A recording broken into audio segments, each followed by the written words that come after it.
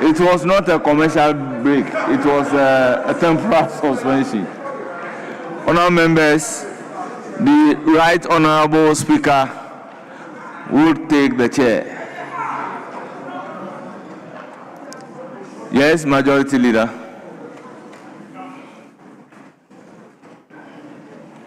We agreed that we'll take a motion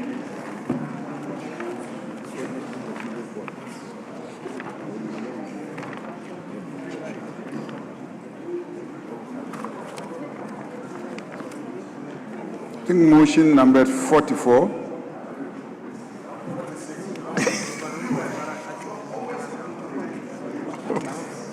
Oh, I thought we were taking motion number 44. Yes, take leader's motion. That's the order in which the motions are listed.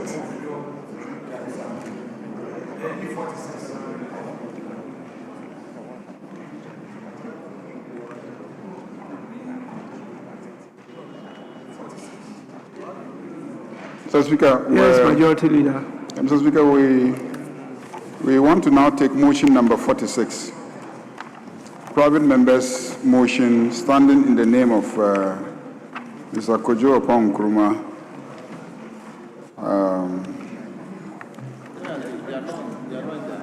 Kodua, Jerry, Vincent, and Freche, Mr. Speaker. Where's the motion?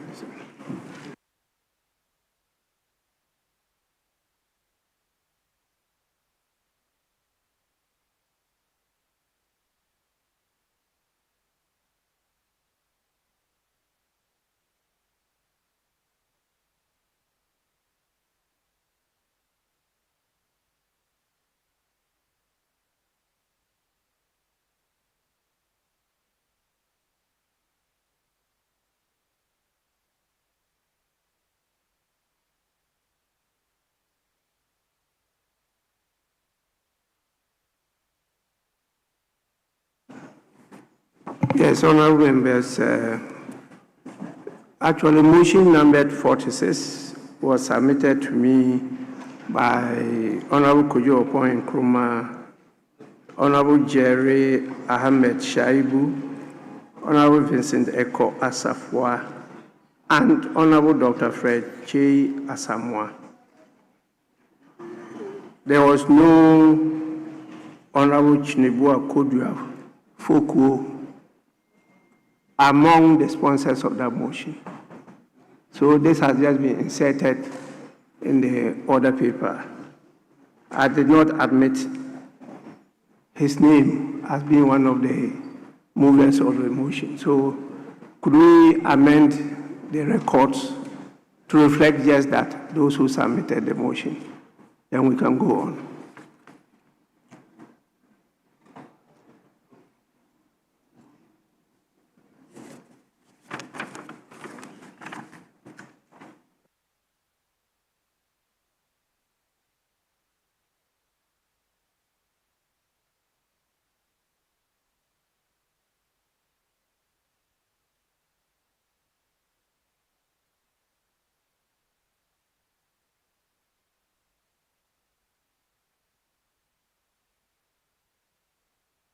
Yes, so please, could we go on? Speaker,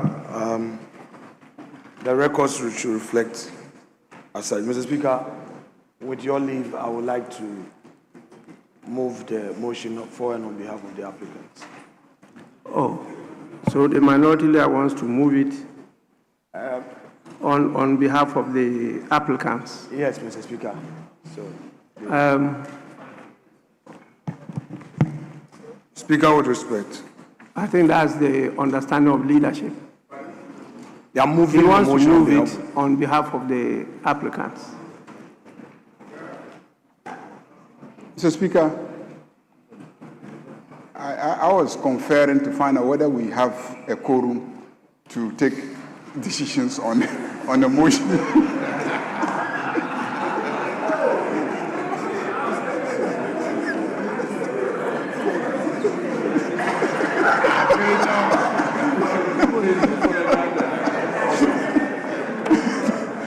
Mr. Speaker, Because when I look around, I don't think we have a decision-making quorum. There's no decision-making quorum.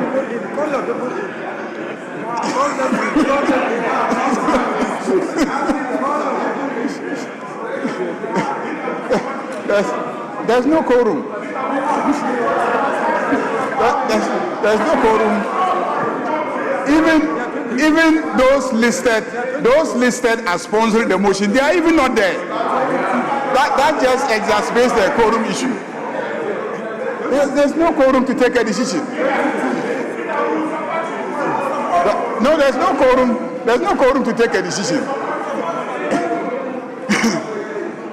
So, Mr. Speaker, we need to confer on this matter because we are required to take a decision as a house, and we don't have a quorum to take that decision.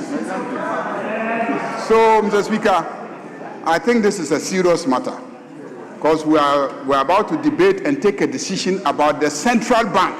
Exactly. About the central bank, and a very important policy at that, goal for reserves. It is proper to make sure we have our numbers in the chamber. Majority Leader. In order to Majority Leader, we haven't reached there yet. This is just for the motion to be moved. When we get to the stage of the taking the decision, then you can raise this issue about quorum. But as to moving the motion, I think it's proper. If you don't object to their moving the motion, the minority leader is permitted to move the motion.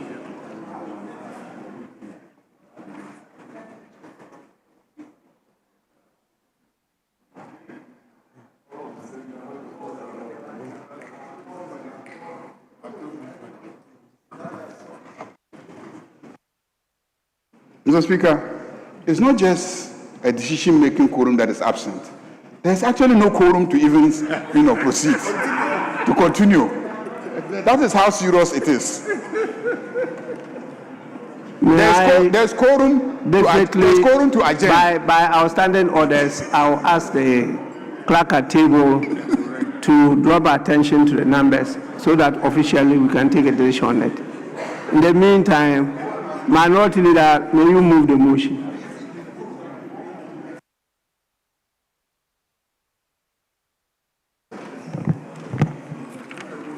Speaker, with respect,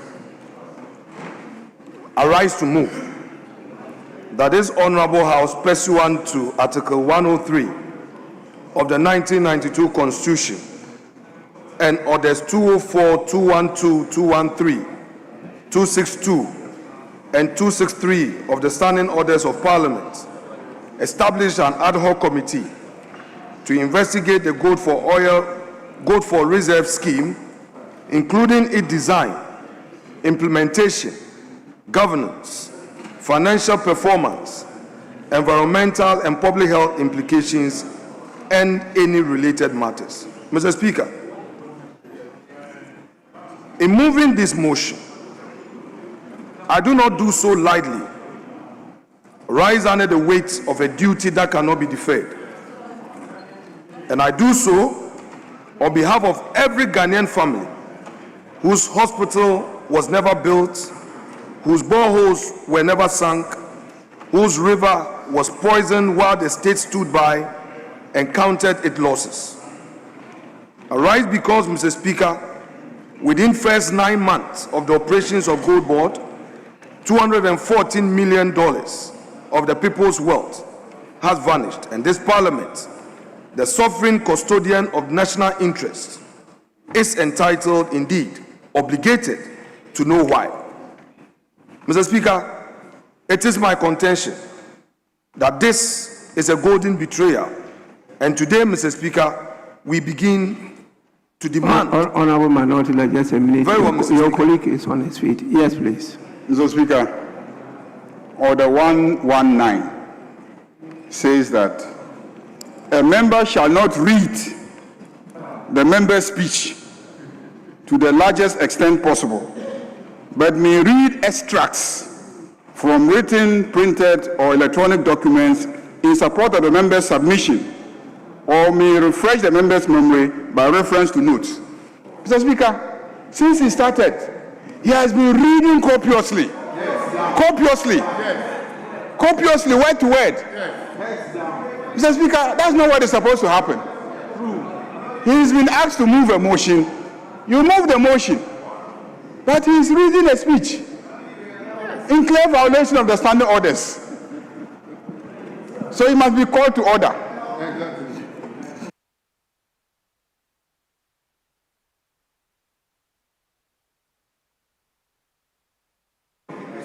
Minority Leader, your attention has been drawn to Order 119. Yes. What do you say to that? Mr. Speaker, he has many cards to play today. It's part of his tactics. But Mr. Speaker, I've been a practitioner of the law in our courts for many years. So I'm used to some of these things. And in this house, this is my forte. So I'm used to it. I'm ready to face him. Mr. Speaker, I won't mind him. I've seen him preparing for this day. So he should have no problem at all. Mr. Speaker,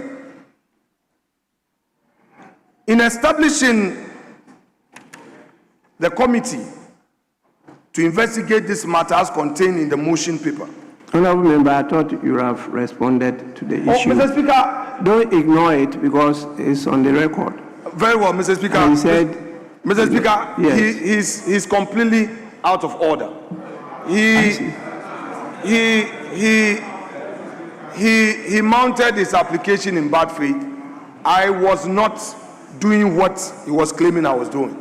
Mr. Speaker, I was making reference to my notes. And Mr. Speaker, it is important that part of the standing orders must not be misconstrued and must not be abused. In making submissions, you need to prepare. You don't speak extempore.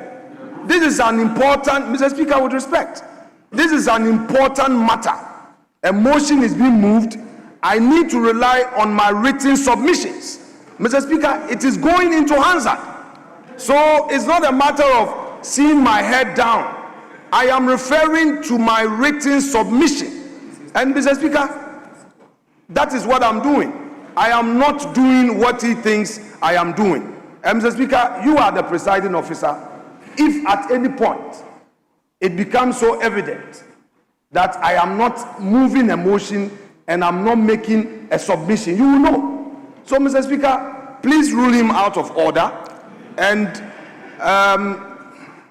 just so we don't spend so much time, I need to continue moving my motion.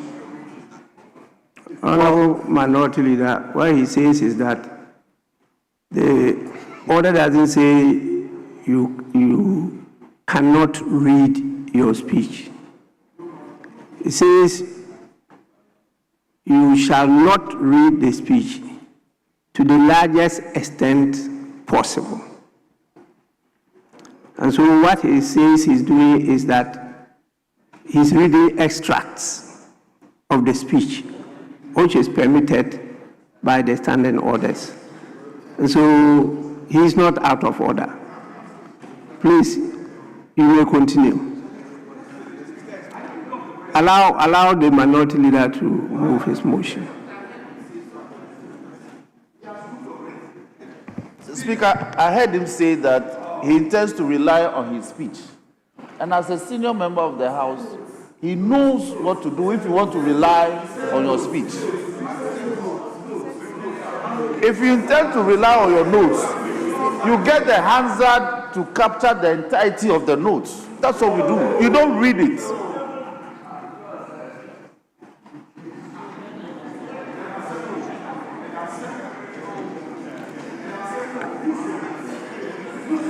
Minority Leader, you may move your motion. Speaker, in moving this motion, it is important that we establish the constitutional imperative that allows this process. Mr. Speaker, and in doing so, I must state that Article 103 of the 1992 Constitution empowers this House to proceed in terms as applied for. Mr. Speaker, clearly in 1992, the Article 103 is not a mere suggestion. It is a sacred charge, and it empowers the House to appoint committees and mandate those committees to investigate and inquire into activities and administration of ministries, departments, and agencies. Speaker, that provision exists precisely for moments like this, when a public institution entrusted with a strategic national resource has allegedly failed to catastrophically ensure that it protects public funds. Mr. Speaker, Parliament must intervene. Mr. Speaker, again, Standing Orders 204 and 212 confer upon committees of this House the general powers to send for persons, papers, and records. Standing Orders 213 and 263 mandate committees to investigate and inquire into activities of public bodies. And under Standing Orders 101, 103, and 105, this private member's motion has been properly noticed and meets all requirements of admissibility. Mr. Speaker, the provision I invoke is a pillar. Together, they form the constitutional architecture that makes this motion not merely permissible but necessary. Mr. Speaker, now let me delve into the financial catastrophe, the heart at this motion. $204 million gone just within the first 9 months of the operations of Gold Board. And by December 2025, now, honorable member, you seem to be derailing your motion. Well, your motion is actually talking about gold for reserve scheme. Your motion is not talking about Gold Board. Take that into consideration, because Gold Board is just a body that was established by an act here. But you're talking about the whole scheme, Gold for Reserve scheme. So please address that generally. Then if you bring some evidence around Gold Board, then you can go to Gold Board. But you haven't laid that foundation yet. Speaker, very well noted. Speaker, according to the IMF, in its reports contained in its recent review of our gold for reserve scheme, the Bank of Ghana has lost $240 million in just 9 months. Mr. Speaker, as of December 2025, Minority over Leader, $7 million. Minority Leader, I will give you enough time, don't worry. Very well. Majority Leader, yes, any issue? Mr. Speaker, he is misleading the House because he is making a statement without producing the evidence. He should lay before this House the audit report that says that there was a loss of $214 million. Mr. Speaker, if you have a meeting somewhere and the IMF gives you briefing, what the IMF says is not an authoritative statement regarding the finances of this country. It is hearsay. It is hearsay. Until there is an audit and the audit report is presented in this House, and that becomes the basis for a debate. You can't just get up and say IMF says that, and if IMF says that 214 million is lost, on what basis? On what basis? I want a document. I want a document, a report from the IMF laid in this House. Laid in this House so that we will look at it. Mr. Speaker, I object to that portion and demand that he lays the report. Majority Leader, so far, what he referred to is a statement of the IMF. That's what he has just referred to. He hasn't laid the statement, but he referred to a statement. Unless you are raising the issue that the IMF never made such a statement. That is different from now talking about audited report. When he just referred to statement, did the IMF make such a statement? If yes, then he can go on. And in your submissions, then you can raise the issue that this was a mere statement by the IMF, no audited report, no this and that, those things. But he has the right to refer to the statement that was made by the IMF. That's what he has done. He hasn't gone beyond that. So please, I don't think he's out of order. So you can continue. Majority Leader, yes? See, Mr. Speaker, Rule 103 Yes. says that a motion shall relate to a definite issue and not contain arguments, inferences, ironical expressions, imputations, or defamatory statements. When you make a statement about an organization such as the Central Bank, based on somebody's statement, which tends to bring the bank into disrepute, something that brings the reputation of the bank into disrepute, the image of the bank into disrepute, without any documentary evidence, no audit. And even when the central bank says, wait, I am conducting an audit on myself, we are engaging experts, wait till the expert finish the audit, then we will know exactly what the problem is. But when you say this is the laws, if it turns out in future that that's not the laws, the bank would have been defamed. So that is why I am reluctant to allow this motion to continue, because, Mr. Speaker, clearly there's no basis for that statement. A statement by the IMF. Who are the IMF? And where is the copy of the statement? Lay the copy of the statement here.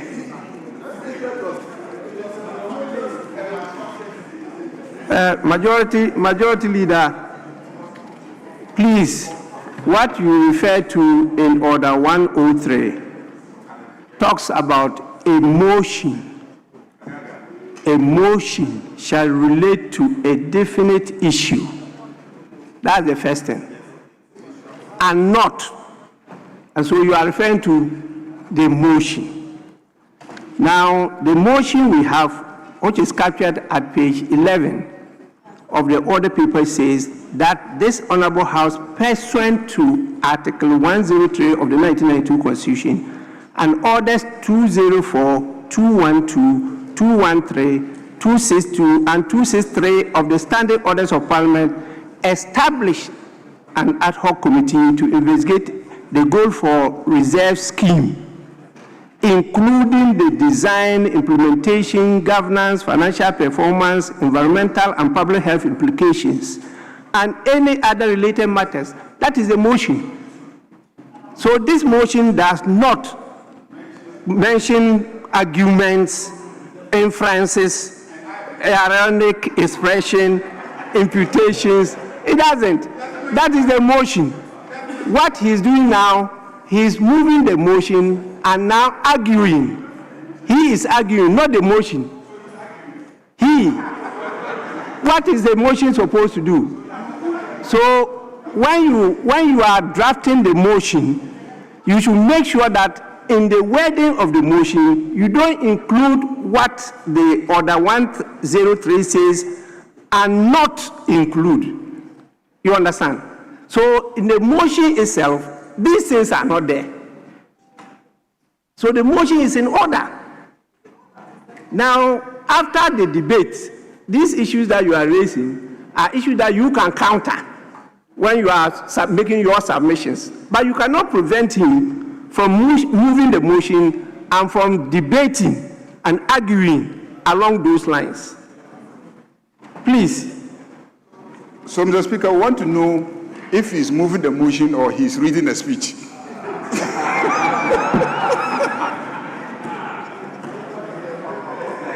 Now, you want us to define what moving a motion means. And if you look at the definition section of the standing orders, a motion is defined. And so you see what the person is called upon to do. Yes, and when you are asked to move a motion by the definition, what are you expected to do? Read it. Motion. What are you expected to do?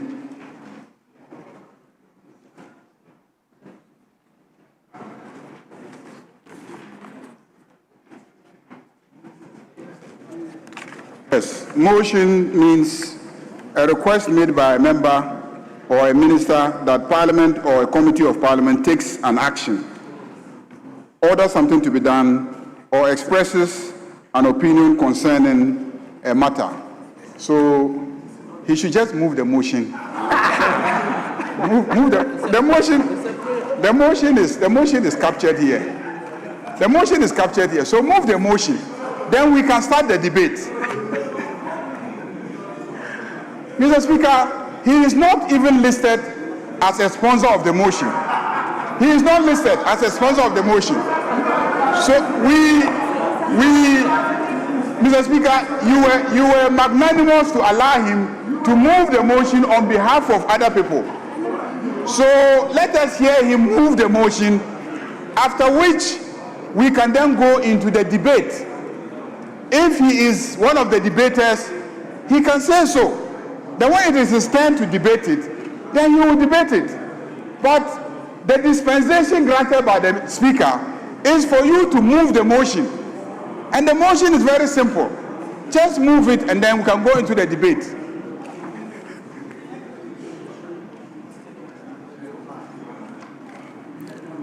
Minority Leader, you are quite in order. You are moving the motion by requesting Parliament to do something. And that something is to establish an ad hoc committee. So exactly what is required by you by the standing orders to do. And that's what we are doing. So please, you may continue.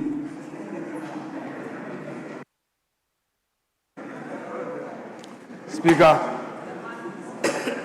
thank you very much. Mr. Speaker, a need fit review under the Extended Credit Facility Arrangement for Ghana, IMF Country Report 25/243, Staff Report completed December 3rd, 2025, which same has been published, Mr. Speaker, indicates that 214 million were losses incurred by Central Bank in this gold for reserve scheme for the first 9 months. Mr. Speaker, this House must now pose a significant downside risk question as to whether the entire economic stabilization program, of which, as part of the gold for reserve scheme, the gold board was established for the purposes of helping same, is at a risk. Mr. Speaker, what was branded as a visionary policy by this is exposed by our own international partners as a funnel for national wealth engineered through inefficiencies and incompetence. Mr. Speaker, this House must resist the temptation not to speak of these losses. Mr. Speaker, it is clear that at least dozen fully built and equipped district hospitals of very high skill by the previous NPP administration initiated under Agenda 111 could at least, these losses could have been used to support this program. Mr. Speaker, in other configurations, it is more than 30 district hospitals, each one a lifeline to mothers in labor, children in emergencies, and accident victims who today must travel long, dangerous distances for basic care that should be their birthright. And Mr. Speaker, we can consider water. The same 214 million could have been funded between 40 and 60,000 functional boreholes across every constituency in this country. Enough to give every school, every chip compound, and every rural community reliable access to clean, safe water. Mr. Speaker, again, this 240 million, which is not being accounted for, could have resolved other social problems in our country to create jobs. Mr. Speaker, the minority wishes to precisely, in this characterization of this event, not to look at mere rhetorics. Mr. Speaker, we see this as a policy mistake. This bears all the hallmark of, in the least, criminal negligence on a national scale. Mr. Speaker, the gold purchasing program, which was initiated in the previous regime. Minority Leader, please, just a minute. Yes. Both leaders are on. Yes, Majority Leader. Majority Chief Whip. Speaker, you have directed the Minority Leader to move his motion. He's only reading. He hasn't moved the motion. He could have said that, he could have moved the motion and say that in doing so, I want to add a couple of things. He hasn't moved the motion. He's going to town. He's alleging criminality on the part of the officers of the Central Bank.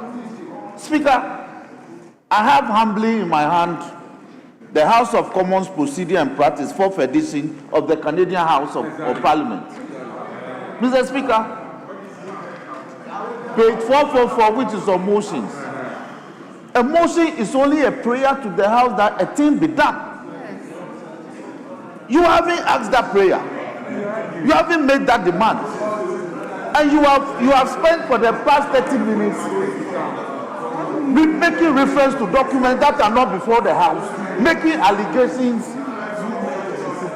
So, Mr. Speaker, procedure has been established in this House. When the motion is advertised, you stay within the terms of the motion paper. The terms of the motion paper of motion number 46, Mr. Speaker, is contained here. And for the sake of the record, it says that this Honorable House, pursuant to Article 103 of the 1992 Constitution, and all that a thing be done, and other related matters. So move your motion within the terms of the belly of the motion paper. Then when members want to comment, members can make their comments. Then the House will take a decision whether or not your prayer be acceded to or rejected. That's where we are. So don't turn the prayer which has been granted by Speaker for you to move a simple motion into a press statement on the floor. We will not countenance it, Mr. Speaker, with all due respect.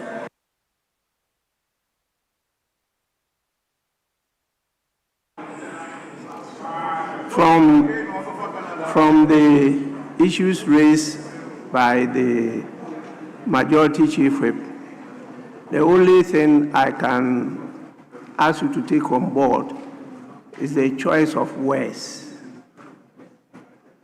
Whereas you know that without evidence, you should not be judgmental on.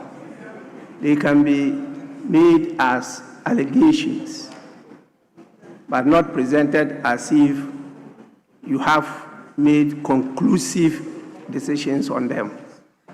As to moving the motion, you read the motion. That was the first thing you did. You read the motion as captured on the order paper as moved. The only thing you didn't add is what he said. In doing so, but definitely it's a style. It depends on how you want to present your case. In fact, some of us used to present our argument before you even end by saying that I move the motion accordingly. And so it's a matter of style. But please don't use words that by our practice we refer to as unparliamentary. And you know the standing orders on the use of words. The majority leader referred to them even in Order 103. And so take that on board as you submit your case to support the motion. Minority leader, you may proceed.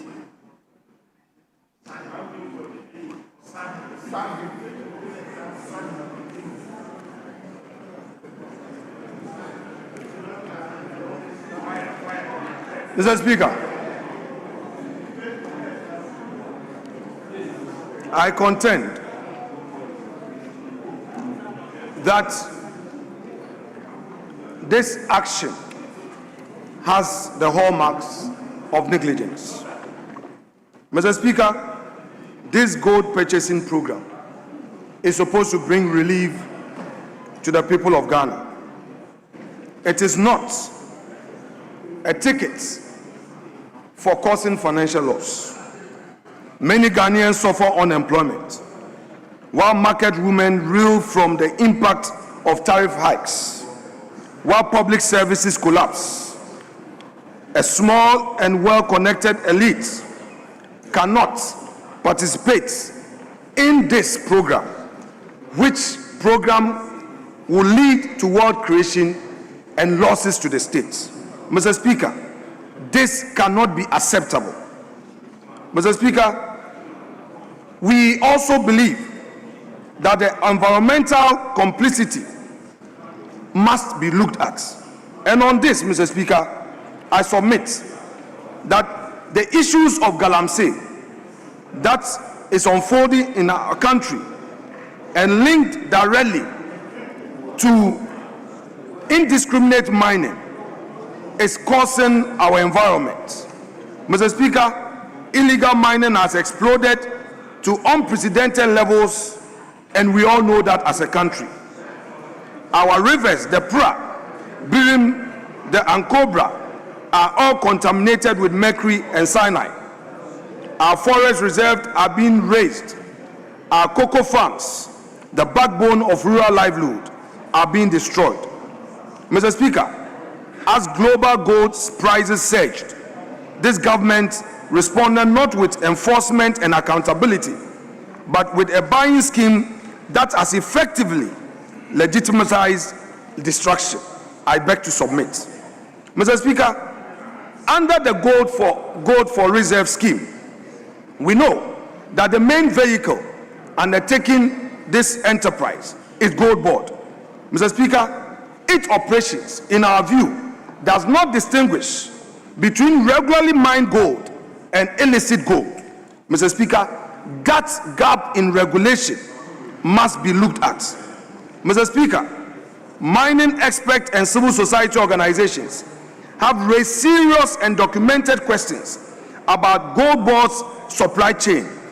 The entity claims to purchase only from licensed miners, but it cannot demonstrate that the gold it buys does not originate from legal sources. Speaker, specialists have warned, and they have warned repeatedly, that much of this so-called small-scale gold is laundered through formal licenses held as cover for illegal operations. Speaker, Gold Board's disclosure practices fall catastrophically short of international standards. It cannot provide mine-level traceability. It lists only broad regional sources in flagrant disregard of OECD guidelines for responsible mineral supply chains.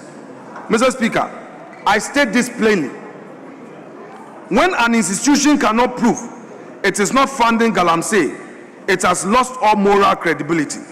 When a government defends such an institution and turns its face away from the evidence, it becomes complicit in national destruction. The human cost is not an abstract.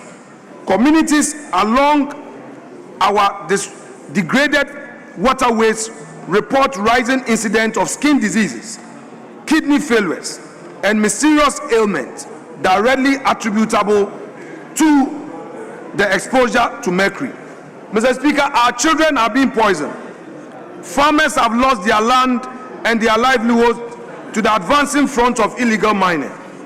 Future generations will inherit not gold reserves, but poisoned land and dead rivers. Because this government chose profit for a connected few and disregarded the social impact on our environment. Mr. Speaker, on this score, I submit that this is environmental murder and Parliament must say so. Mr. Speaker, let me proceed to state why there must be a committee to look into this matter. Speaker, this motion set out 5 specific and interlocking areas of inquiry, each of which correspond directly to one dimension of the betrayal I have described supra. Permit me to walk this House through them. 1. The committee shall investigate the legality and regulatory framework governing the operations of this Go for Reserves program. Specifically, look into Gold Board's operations under the Gold Board Act of 2025, Act 1140, and all applicable laws. Mr. Speaker, on this, an important question that would beg for an answer is whether the scheme was lawfully structured from the outset as a fundamental issue to be considered. Mr. Speaker, if the architecture itself was defective, if the legal framework was bent to accommodate interests of connected off-takers and intermediaries, then Parliament must know. This is the probe into what the minority has called institutionalized robbery scheme. Second, the committee shall examine the systems and procedures adopted specifically by Gold Board to ensure that gold purchased or exported is lawfully sourced and environmentally compliant. Mr. Speaker, this goes to the very heart of the due diligence failure and the laundering of illegally mined gold, as we have already argued. Can Gold Board demonstrate, Mr. Speaker, with verifiable evidence that its supply chains are clean? The committee must compel the demonstration or confirm its absence. Third, the committee shall scrutinize the adequacy of Gold Board's governance, transparency, risk management, and accountability mechanism. This is the lens through which to examine what I have called the arrogance of inefficiency at the highest level. Mr. Speaker, failure to put in place a system that would have prevented this catastrophe is what, Mr. Speaker, the minority is very concerned about. Fourth, the committee shall investigate the environmental, social, economic, and investment-related implications of Gold Board's operations. Mr. Speaker, this takes us to the root of the ecological collapse I have described earlier. The poisoned rivers, the dead farmlands, the communities drinking mercury. Mr. Speaker, fifth and finally, the committee is empowered to investigate any other matter incidental or consequential to the foregoing. And Mr. Speaker, in an investigation of this complexity and this gravity, we must not constrain committees reach prematurely. We must leave no stone unturned, no document unexamined, no testimony unheard. Mr. Speaker, the Ghanaian people deserve how and why there should be gold for reserves program, and same would lead to losses. To the extent that, Mr. Speaker, unconfirmed reports has said that as of December, the 214 million losses had moved to $700 million. Mr. Speaker, now let me deal with the composition and powers of the committee. I again submit that the ad hoc committee has been proposed in this motion be constituted according to the standing orders 209 and 262, reflecting the numerical strength and the different shades of opinion in this House. This committee, of course, will be bipartisan, and let me be clear about what this means. The minority is not seeking to create a partisan instrument. We are seeking the creation of a credible, independent parliamentary body that commands the confidence of the Ghanaian public. Mr. Speaker, we don't want CSOs and the media to take away the mandate of Parliament. We in this chamber have the capacity to undertake our constitutional mandate, regardless of which side we belong. Mr. Speaker, if we fail in this mandate, other bodies outside of Parliament will definitely show interest and do it. And I do not want us, Mr. Speaker, after they have discussed, they have investigated and issued the report, then Parliament as a secondary matter take it up for debate. Mr. Speaker, that should not be the case. Mr. Speaker, as to the powers of this committee, this motion proposes that pursuant to Article 103 of the Constitution and Standing Orders 212 and 263, that the committee shall have the full powers of committees of Parliament. And Mr. Speaker, I won't belabor same because same are contained in our rules. However, for sake of time, I would want to delve into just one matter, that the power to send for persons, papers and records of Gold Board and Bank of Ghana, Mr. Speaker, must be part of the mandate. There should be any law that may bar this committee from doing its work.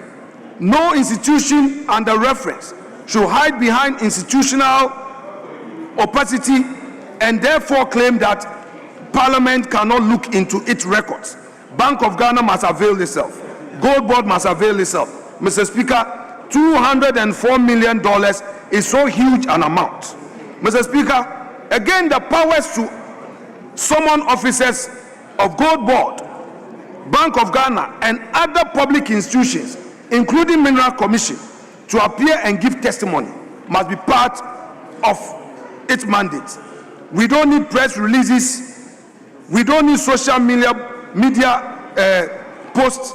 The evidence must be procured under oath before the people's representatives. Mr. Speaker, the power to conduct public hearing.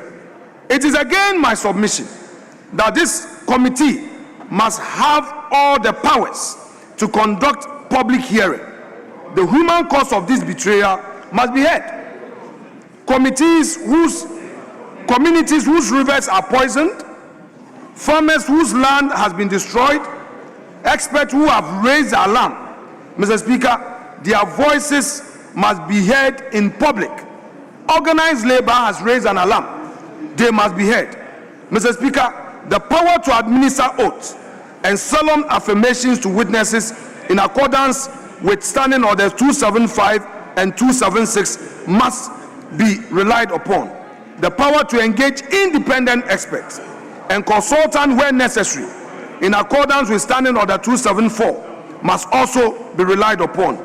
Mr. Speaker, it is my further contention that looking at the gravity of this issue, there would be the need for the committee to rely on a forensic accountant. We need environmental scientists. We need those who can look into the books of Gold Board and Bank of Ghana and ask the relevant questions to aid the committee in its work. Mr. Speaker, now let me turn to the formal text of the resolution as set out in the motion. I invite the House to hear them in full, for they constitute the operative heart of what this chamber is being called upon to do. Mr. Speaker, 1, that this Honorable House, acting pursuant to Article 103 of the 1992 Constitution and Standing Orders 204, 212, 213, 262, and 263, hereby appoint an ad hoc committee on the operations of Gold Board to investigate and inquire into the operations of the Gold for Reserve program since the commencement or since the coming into force of the Gold Board Act 2025, Act 1140. Mr. Speaker, on the composition of the committee. Well, Honorable Member, this one you read is not the text of the motion. The text of the motion is captured on the order paper. You have added some other things, used some words that are not in the motion.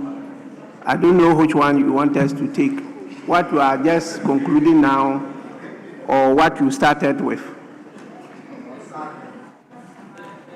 Speaker, with respect, I take your guidance and rely on the advertised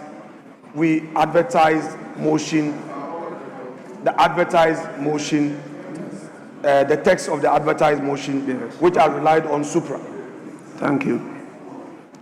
Mr. Speaker, the composition of the committee, that the ad hoc committee shall be constituted in accordance with the standing orders 209 and 262, reflecting the numerical strength of the House. Mr. Speaker, may I go into the scope of the inquiry? It is also proposed that, Mr. Speaker, the ad hoc committee shall investigate and inquire into A, the legality and regulatory framework governing Gold Board's operation, the system and procedures adopted by Gold Board to ensure that gold purchased or exported is lawfully sourced and environmentally compliant. C, the adequacy of Gold Board's governance, transparency, risk management, and accountability mechanism. D, the environmental, social, and economic investment-related implication of Gold Board's operations. And Mr. Speaker, finally, any other matter incidental or consequential to the foregoing. Speaker, on reporting and duration of this mandate, Mr. Speaker, I again submit that in accordance with Standing Orders 215 and 283, the ad hoc committee shall submit a report with its findings and recommendations to the House within 30 days of its appointment, and upon the presentation of its report, the committee shall cease to exist in accordance with Standing Order 6 and Standing Order 262. Mr. Speaker, consideration of the report. I again submit that upon presentation of the report, the Business Committee and the Committee on Private Members' Bill and Private Members' Motion, acting under Standing Orders 216 and 233, shall facilitate the scheduling of the report for consideration by the House and any consequential action. Mr. Speaker, the non-negotiable demands of the minority.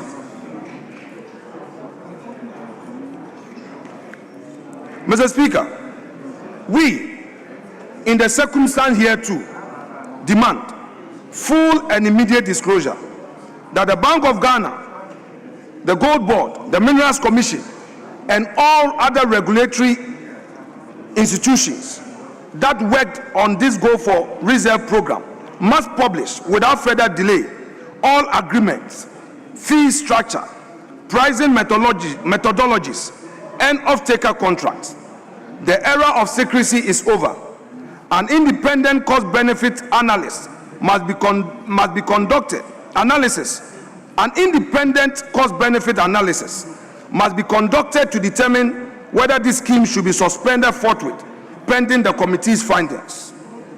We demand emergency environmental measures. We demand ultimate accountability, given the scale of the failure and the profound breach of public trust. We hold a view that, Mr. Speaker, the governor of the central bank and all directors, the chief executive of Gold Board and all officers must make themselves available. And Mr. Speaker, we demand that if established, all those who may be implicated in any form of negligence must face the full rigors of the law. Mr. Speaker,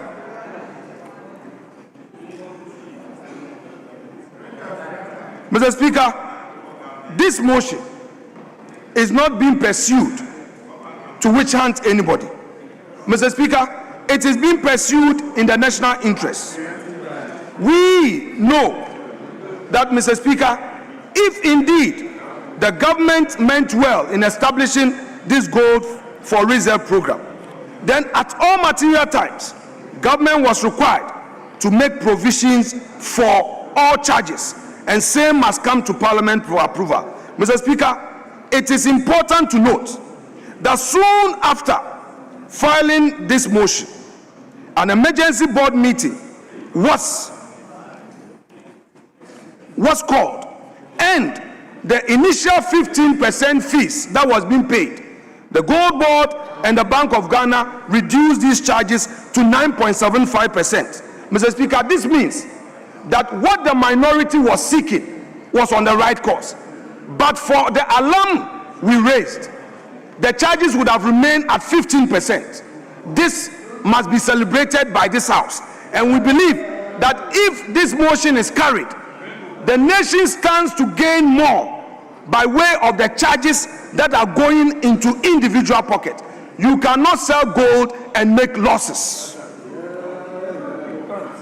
Mr. Speaker, if the government is minded... Honorable Minority Leader, you are calling on the House to establish an ad hoc committee to investigate. So the issue is that the facts, the transparency, the issues are not yet known. And so that's why you are calling for investigation. Now you are going beyond that to tell us things that you say do exist when you have not yet done the investigation. Please, limit yourself to the tenets of the motion.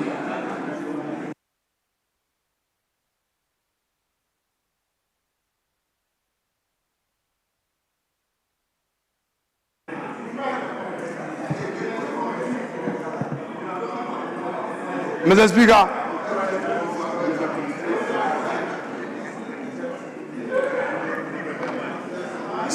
why have they decided to populate this chamber to make noise when I'm moving this motion?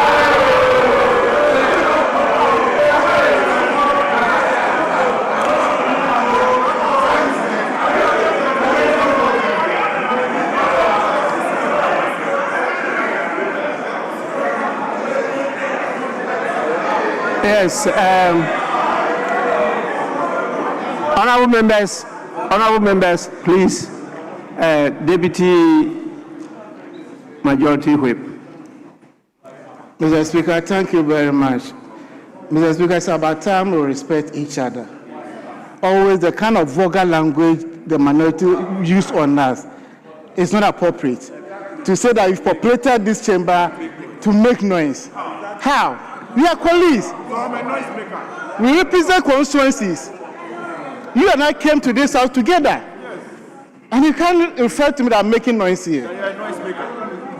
We respect leaders, and leaders must respect everyone. Please, withdraw that statement. Mr. Speaker, since I started with my motion, I decided to keep my calm. I will respond to you. Mr. Speaker, they populated the chamber and they've been making noise. That is my argument. You've been making noise. Shout, I demand your silence. I demand your silence. You should be quiet and listen.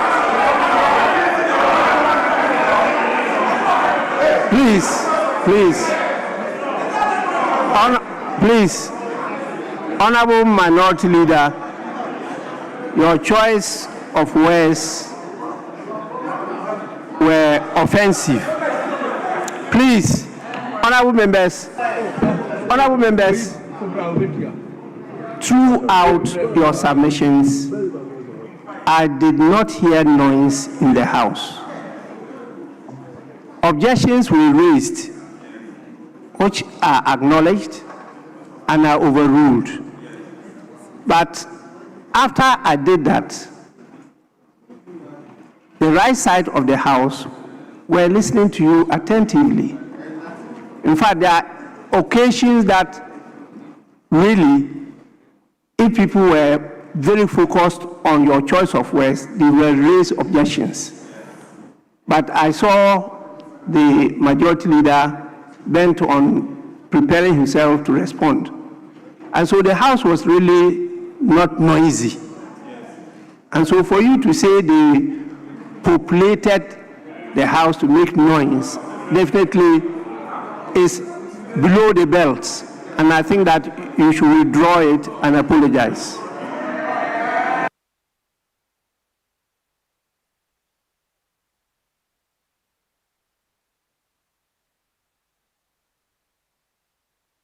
Speaker, I've taken note of.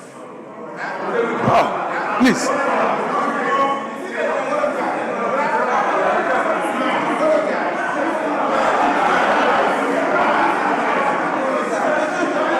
Honorable members, minority leader, please.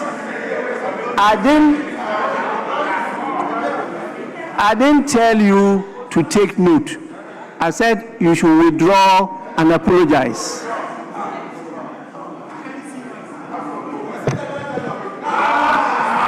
Honorable member, you cannot see noise. You hear noise.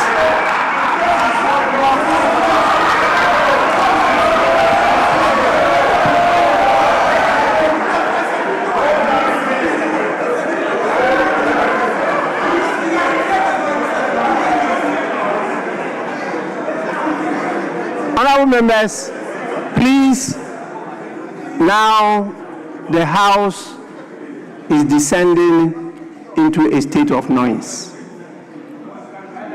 Please, the standing orders are very clear on that. I don't want us to go because it took a long time for us to decide to move the motion today and to conclude it today. And I want that done today. Please. So you may conclude, Minority Leader. Mr. Speaker, I accordingly move in terms of my motion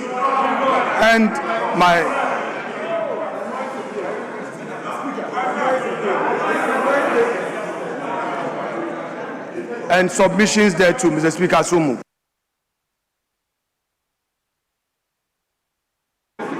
Minority Leader, you must obey my directive. Mr. Speaker, yes. I say withdraw and apologize. Mr. Speaker,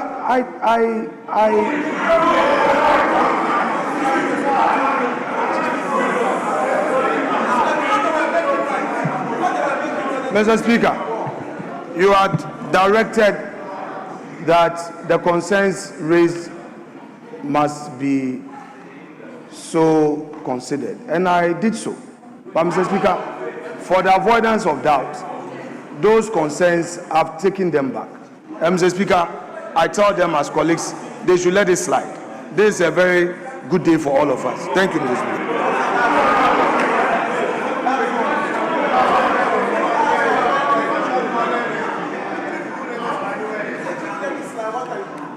Minority Leader, you know the standing orders. I don't want to apply it. Withdraw and apologize. Mr. Speaker, for want of a better word, I say sorry to them.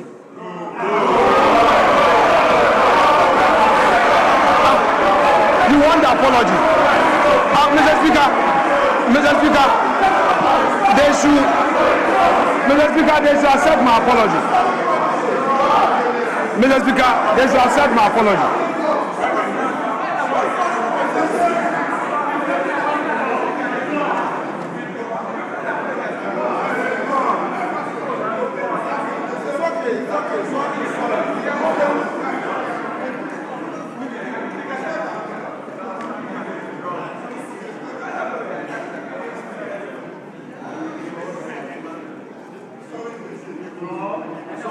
Minority Leader, I haven't heard you yet. Mr. Speaker, I've done so. Mr. Speaker, I have said that those concerns are hereby withdrawn, and Mr. Speaker, they should accept my apology. In all fairness.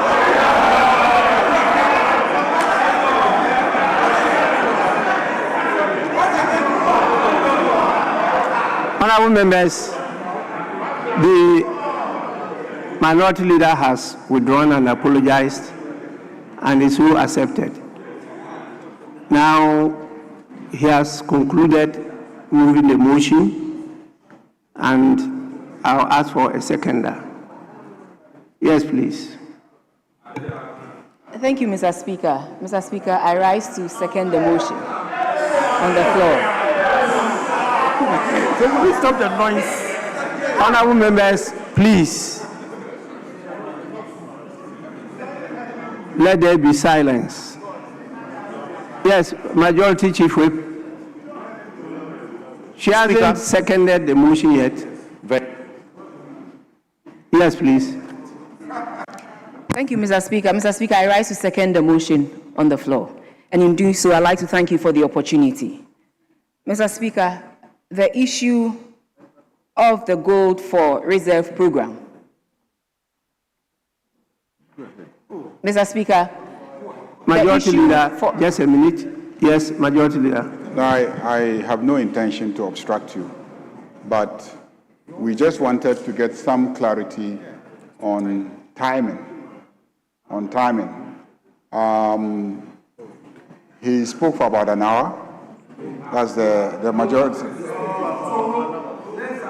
The minority leader.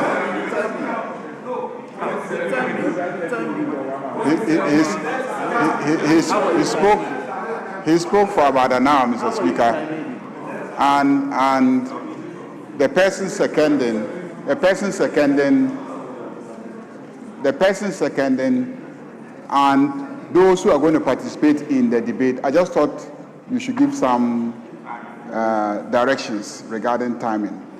Otherwise, then, you know... Majority Leader, that should have been from the very beginning. Yes. Once we didn't do that, leave the issue of timing to me. I will manage it. So I've taken note of everything. Yes, please. Thank you very much, Mr. Speaker. For the third time, I rise to second the motion, and I thank you for the opportunity. Mr. Speaker, the issue of the Gold for Reserve program, it's a very important program. And when you look at the costs involved or the losses involved, Mr. Speaker, I wonder why not so much is being done about it. When you look in the Bank of Ghana financial statements for 2024, it is stated in clearly that the Gold for Oil program incurred a loss of 1.8 billion. And as a result of that, the board decided to stop the program or bring that program to a halt. And then you have a program, the Gold for Reserve program, which is also being managed by the Bank of Ghana. And from the IMF staff report for December 2025, and since we are on an IMF program, the staff report is equally important. It is a document that has authority, and that report says that a loss of $214 million has been made. Clearly, this is even more than the 1.8 billion Ghana cedis that halted the program for the Gold for Reserve, the Gold for Oil. And so, Mr. Speaker, this is a very, very important issue that I believe that Parliament is being called upon to take up that responsibility, that oversight responsibility, and make sure we do the needful. Mr. Speaker, this brings us to 3 facts.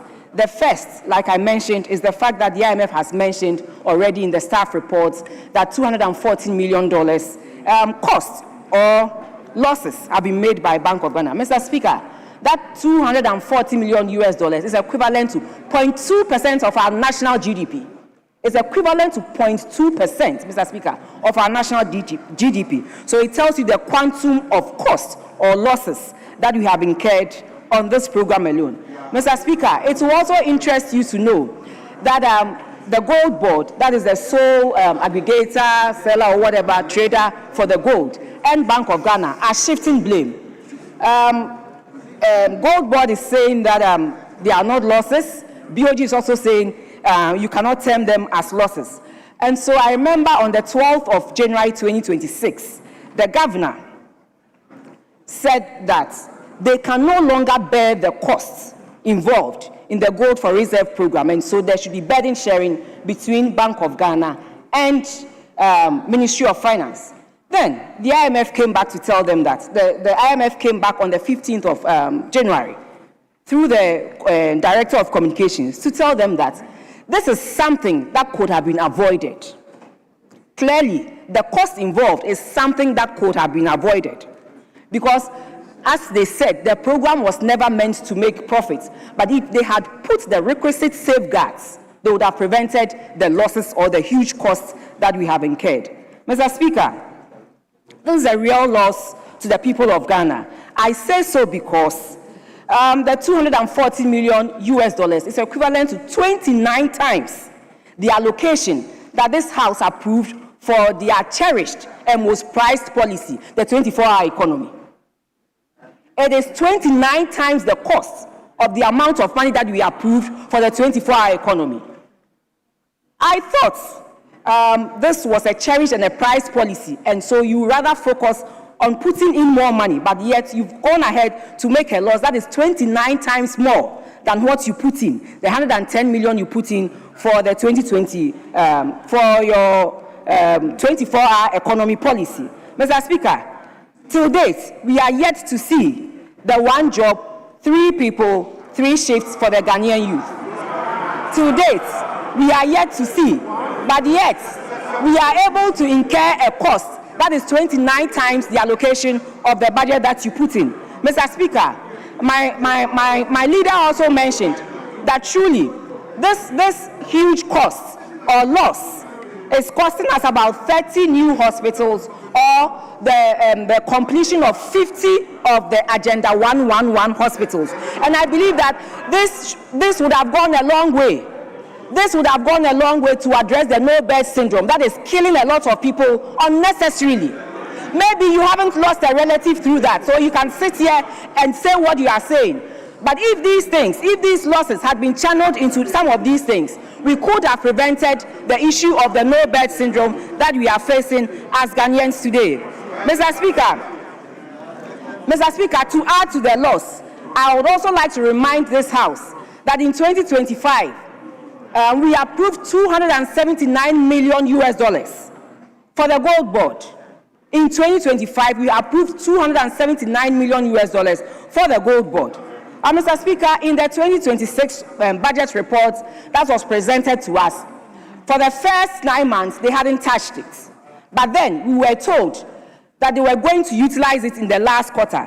We need to find out how these monies were utilized, Mr. Speaker. That is very important. That is why there is a need for us to set up the ad hoc committee to find these things out. Mr. Speaker, I must also say that there's a pattern here. Losses are declared, losses are denied. Costs are being redistributed in the name of what? Burden sharing.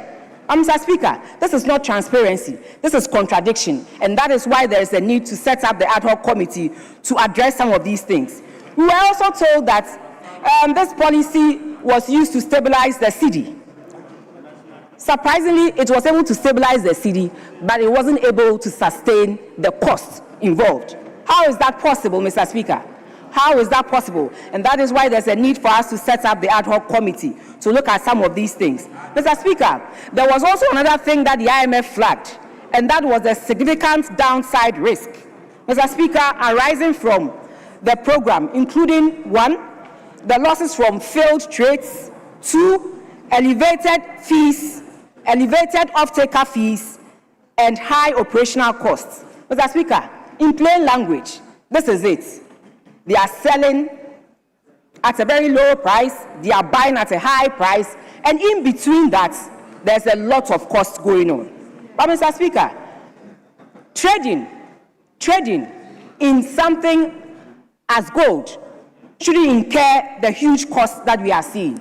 Maybe we can go to the traders in Abosokai for them to teach us that in trading, we buy low, we sell high, and then we make some money for a rainy day.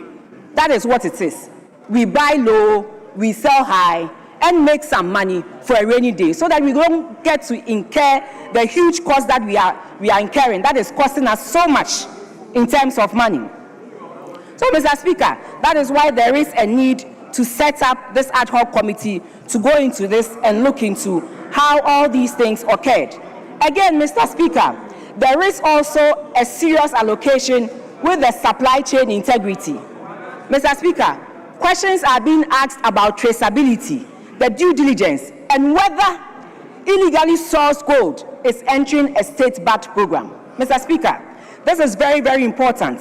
There are questions about traceability, due diligence, and whether illegal gold is being sourced to enter into the state-backed program. But, Mr. Speaker, if that is the case, that illegally sourced gold is entering a state-backed program, then, Mr. Speaker, the government is not just managing a very bad policy, but the government is also institutionalizing an illegality, and that shouldn't be. If this is true, Mr. Speaker, then the government is not only managing a very bad policy, but also institutionalizing an illegality that we should quickly, as Parliament, look at it and make sure we bring it to a halt. Mr. Speaker, another concern has to do with the area of procurement. Concerns have been raised about the sole sourcing arrangements of the sole aggregator for our gold. That's the gold board. Mr. Speaker, it started from modernization of office buildings, where close relatives of people very close to the government were given sole source contracts to modernize office buildings. Mr. Speaker, it's also started with the selection of aggregators, and that is why there is a need for us to set up the ad hoc committee to look into this. So, Mr. Speaker, I think some of the questions that we should be asking are: 1, where is the transparency? 2, where is the competition? 3, where is the value for money? Surprisingly, Mr. Speaker, just 3 days ago, we passed the value for money bill. We passed the value for money bill. So in one hand, we are passing a bill. On another hand, we are doing something different. This is what the Gen Zs will say, atasa. Atasa. So it's unbelievable. You can't pass a bill with one hand and do something contrary to the bill that you have passed. Mr. Speaker, there is no value for money, and that is why we are urging you to set up this ad hoc committee to make sure some of these things are brought to the fore. Mr. Speaker, so some of the concerns also being raised has to do with governance. We want to see who are the off-takers, how the prices are determined, and also go into the procurement opacity. Because, Mr. Speaker, we don't understand how procurements are done under this. Mr. Speaker, I remember also last March, the President of the Republic of Ghana, President Mahama, said that under his watch, any entity that makes losses will either be merged or dissolved. This was what President Mahama said, that any entity under his watch, this was said last March, any entity under his watch, if they are making losses, would either be dissolved or merged. So with what is happening with Gold Board, which is the sole aggregator, the sole trader for the Gold for Reserve program, I hope President Mahama will walk the talk. I hope President Mahama will walk the talk.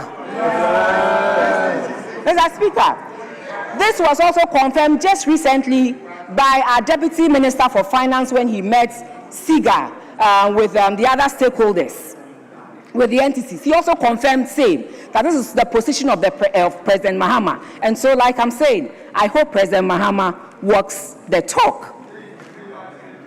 Mr. Speaker, we are concerned on this side also because this is the government that described the intervention of 1D, 1F as wasteful.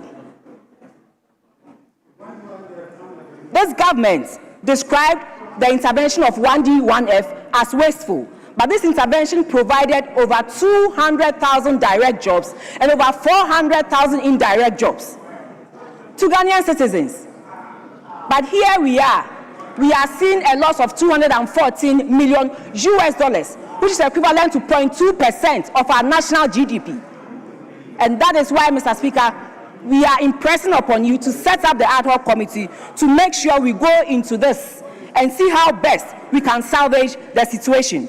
So, Mr. Speaker, in conclusion, just a minute. House is I see the majority chief whip on his feet. Yes, please. Speaker, just to draw your attention to the fact that she's been speaking for 13 minutes. 13 minutes. And And it's true that you indicated that you take note of the length of time that she speaks. Just for the guide that we agree on how long a member in contributing will speak. So she's done 13 minutes, Mr. Speaker.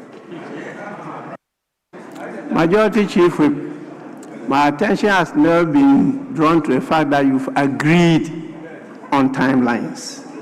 And so when he raised the issue, I said, once it wasn't done from the very beginning, I am going to take note and manage the time. So please, I'm even surprised we said 30 minutes.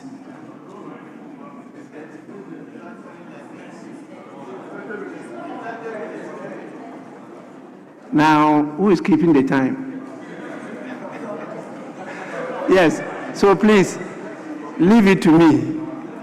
Yes, go on. Thank you very much, Mr. Speaker. So, Mr. Speaker, the House is being called upon to exercise a constitutional mandate in Article 103.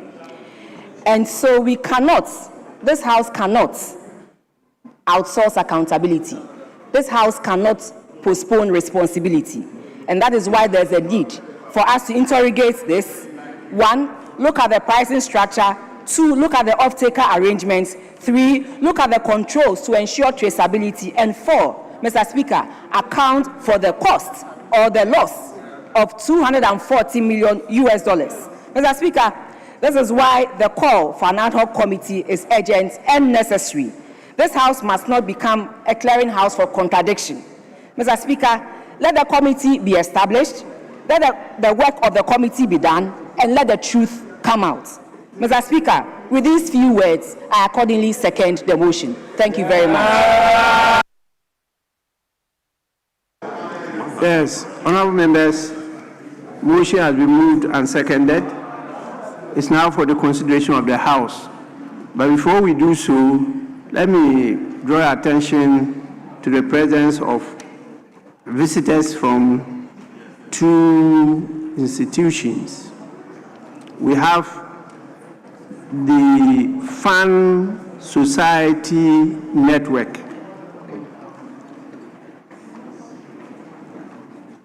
"47 of their members are here, and this network is located in the Ayawaso West.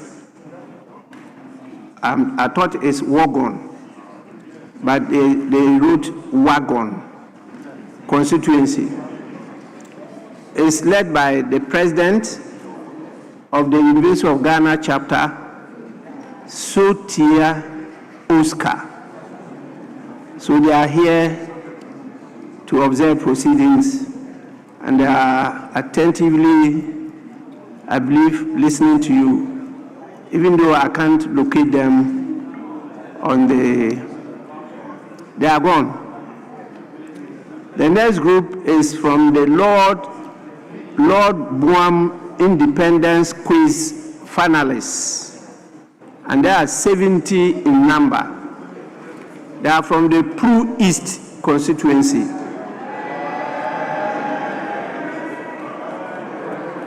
The lead organizer of this group is one James Azupeu. So please, on your behalf, I welcome them, and I'm sure they are enjoying the debate. They will pick a few things from it, and they will be encouraged to come back. So please, you are most welcome. Kindly resume your seats. Now,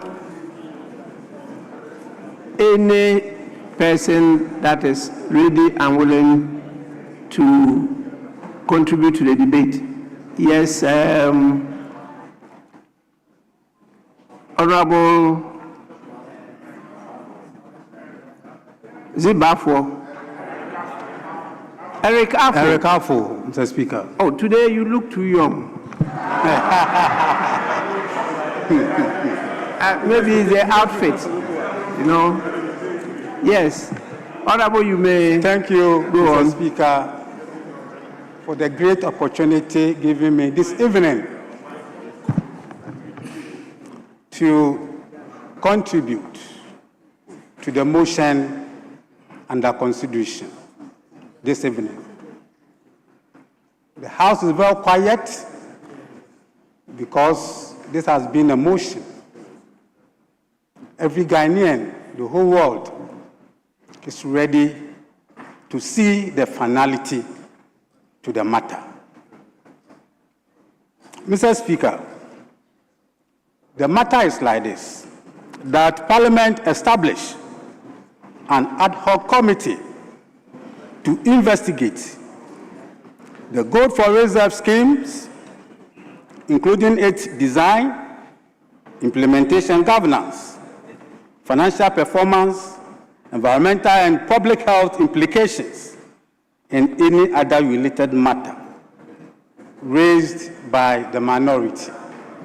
I don't want to mention it. Now, we now have addendum to the requirement.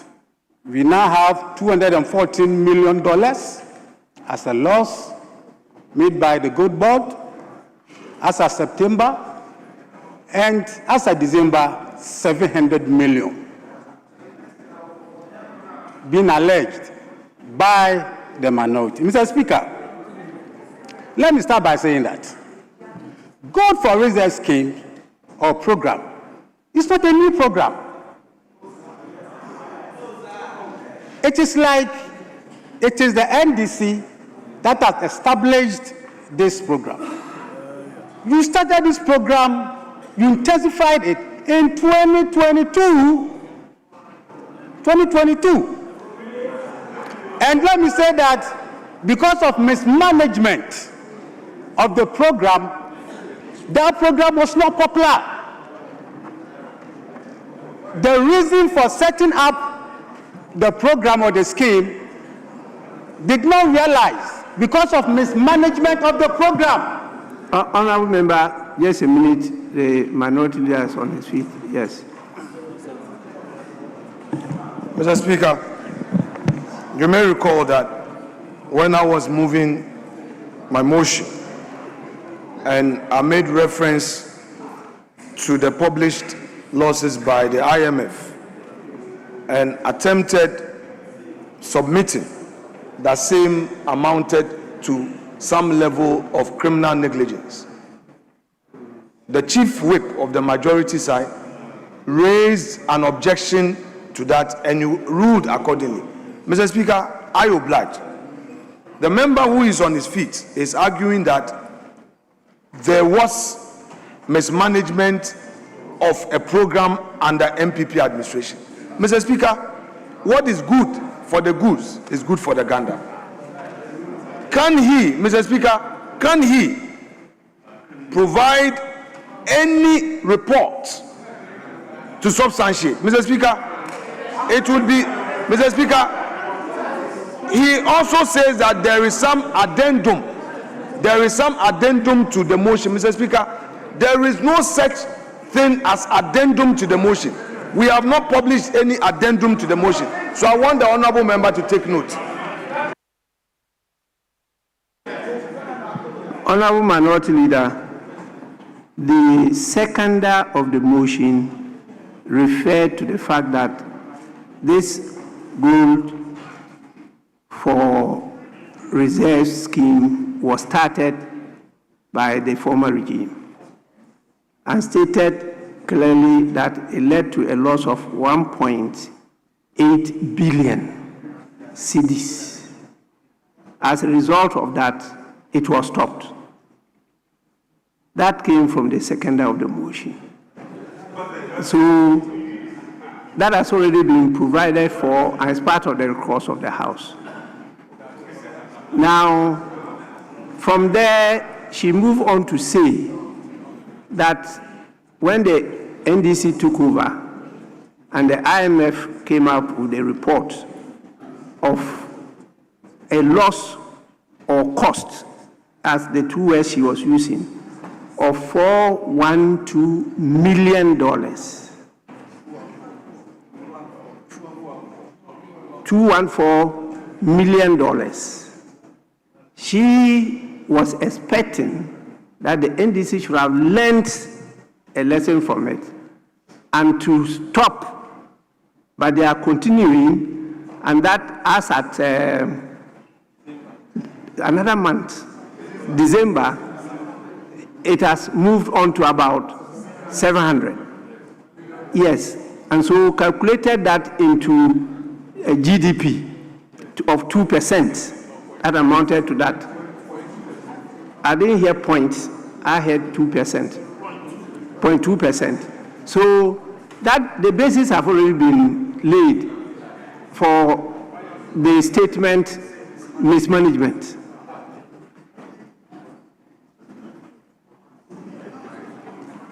Honorable Minority Leader, if you say that it led to a loss of 1.8 billion cedis, what would that implication be? And so his use of the word, he did not impute crime. He said mismanagement. Yours was criminal negligence. It was not just negligence. And you are a lawyer, you know the difference between negligence and criminal negligence. So there are two different things. I don't think he's out of order. I think you can continue. Mr. Speaker, let me thank you and stress more that the Speaker, the program was not powerful, successful, popular within your time because of mismanagement of the program. Mr. Speaker, I want to throw back their data they left. The data they left at the Bank of Ghana before 7th January 2025. Mr. Speaker, 2022, they made a loss of 74 million Ghana cedis. Go to Bank of Ghana and cross-check.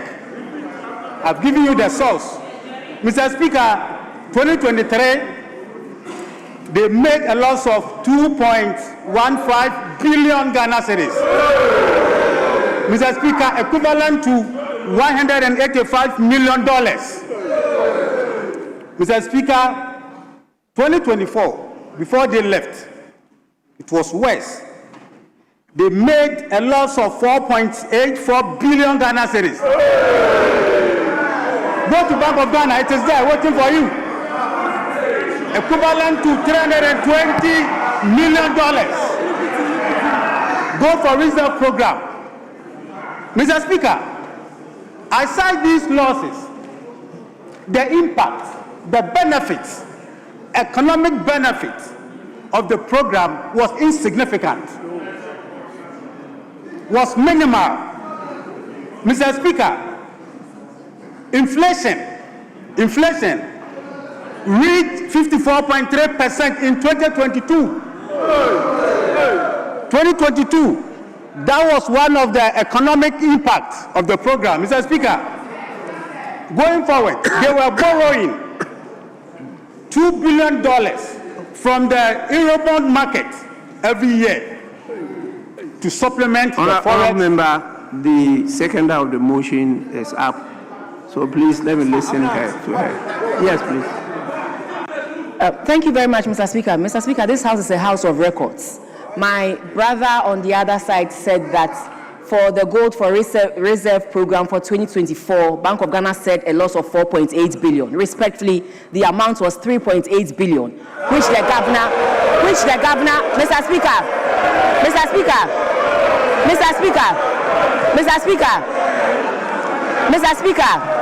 I say so.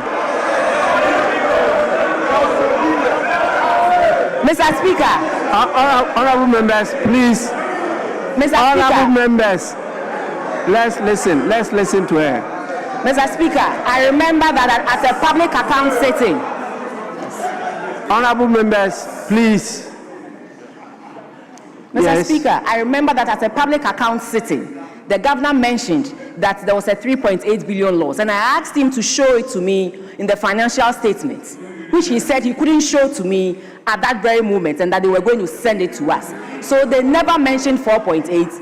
And it's the 3.8 as we speak wasn't in the financial statement as clearly stated as the 1.8 for the gold for oil program. Mr. Speaker, and this house is a house of records, and that is why I need to correct my brother on the other side. Respectfully, thank you.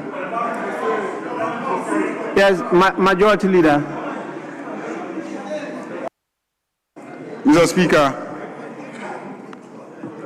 in January 2026, the multimedia group filed a question based on the Right to Information Act to the Bank of Ghana. And the Bank of Ghana responded on January 12, 2026. And the Bank of Ghana, in that communication, indicated that the loss occasioned for 2024 was 4.8 billion Ghana cedis. 4.8 billion Ghana cedis. This is the document. This is the document. So, Mr. Speaker, whatever conversation you had with the governor of the central bank, that conversation cannot be superseded. That conversation cannot supersede this formal communication. And I'm ready to lay this. I'm ready to lay this as part of the records of the House. I'm ready to lay this as part of the records of the House. So the honorable member is right when he quotes 4.8 billion Ghana cedis. Yes, honorable. Mr. Speaker, respectfully, the governor of the Bank of Ghana. Yes, honorable member.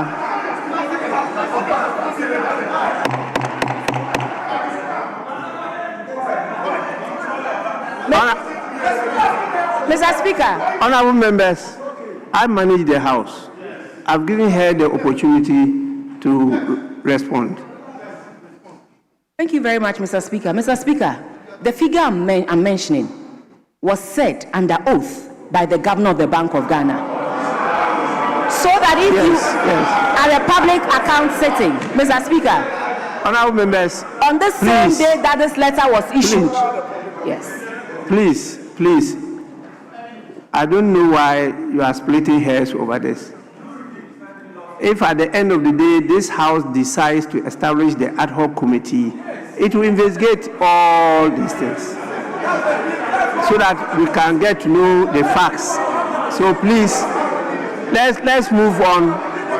Let's move on. We'll flag it and move on. The investigations will reveal, unearth all these things. Yes, honorable member, honorable Eric Afo, please, you may continue. Thank you, Mr. Speaker. Mr. Speaker, I'll give their figures back to them. I'll give it to you. Mr. Speaker, I was on economic benefits of the Gold for Reserve program. Mr. Speaker, within their time, from 2017 to 2024, you borrowed 604 billion Ghana cedis. MPP alone, for 8 years. Go and do the addition and subtraction. You borrowed 604 billion Ghana cedis. Mr. Speaker, you took the economy and the country to the IMF program. You sold our financial sovereignty.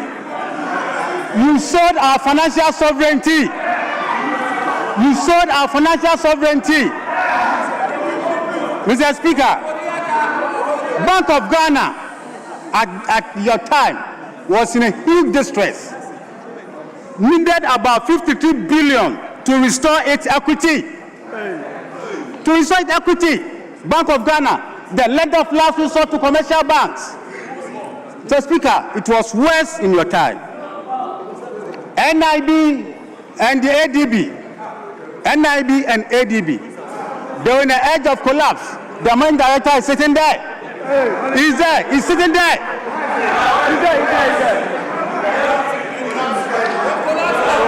Mr. Speaker, the financial sector was nowhere to be found. Mr. Speaker. Hey, Jerry, sit down.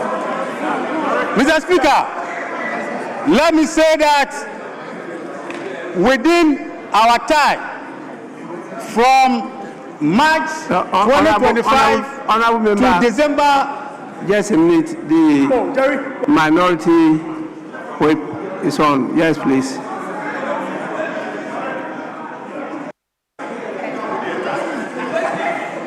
Right Honorable Speaker, thank you very much for the opportunity. Right Honorable Speaker, my colleague is virtually debating outside the motion.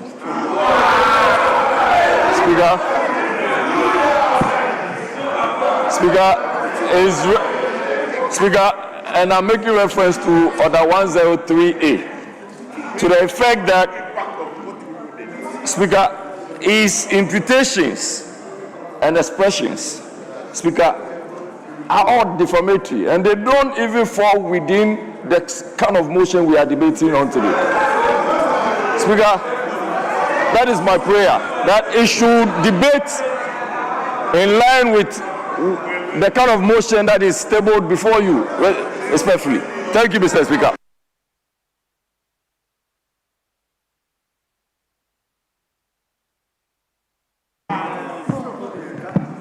Yes, please. You may continue. Mr. Speaker, thank you. Whether you stop me, don't stop me, I'll give it back to you. Honorable member, please.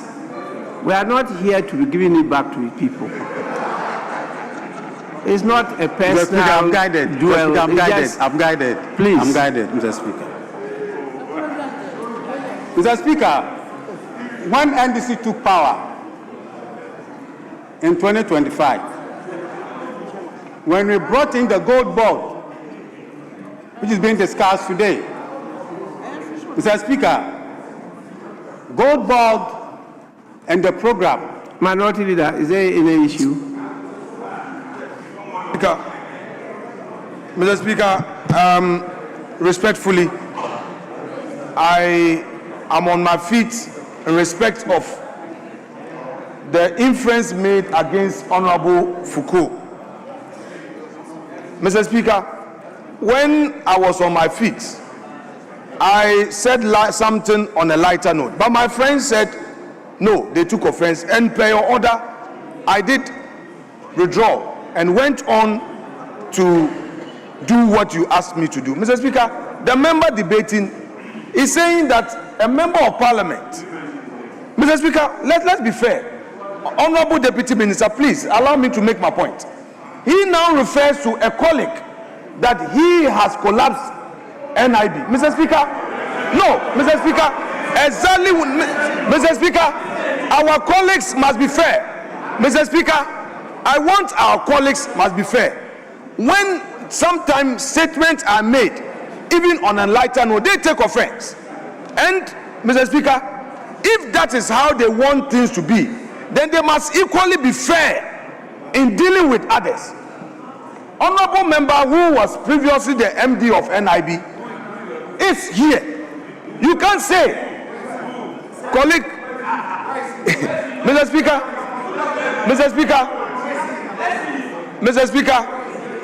I am making a serious point, and I would plead with Mr. Speaker that even where I made a statement on a lighter note and they took offense, and I was compelled by the order of the chair and I obliged, Mr. Speaker, the honorable member must not just move away from that statement. Mr. Speaker, he needs to withdraw it and apologize to our respected colleague. Well, Mr. Speaker, it is only fair, and it creates fairness in this chamber, that all of us, I didn't mention a name. In my case, I never mentioned anybody's name, and you all knew that it was on a lighter note. But you demanded, and I complied, and even insisted when I was trying to say let us slide, Don't be unfair in your dealings with others. When you demand fairness and you demand that certain right to be done, you can't refer to him as somebody who has led to the collapse of a bank. Don't do that, Mr. Speaker. That is unfair, and he should withdraw. Yes. Please, my minority leader, I actually might not have heard him refer to a person. I heard him talk about the government collapsed ADB and NIB. I didn't hear a name mentioned, and I am not even aware, and I don't know that one of our members of parliament was the managing director of ADB. I don't know. Now, minority leader, where I agree with you was the phrase that I'll give it to you, and I objected to that. If it is that one you had called for him to withdraw and apologize, I'll definitely uphold that, because I said that it's not parliamentary. We are not here to be giving it to people, and then I thought that reference was even to the minority whip, deputy whip. And so that's why I objected to it, and I thought you were going to refer to that and call on him to withdraw and apologize. That one would have been very genuine. But you are now bringing our attention to the fact that one of our members was the managing director of ADB, NIB. No, you didn't manage NIB. You didn't manage NIB. Yes. So minority leader, that's where I agree with you. That one, I'll call on him to withdraw and apologize. Yes, please. Honorable Eric Affle. Mr. Speaker, thank you. I take guidance from you. I withdraw, and I'm very sorry. Mr. Speaker, I apologize. Mr. Speaker, I apologize. Mr. Speaker, I apologize for that. Mr. Speaker, I apologize for that. Please. Mr. Speaker, did I hear you say I apologize and... Mr. Speaker, I have apologized for what I said. Thank you. I've withdrawn and I've apologized. Have we withdrawn the statement? It is withdrawn, Mr. Speaker. Thank you. You may go on. For your guidance. Mr. Speaker, coming back to the era of the NDC, from March to September, which is a period under consideration, Mr. Speaker, we have made an accumulated figure of 10.8 billion Ghana cedis as reserve. 10.8 billion Ghana cedis, no, dollars as reserve. Dollars through the Gold for Reserve program. $10.8 billion. Mr. Speaker, this is with a lot of economic benefits. And let me take it one by one. Mr. Speaker, the cedi has appreciated to the dollar about 4.7% against the US dollar. Mr. Speaker, at that time, once $1 was to 17, 40.7% appreciation of the cedi. Mr. Speaker, this is a figure I'm giving you. 40.7% appreciation of the cedi. Hold your peace. Mr. Speaker, hold your peace. Inflation. Please. Hold on. Yes.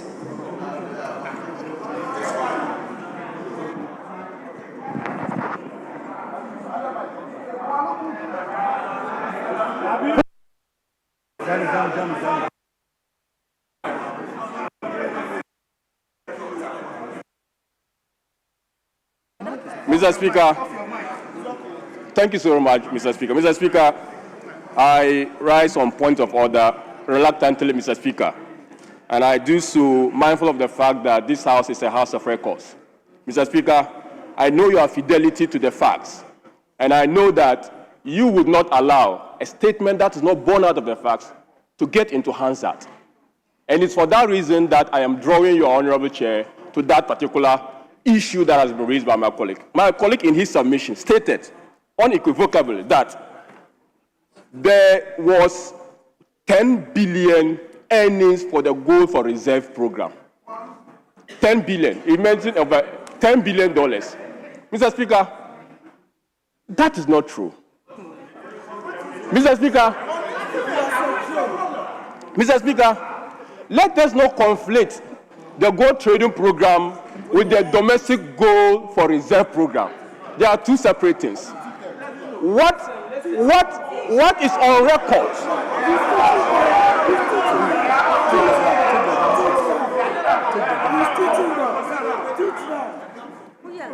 What is on record, Mr. Speaker? What is on record, Mr. Speaker, is that the Bank of Ghana is undertaking the Gold for Reserve program. And that is the more reason why this investigation is even necessary.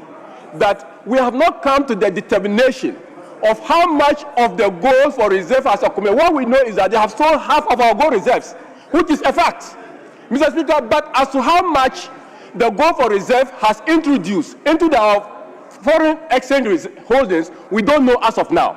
The last report of the Bank of Ghana states that our foreign reserves now stands at about 13 billion. Mr. Speaker, the 13 billion includes legacy accumulation of these reserves. And he's saying that some 10 billion is associated with what they have done. It cannot be true.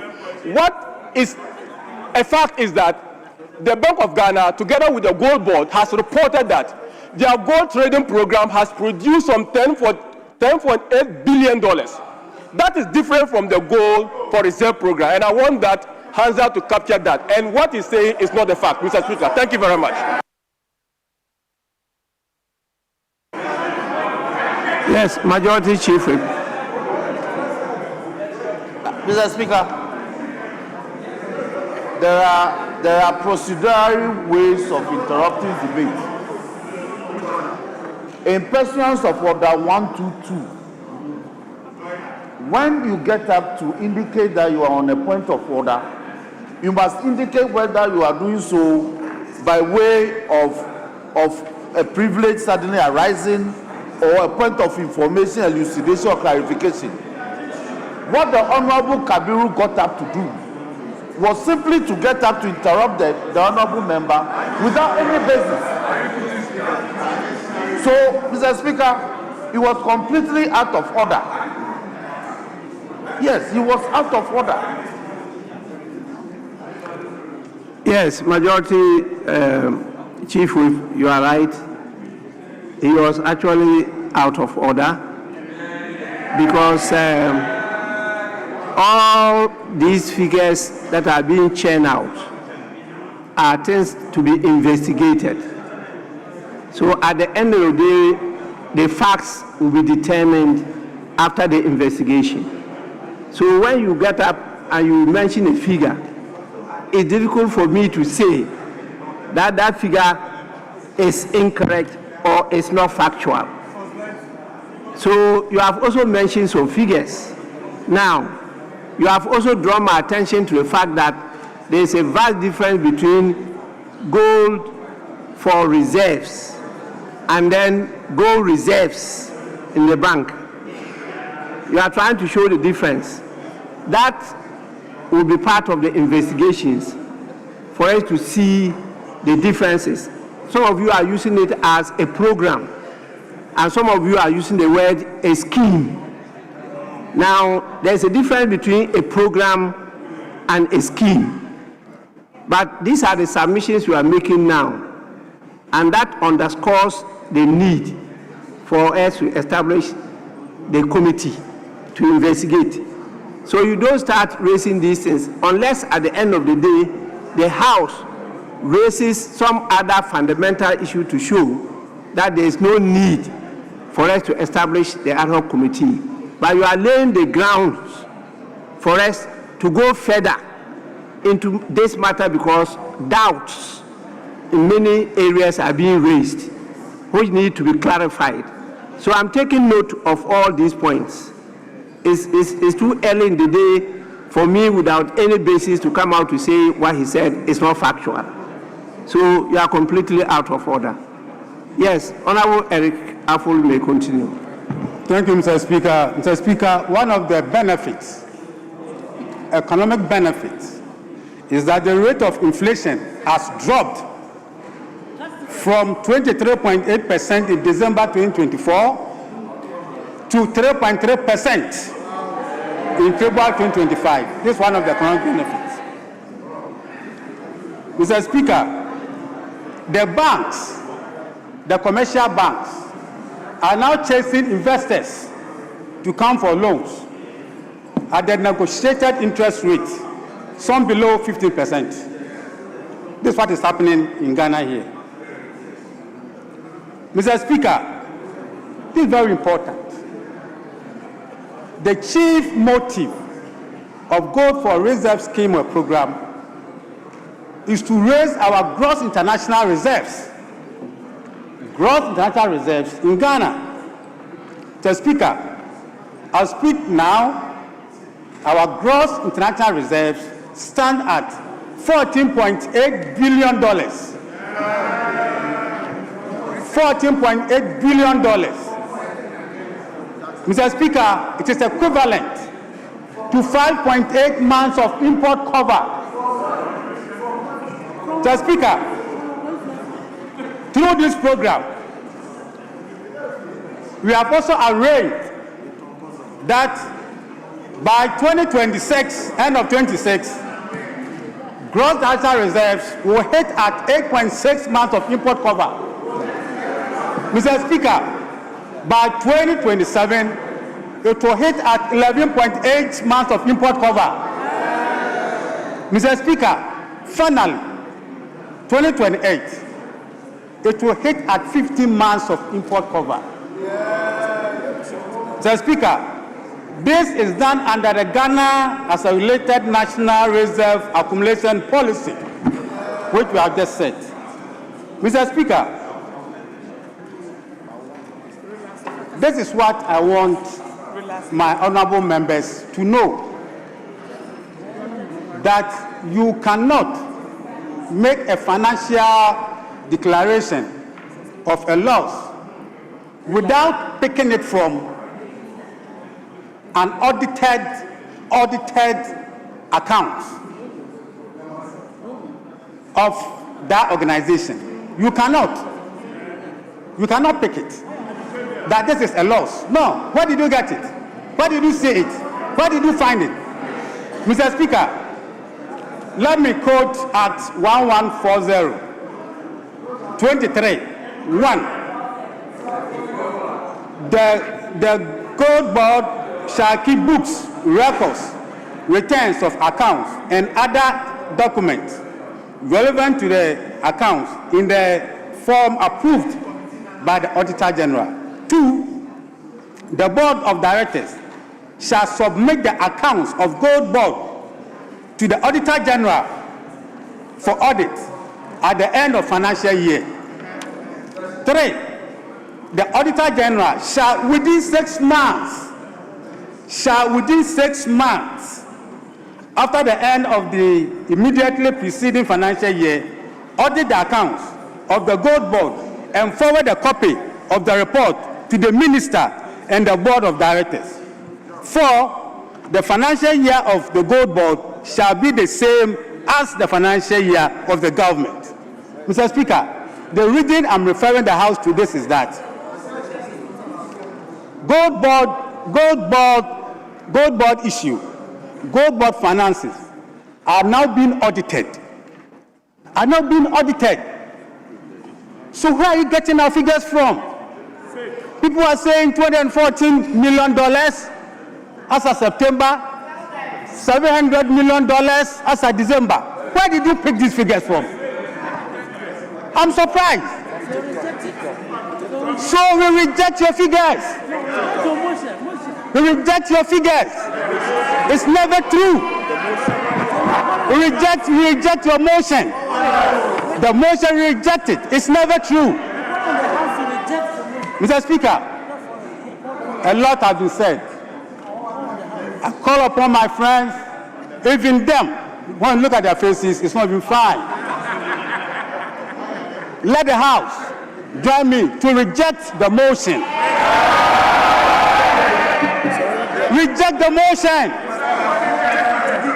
It should be aborted now. Mr. Speaker, what is the time now? The time is 6:22. By 7 o'clock this evening, Mr. Speaker, you help us to abort this motion. Mr. Speaker, let me thank you so much for the opportunity. Thank you.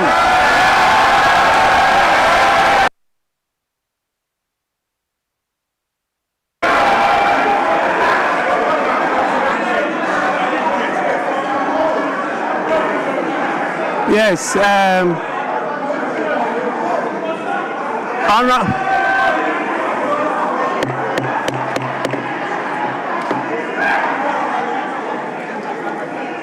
Honorable Eric Afo. Honorable member, were you a member of the party called Action Party?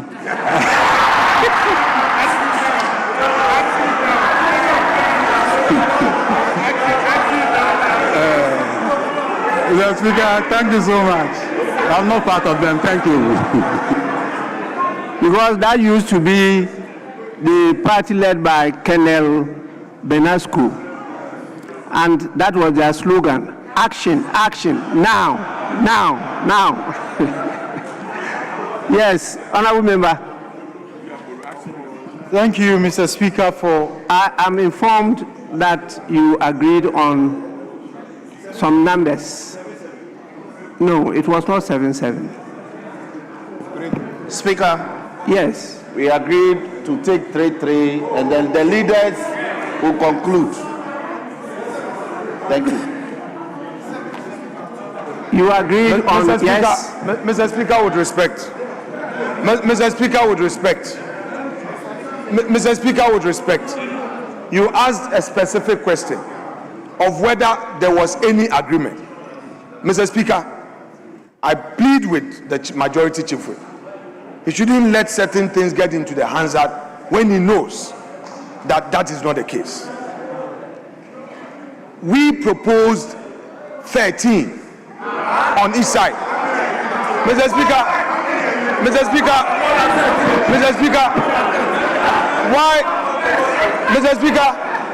why are the apostles of accountability,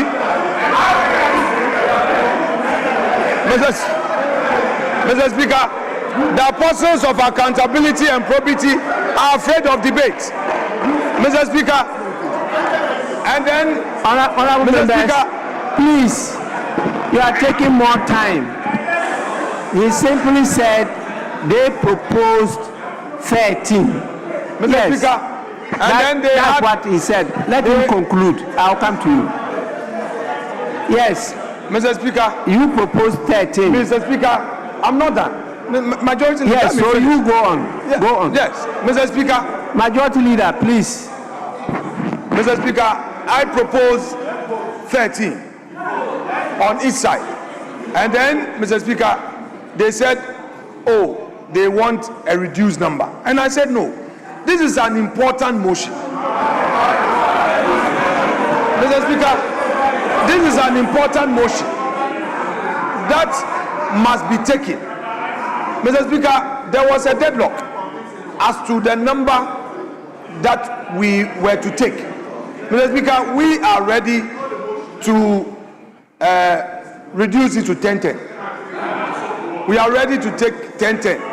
That we are ready. Yes, majority leader. Mr. Speaker, this side is ready to do 90-90.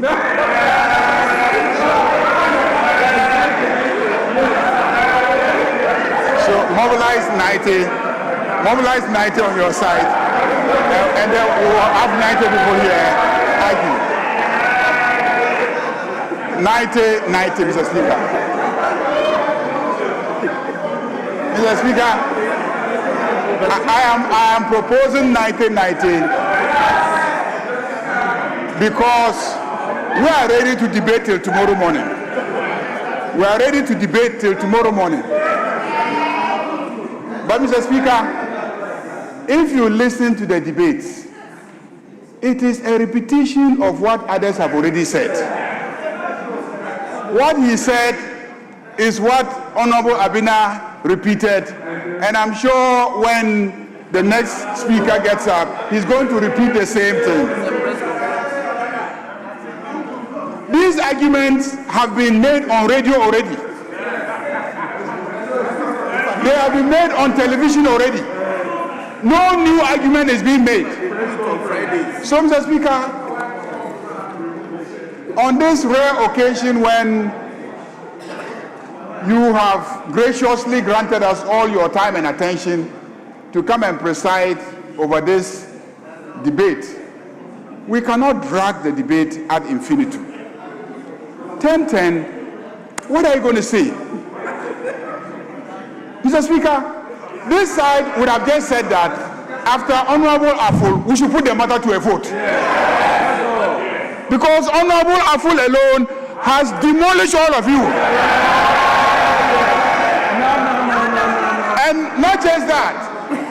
What he has said, Majority leader, that is not the issue.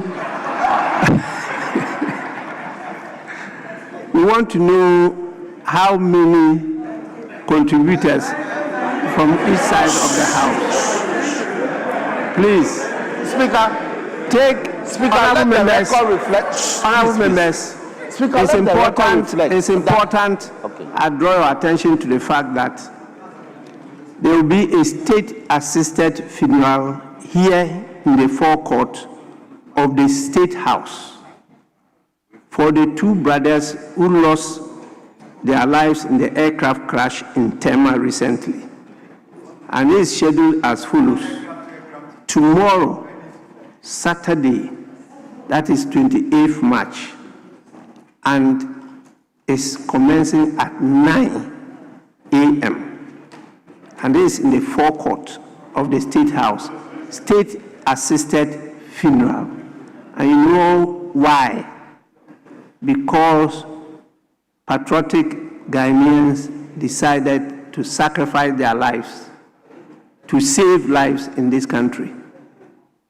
These are professionals who came to assist us to sign the agreement to establish the training institute for our pilots at Ho, using the Ho airport. And after that, they were almost landing at Tema when young peoples saw the aircraft coming down, rushed there. And it was very difficult to land because that would have led to the loss of so many of our youthful lives. And so the very experienced trainer, he trains the pilots, had to try to now go up suddenly. And that is what led to the immediate crash, because it couldn't happen.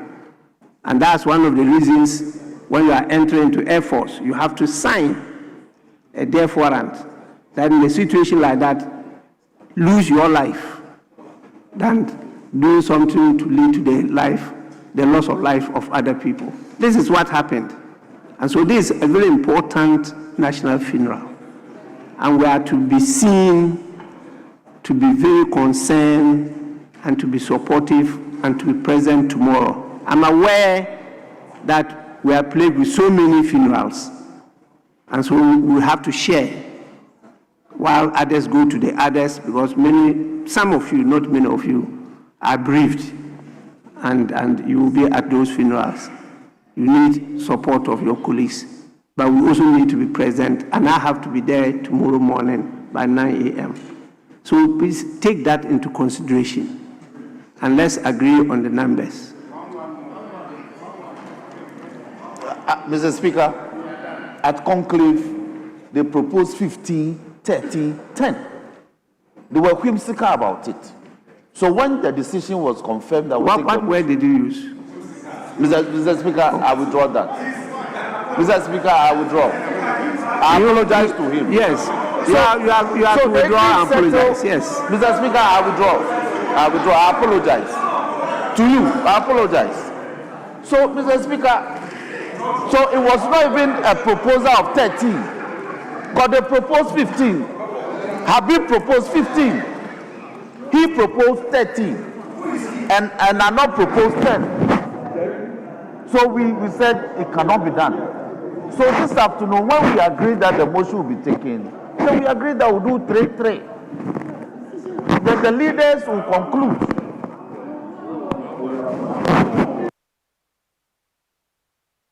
Please, let's agree on this as quickly as possible. Mr. Speaker, you've given an indication. Mr. Speaker, let us do 7-7. It's fair. And then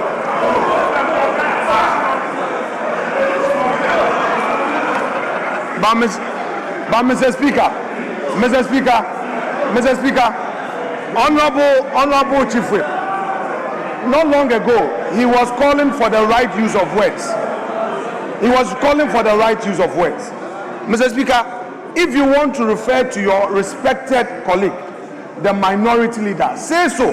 You don't say he. Mr. Speaker, this is the same person who brought an application to you to cause me to withdraw. Mr. Speaker. No, you are right. Minority leader, you are right. What? You don't refer to your colleague, a minority leader, as he. You know. So please. Mr. Speaker, I withdraw and apologize. Yes. So honorable members. Mr. Speaker, we do 5. Please, as leaders, you know the drill. Anytime we are to take more members, we give timelines. We allot time. And so, once this was not done from the very beginning, it meant that you were not going to take many more members. If not, usually the leaders get more, the chairs and ranking, then the members, and then backbenchers get the least. That is an indication that we'll be taking many more members. But we didn't do that from the very beginning. It meant that, as I said, I'll have to manage the House. So far, we've taken 2 from the minority, we've taken 1 from the majority, but because it was moved by the minority and seconded, that's why there are 2. So we are back to the minority side, and that will be a 3rd person. Please, I'm told after that, leadership will contribute. And so we'll take, after that, 2 from the majority, and then the leadership will contribute. Then we now take the decision. Please. So, honorable member, you may do so now. Yes? Mr. Speaker, I've managed a consensus with the Chief Whip who was mooting the idea of 3. Mr. Speaker, I am shifting from my 7 to 5. Mr. Speaker, we prepare. Mr. Speaker, that is a fair compromise. Mr. Speaker, that is a fair compromise. That's a fair compromise because, Mr. Speaker, I had to get members to accept that with all you've said about tomorrow, we should just, compromise on 5. And actually, I've decided. And so instead of the 5, you are taking 4. And so they will also take 4. 2 have submitted. It's left with 2. 1, and then leaders. Then from here, 2 and leader. That is all. Please. I will not give you time allocation, but be mindful of what I just shared with you. Yes, Honorable Member. Thank you, Mr. Speaker, for giving me the opportunity to contribute to the debate on the motion before the House. Mr. Speaker, it is interesting and also quite baffling to note that the apostles of probity and accountability are now running away from accountability. The honorable member who spoke before me said that we should quash this motion. This very important motion for Ghanaians to know the operations of the Gold for Reserve program and the Gold Board, for us to understand the losses that have bedeviled this country due to the operations. Mr. Speaker, it is important that this motion be granted the audience and the committee be set up to investigate this motion. Mr. Speaker, there are a lot of things that need clarification. Key amongst them are the losses and the figures that have been flying around today. It is really the importance of why this motion needs to be adhered to, Mr. Speaker.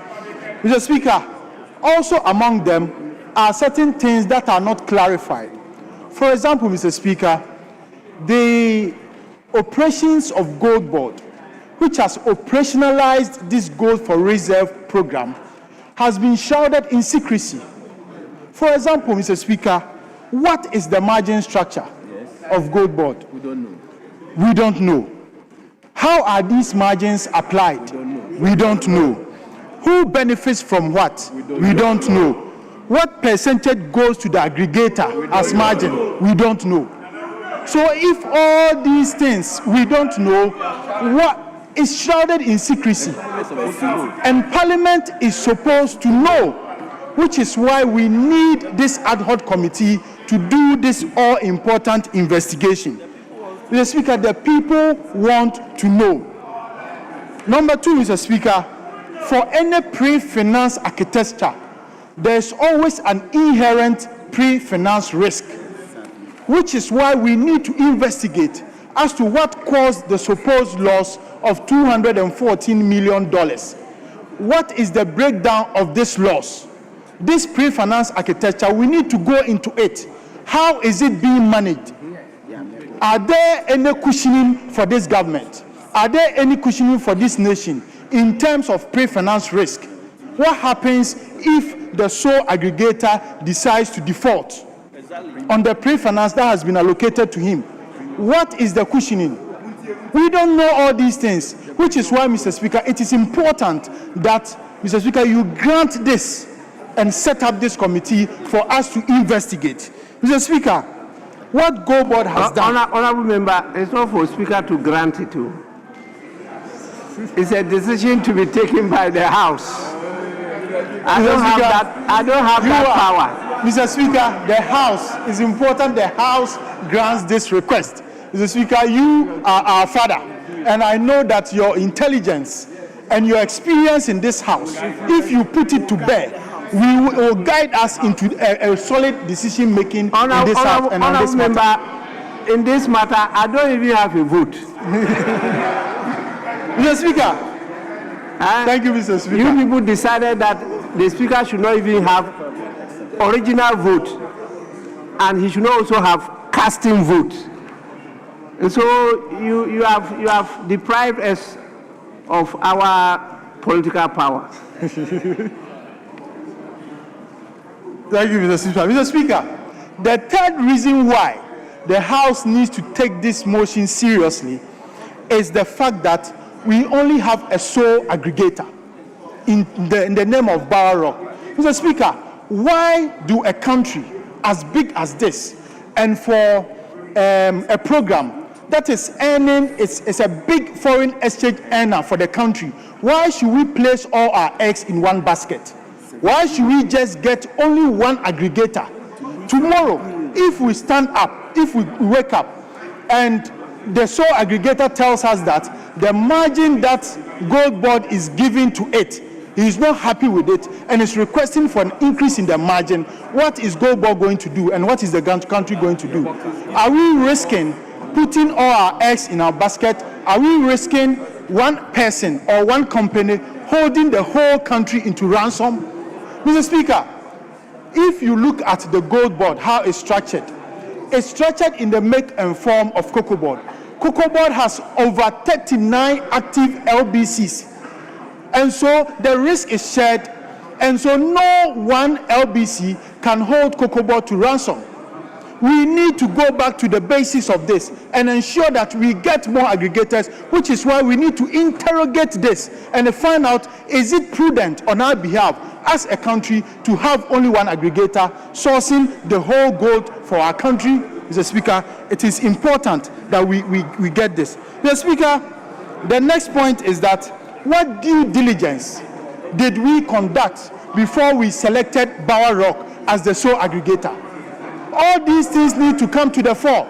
We need to understand what parameters we set, what fashions we set, what are the things we put in place to ensure the selection of only one person.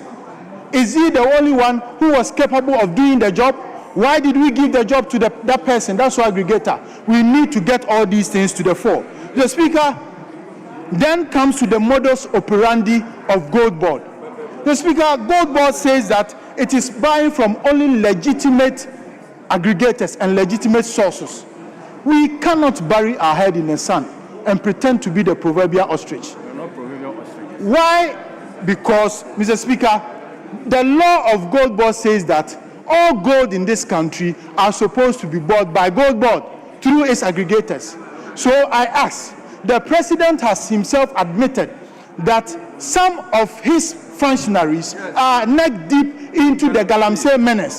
So there's evidence that Galamsey is ongoing and gold is on. The gold from Galamseyers are being bought. So the question I ask, Mr. Speaker, who is buying this illegally mined gold? If we are saying that this illegally mined gold is finding its way elsewhere and that it is not Gold Board who is buying it eventually, then we are saying that there's a loophole in the Gold Board architecture and we need to look at it, which is the more reason why we need to have this investigation and we need to have this ad hoc committee. Mr. Speaker, so the question begs that is Gold Board supporting an illegality?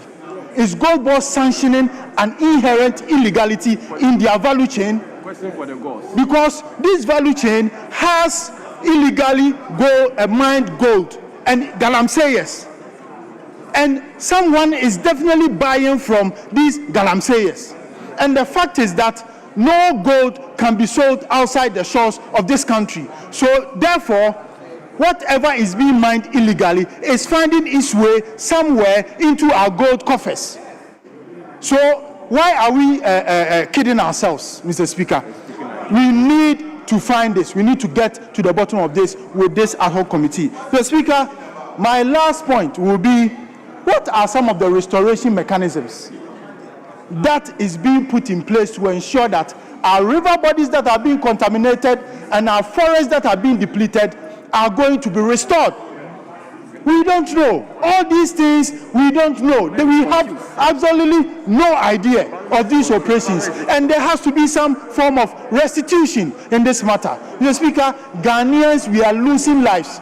If you care to know, the contomere that you are eating here, the contomere that comes from Kwabri East, all the tubers of yam that come from the north, everything that is ending up here, all the vegetables that are being cultivated in gold mining areas are being contaminated.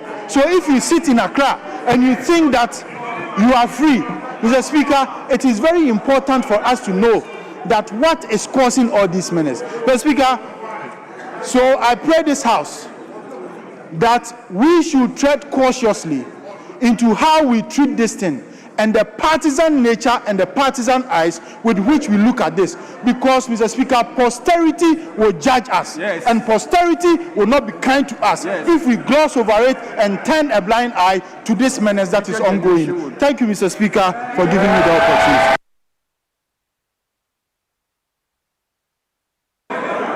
Yes, Honorable. Who first? Yes. Mr. Speaker, thank you very much for the opportunity to seriously speak against this very motion. Mr. Speaker, I am not in any way challenging your power of admissibility. But, Mr. Speaker, we should not entertain this motion. Mr. Speaker, I said so because I refer the House to Order 229. 2293, Mr. Speaker. 3. Pursuant to Article 187, 2 and 5 of the Constitution, the Public Accounts Committee shall examine the public accounts of Ghana, showing the appropriation and utilization of the sums granted by Parliament to meet the public expenditure of government and other accounts laid before Parliament. Mr. Speaker, I again refer the House to Article 187 of the Constitution. Article 187.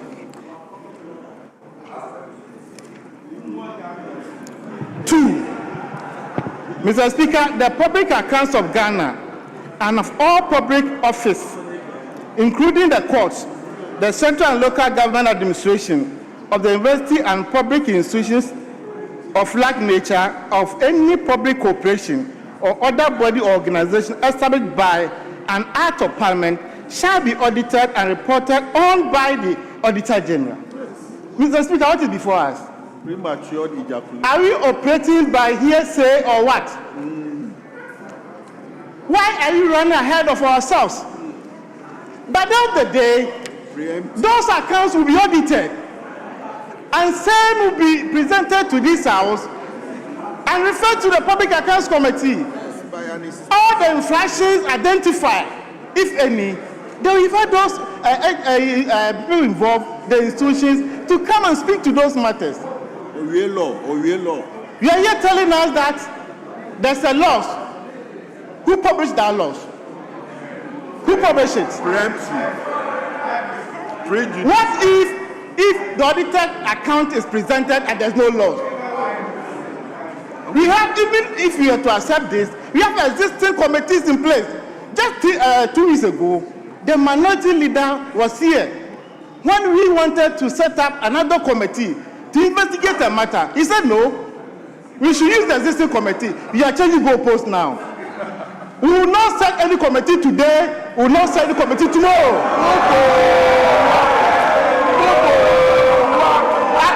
Even this will cause another financial loss to the state. Honorable member, yes, hold your peace. Yes, minority leader.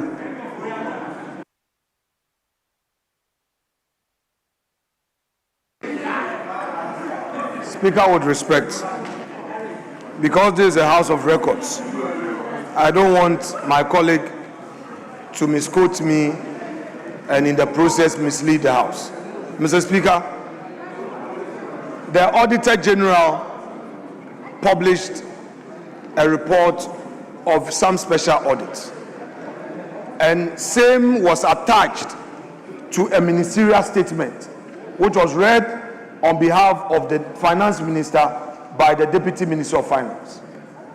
Mr. Speaker, the comment that arose there too eventually resulted in the first Deputy Speaker referring the matter to the Public Account Committee because it's in accordance with the Constitution. Mr. Speaker, I don't want the Deputy Whip on the majority side, who perhaps does not have any more point to make, to misconstrue and quote me out of context and create an impression that I have changed my position on the matter. I have not. Mr. Speaker, the Constitution is clear Article 187, Mr. Speaker, it talks about Parliament's mandate in respect of what the Auditor General does. So, Mr. Speaker, he should get me right. The argument before us has to do with the IMF report, which is a published report. It has nothing to do with an audited account. The audited report was signed, Mr. Speaker, just for clarity. When they complete their report, government officials peruse the document before it is officially released. So if the governor and gold board did not accept it, they wouldn't have published. In any event, they have not publicly denied those losses. The argument is that it is cost to implementing an economic policy, which we disagree. So, Mr. Speaker, let us debate within that context. I thank you. Yes, Honorable Member, you may continue. Mr. Speaker, this Parliament of Ghana, we don't work for IMF. We work with matters that are before the House. Yes. Yes. We work with matters that are before the House. We don't deal with rumors. Evidence-based. You did not even table any evidence to that effect.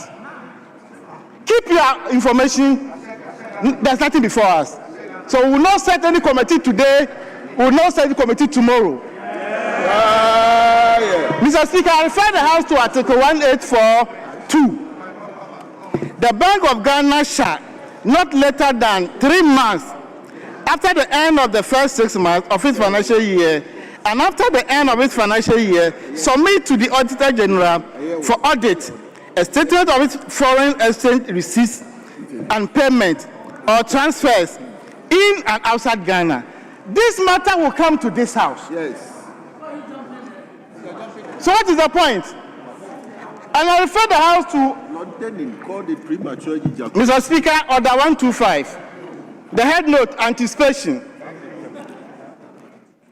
A member shall not anticipate any matter by the consideration of a motion dealing with a subject matter which is likely to be introduced in the meeting. So it's a nullity. The matter will soon be here. The motion is a nullity.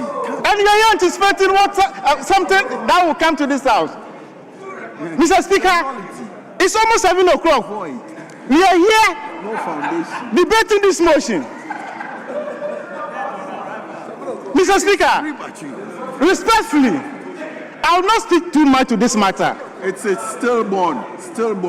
Honorable members, let's come together and vote against this motion. Our health is very important. It is stillborn. The matter will still come to this House. The Auditor General will investigate the matter. Same will be presented to Public Accounts Committee. Whatever is in there, we'll get to know. At least go to the inside substance. Why are you splitting hairs over this matter? Until then, Mr. Speaker, we have no business anticipating what is going to happen. We are adjourning today. Please, let's vote against this motion. This motion should be dismissed immediately. It is unmeritorious. Mr. Speaker, it is frivolous. Like you said, tomorrow we have a lot of engagement. It is facetious. We shouldn't waste our time on this matter. Yes. Unmeritorious. Our precious time. Because the matter will still come to this House. It is frivolous. It is frivolous. And you are causing financial loss to the state. Mr. Speaker, this motion should be dismissed. It is frivolous. I thank you very much for the opportunity.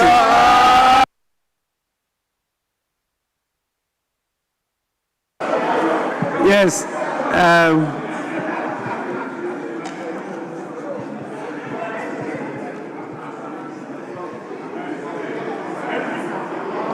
Minority leadership, you want somebody to speak on your behalf?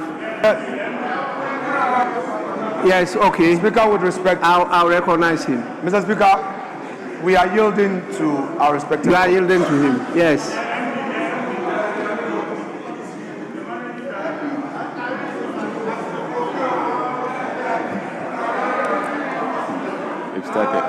Thank you, Mr. Speaker, for the opportunity.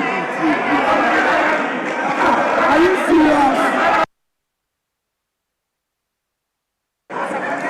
Thank you, Mr. Speaker, for the opportunity.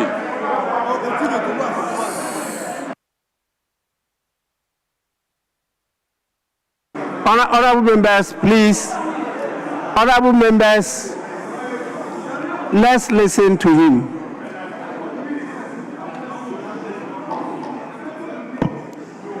Thank you, Mr. Speaker, for the opportunity. Mr. Speaker, the Gold for Reserve program was originally positioned as an innovative program to address the issue of our forest shortages. But, Mr. Speaker, instead, what we are seeing now is a system that could be described as a system that is bleeding value, as a system that is concentrating risk, and as a system that is hiding losses behind technical language. Mr. Speaker, this is not a Gold for Reserve program. Mr. Speaker, this could be described only as a gold for risk transfer scheme, where risk is being transferred from private actors to the state of Ghana. Mr. Speaker, risk is being transferred from risk actors to our republic. Mr. Speaker, let me make this clarification. The Gold for Reserve program starts from where gold is purchased from the miners, and it ends with the Bank of Ghana. Yes. So we can talk about where gold is purchased all the way to where it ends with the central bank, Mr. Speaker. Mr. Speaker, currently, Ghana could be described as a one aggregator state. And this is how it has happened, Mr. Speaker. We have one aggregator at the very top who is being given colossal amounts, Mr. Speaker. We're talking about 2 to 4 billion cedis every week to purchase gold. This is pre-financing, unsecured lending to one aggregator, Mr. Speaker. This is serious risk to our nation, Mr. Speaker. When we raise this issue, Mr. Speaker, the response that we get is that we have a guarantee in place. We have insurance. But, Mr. Speaker, let's look at something. Globally, the laws giving default on such products, on such insurance guarantees, is between 40 and 60%. If you work it out simply, that means every week, what we stand to lose in case we called in these guarantees will be about 2.4 billion Ghana cedis, what we stand to lose. This is laws giving default for such products, Mr. Speaker. So, Mr. Speaker, this is the risk that we are putting ourselves into as a nation. Mr. Speaker, now I'll talk about trading losses. I know we've spoken about it. I just want to highlight something. Mr. Speaker, Gold Board has been trading and making losses, and we know this. It's not a secret, Mr. Speaker. The issue is, you ask yourself, why should we be trading in gold and making losses, Mr. Speaker?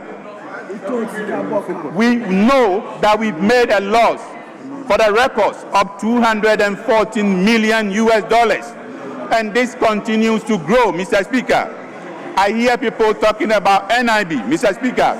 If this money, 240 million Ghana cedis was given to NIB, dollars was given to NIB, I'm sure it would have done some magic. But to my colleague, Honorable Afo, I want him to know that under my able leadership, the National Investment Bank was transformed to what we see today. And you are benefiting. You are benefiting. So, Mr. Speaker, the losses that we are making is a mockery for a trading like gold, trading in gold and making such significant losses, Mr. Speaker. This is serious. Why are you afraid? Mr. Speaker, I'll talk about discounted sales. Mr. Speaker, we sell gold to off-takers. We give discounts. If the discounts are minimal, if they are really low and benchmarked, then we don't have a problem. But the level of discounts that we are seeing, Mr. Speaker, they are not benchmarked. They are huge. And, Mr. Speaker, we don't know who is determining these discounts. If it is an independent body that is looking at these discounts, we don't know. We don't know the negotiations that are done. All these are done in opacity, Mr. Speaker. And these are contrary to how commodities are sold. Commodity sales are supposed to be transparent. They are supposed to be benchmarked and they are supposed to be auditable. Mr. Speaker, that is not what we are seeing. What we are seeing are discretionary discounts being done by a body or somebody in opacity that we don't know. Mr. Speaker, this is risky to our nation.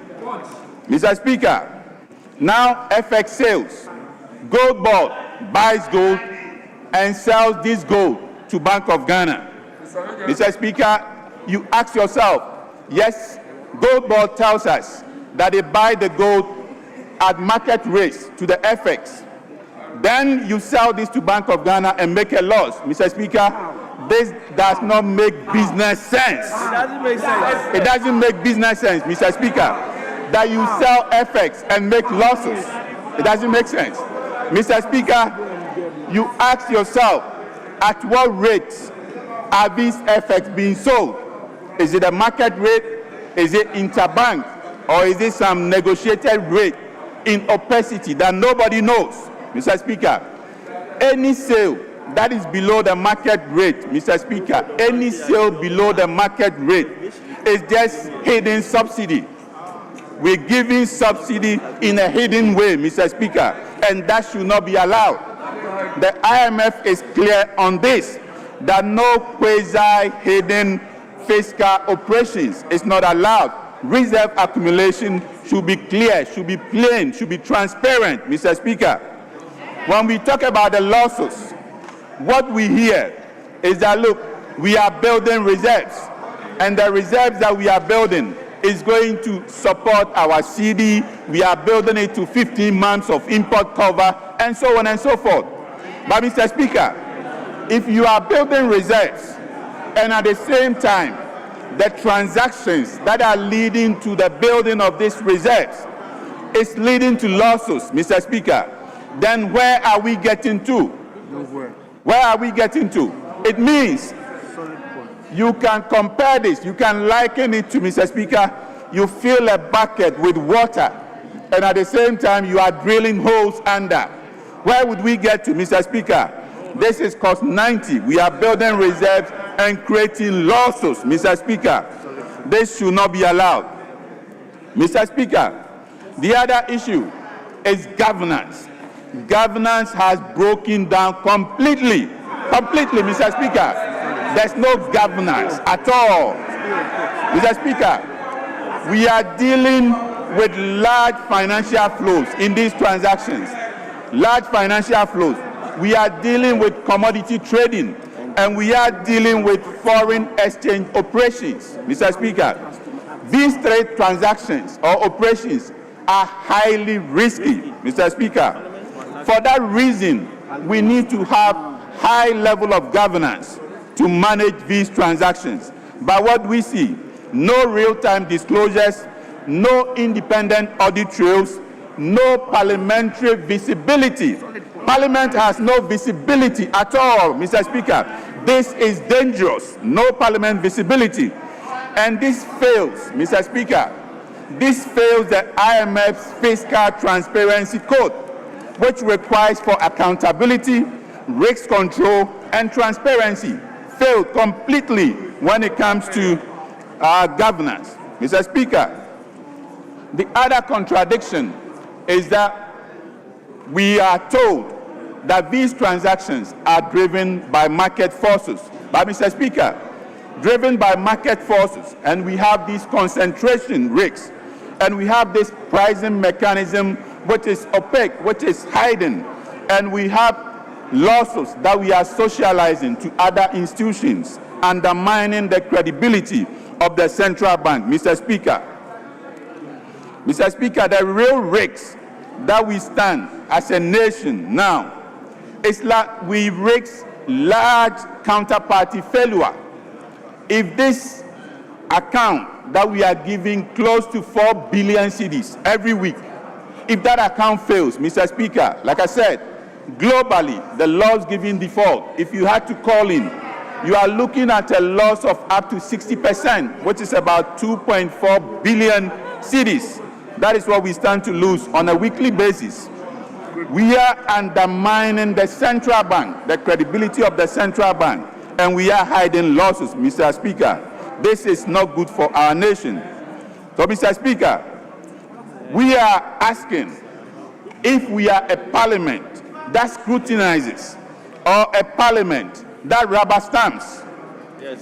Where do we stand?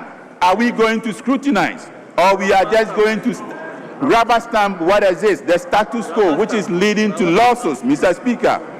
So what we are demanding, Mr. Speaker, is disclosure, full disclosure, accountability, and alignment with global best practices. That is what we are demanding, Mr. Speaker. Mr. Speaker, the Gold for Reserve program in its current form is being claimed as being successful, really successful as being claimed.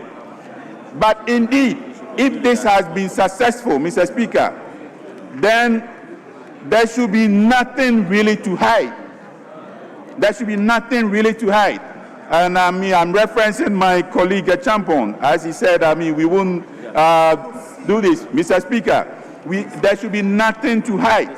And there should be everything to audit, Mr. Speaker. Everything to audit. And Mr. Speaker, on this basis, we need to investigate. And that is why we need to have this ad hoc committee to be set to address this issue, investigate for the benefit of our dear nation, Ghana. Mr. Speaker, I beg to move. I thank you very much.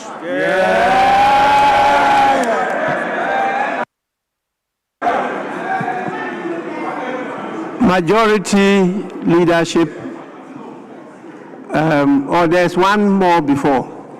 Yes, okay. So, honorable member. Thank you, Mr. Speaker. Mr. Speaker, I rise to call on the House to reject the motion as advertised on page 11 of the order paper. Mr. Speaker, the proponent of the motion rely heavily on order 262. And let me read, Mr. Speaker.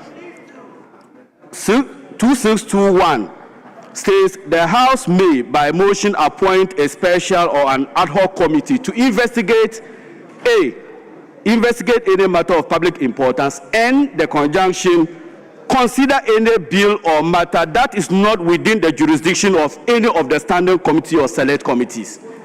Speaker, I see that a misapplication of Article 103.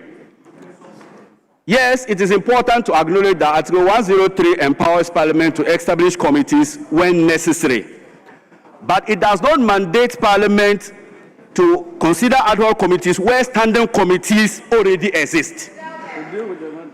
This leads to inefficiency and duplication of effort. Mr. Speaker, I therefore submit the invocation of Article 103 must be read in harmony with existing committee structures of Parliament, which already provide specialized oversight bodies competent to address the matters raised in the motion. Mr. Speaker, if you go to the standing orders once again, reference is being made to Standing Order 204, 212, 213, 262, and 263. These provisions permit but do not require ad hoc committees. They must be applied only in situations where the existing committees cannot deal with the matter. Mr. Speaker, parliamentary practice discourages creation of ad hoc committees where the subject matter jurisdiction clearly falls within established committees. Mr. Speaker, let me now look at the existing committees that already cover the matter in question. If you look at the Public Accounts Committee, Mr. Speaker, This is constitutionally grounded in audit oversight in Article 187 to 189. They work with the Auditor General. I am happy the Public Accounts Committee Chair is here. The truth of the matter is that all financial obligations of Gold Board of Bank of Ghana will be brought to this House, and every member of this House belongs to at least one or two committees. And the committees of Parliament has composition that comprises minority and the majority. So all issues of financial impropriety that you want to raise can be raised during the committee level at the Public Accounts Committee. Mr. Speaker, the Finance Committee does not only look at only figures. We also consider the economic policy and the fiscal policy frameworks. Those raising the schemes and the systems Gold Board uses. These are fiscal policy matters. At the Finance Committee, it is within our mandate to deal with fiscal matters that concerns Gold Board. So the design and the financial structure of the scheme is fundamentally a fiscal issue. And for me, this falls under the jurisdiction of the Finance Committee. Mr. Speaker, we are also being told of trading losses and all those things. This clearly falls within the mandate of the Trade, Industry and Tourism Committee, that we can look at the gold trade, the commodity policy, and then the industrial implication. Mr. Speaker, if you look at the Environment Committee, as part of their motion, they are also raising issues of the Environment Committee.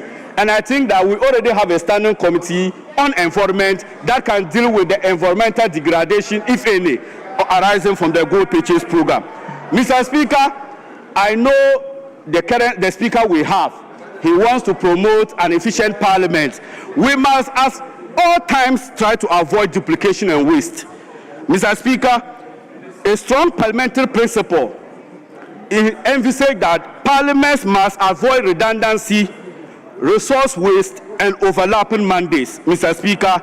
And we say that ad hoc committees leads to parallel investigations. Existing committees we already mandate as enshrined in the standing orders can deal with the issue. Mr. Speaker, my final argument in terms of standing orders is that we already know the history behind ad hoc committees in this House. Anytime ad hoc committees are set up, it leads to politicization. And that is exactly what they want to achieve. Nothing more, nothing less. So, Mr. Speaker, let's avoid the temptation to be dragged into the parochial interests of the New Patriotic Party in condemning a policy that the IMF has also, in the same IMF 25/334 report that you quoted, the IMF said the Gold Board has led to stabilization of our currency and building of our international reserves. Mr. Speaker, precedent matter here. If we grant this opportunity, what it simply means is that any issue, they will begin to bring those matters for us to be establishing dubious and multiple ad hoc committees, and this we must not countenance. Mr. Speaker, let me respond briefly to a suggestion that was made concerning the 214 million United States dollars. This is what the IMF said in the said report. The IMF maintains that there are about 214 million lost under the Gold Board purchase program. The loss come from these three sources. One is from trading margins, two is fees, and three is the exchange differentials between the Bank of Ghana rate and the interbank rate as set by the Gold Board. However, IMF was quick to add that substantial component of the loss emanated from the external exchange differentials, and not because of management losses, and not because of operations, or not because of corruption. Mr. Speaker, the IMF also acknowledged that there is huge potential and benefit accruing to the country as a result of the Gold Board. And they said it boosted our reserves and reduced FX pressures during crisis. Mr. Speaker, government has always maintained that the $240 million is a quasi-fiscal issue, accounting treatment. For example, IMF relies on BOG rate. You and I know that when you are dealing with gold in the interbank in the field, you cannot quote the Bank of Ghana rate anywhere, because Ghana is not an island. We also do competition with our neighbors. So if you are buying it at your Bank of Ghana rate, they look at our neighbors who are giving them higher prices and they divert the gold over there. The idea is to reduce smuggling. So most of the time, the Gold Board at the Bank of Ghana set prices to make it more competitive as compared to the others. So that's why the IMF did not attribute the loss as a result of corruption, but said that it is a quasi-fiscal cost. what IMF report only encouraged government of Ghana to do through the gold board is to capitalize that cost and add it as a cost and not a loss. And that is why at the last time we were looking at reserve accumulation, I stated categorically that Ghana through the gold board did not make loss in 2025. You cannot use one particular transaction to say because there is a reported $240 million. Have you looked at the total inflow that has come to Ghana as a result of the gold board? $10.8 billion. Minus $10.8 billion, take the $240 million from $10.8 billion, and you realize that Ghana is indeed a haven. Mr. Speaker, my last comment has to do with the historical records. The minority is always quick to attribute the domestic gold purchase program to the MPP. Mr. Speaker, records will bear me out. The first time the central bank started the domestic gold purchase program was in 1958. That was Osagyefo Dr. Kwame Nkrumah. Mr. Speaker, when Dr. Osagyefo Dr. Nkrumah in 1961-62, they ramped up the acquisition of domestic gold in order to ensure our currency. Mr. Speaker, they created in 1962 what was called the legacy gold. This legacy gold has been resisted. The temptation to sell this legacy gold was resisted by all presidents until President Akufo-Addo came in 2022 and sold that legacy gold, Mr. Speaker. Mr. Speaker, this is the first time we are saying that you cannot tend to keep more gold in your reserve when the price is not good. We are saying that keeping the solid gold is not the way of managing your forex. You look at the price and the spot and realize that if you do your modeling and you realize the price has a tendency to fall, you don't keep the solid gold.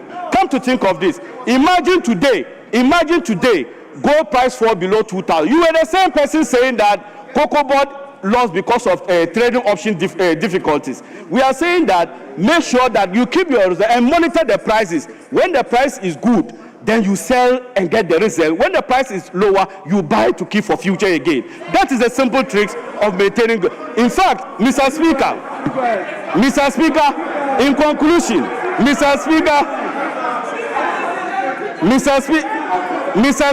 conclusion, in conclusion, this is what I will say. Ghana was the only country in sub-Saharan Africa that was holding close to 42 of our reserve in terms of gold. The rest of our peers were doing 22%. So Bank of Ghana also reduced our solid gold possession in order to be as compared to our peers. I want to urge my colleagues in this House to reject wholeheartedly the wasteful attempt to cause inefficiency, the wasteful attempt to do politics. Mr. Speaker, with this, I want to thank you so much. With this, I want to thank Mr. Speaker, but to say that my colleagues, we have sat for long. We've listened to them. That's the important thing. We've listened to you. But the truth of the matter is that your responses are not convincing enough because there are existing structures in Parliament that can deal with the matter. Thank you so much, Mr. Speaker.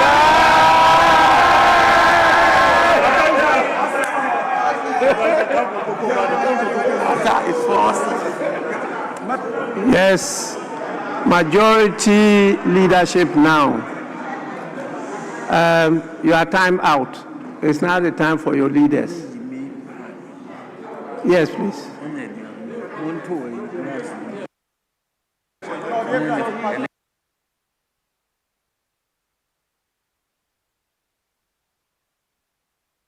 They finished. The leaders yielded to him at the back, so that is the end. No. We want to listen to the legal aspect.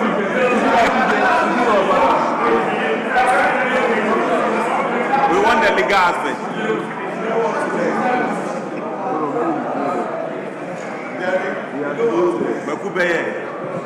Mr. Speaker, I'm surprised that the chairperson of the Public Accounts Committee, who will soon be presiding over a consideration of the audited report of the Bank of Ghana, is today sitting here and advocating that we should set up an ad hoc committee to do work that she is supposed to do. Can you imagine? This is very contradictory. Seconding a motion that an ad hoc committee should be established to do work that we have appointed her to do. Mr. Speaker, I find that very, very disturbing. But where still, Mr. Speaker? Well, you referred to her, so she's on her feet. Yes, please. Thank you very much, Mr. Speaker. Mr. Speaker, with all due respect, I'm really shocked that the majority leader would also be running away from requests for more accountability from Parliament. Yes. What is here is not, what we are asking for is not an audited report. The audited report will certainly be referred to the Public Accounts Committee. What we are asking for is an ad hoc committee to look into something that has not even been audited, Mr. Speaker. So I don't think the majority leader should ever say that someone is running from his or her duties, but rather allow the ad hoc committee to be set up to look at what has been put in the motion. Because clearly it's only the audited report that is brought to the Public Accounts Committee. Any other reports, we can set up committees to look at them. Thank you very much, Mr. Speaker. Mr. Speaker, the worst part of the situation we find ourselves today is that those who are sponsoring the motion are not even here.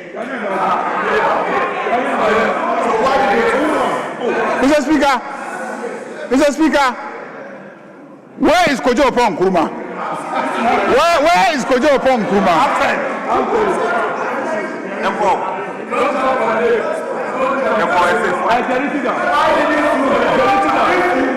Where is Vincent Echo?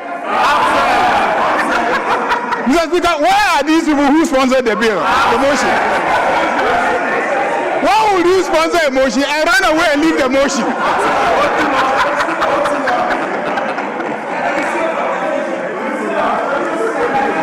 Majority leader, you see him on his feet, so let's hear from him. Speaker, right honorable Speaker, I'm extremely grateful that you have seen that I'm not a ghost. I just want the majority leader to also recognize that I'm not a ghost. Thank you very much, Mr. Speaker. Mr. Speaker, Honorable Jerry has spoiled the matter. Why do I say he has spoiled the matter? He has put his name down as the sponsor of a motion. When it was time to move the motion, he ran away and then left the minority leader to move the motion. He was here. He is in attendance. And he has sponsored a motion. And chickened out at the time of moving the motion. Ran away from the motion. And left Afoyo Makin, who clearly was unprepared, so he was reading copiously. A script that has been written for him. By the sponsors. Mr. Speaker, sponsors ran away. And only those who are here have dodged.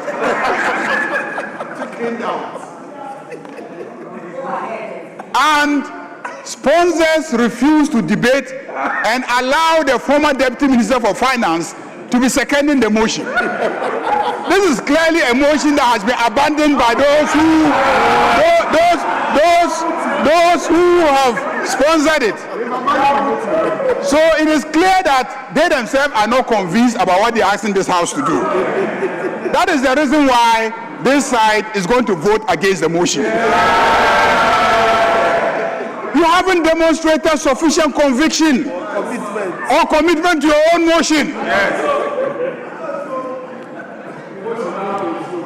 Mr. Speaker, it is even pathetic that this motion, which you have been putting pressure on Mr. Speaker, he must take your motion, he must take your motion. Mr. Speaker has today decided to come and sit and take your motion. And look at the number of people who are sitting here. And you know that the motion is going to succeed on the basis of numbers. Even though we know that you don't have the numbers, but show conviction and commitment by all of you coming to vote. At least let's see your 87 here. Even though we know that you will never win, but show commitment. So one, the sponsors of the motion have abandoned it. Those who were here and could have moved it refused to move it. Then your side has decided to be conspicuously absent. 27 of you have counted. I have counted out of 87. Clearly, you are not committed to your motion. But, Mr. Speaker, they have even told us over what period of time they want us to investigate. Say that this House, pursuant to blah, blah, blah, should establish an ad hoc committee to investigate the gold for reserves scheme. To investigate the gold for reserves scheme. Since 1992. When is this House, when has this House really, been turned into an investigator of schemes? Investigator of schemes. Somebody has designed his scheme. They say we should go and investigate it. Mr. Speaker, and when I listen to the arguments are so flawed, so porous. Why do I say so? You are sitting and discussing laws. You only discuss laws when somebody is embarking on a profit-making business. If you are embarked on a profit-making business, then questions of profit and loss will arise. Gold for reserves was not designed as a profit-making business. It was not. Gold for reserves is designed as a mechanism for enabling us to harness the opportunities that exist in our domestic gold production, to create reserves, to deal with macroeconomic issues where we will actually make the profits. Look at this report, Swiss Aid. Swiss Aid did a study on our gold exports and said that over a 5-year period, 2019 to 2023, 229 metric tons of gold gap between Ghana's officially recorded exports and the gold import figures reported by trading partners. So they took the trading report of the UAE and then took our report of exports of small-scale mined gold and discovered that over 2019 to 2023, over 229 tons gap between what we reported as what we exported and then what UAE reported as gold coming to Ghana, to UAE from Ghana. So what does that mean? It means that there is smuggling, or there was smuggling going on. So we as a country were not benefiting from the proceeds of the 229 tons. And that is billions of Ghana cedis. Because one ton is about $98 million. So multiply 98 million by 229. And that gives you an indication of the losses that we as a country were recording, the quantum. So gold for reserve was designed to provide incentives to the miners so that they no longer sell to smugglers, but they sell to a state gold trading entity, and that is Gold Board. Now, when you design a system like that, there will be cost. There will be cost. What is the cost? You don't want the gold miners to sell to smugglers. Smugglers will go and offer the gold miners higher incentives. So you have to price yourself in such a way that they will be incentivized to sell the gold to Ghana Gold Board instead of selling to smugglers. That incentivization mechanism will create some cost for the scheme. And that is what is recorded as loss. Even the IMF, in the so-called report, admitted that when it comes to overall benefit, the economy benefits enormously. The city has been stabilized, and we have accumulated huge reserves as a result of the scheme. So there is no loss, there is cost, and you cannot benefit without making some, incurring some cost. So, Mr. Speaker, I think that it is wrong to continue to mislabel what has happened as a loss. It is a transaction cost. And for every good thing that you enjoy, there is a cost. As we speak, Mr. Speaker, we are enjoying a very stable city. There is a cost. There is a cost. The stability of the city, the benefit, that is a cost that we have to pay in order to enjoy the stability that we are enjoying. The inflation, which has come down from where it was about 50% before this, G for gold reserve started. The inflation that has come down to single digits, that is a benefit. There is a price to pay. When you say there is a loss, you must accumulate all these benefits and show this House that $240 million cost is too dear to pay for this benefit. Fuel prices have been stable and have started even coming down. Food prices came down significantly. According to the Alliance for Green Revolution, food prices came down by over 36%. Cement prices came down. Still down. Electricity has started coming down. Yes, it has started coming down. Mr. Speaker, all these benefits, you must quantify them and convince Ghanaians that if we pay just $240 million in order to gain over $300 billion, that we are incurring a loss.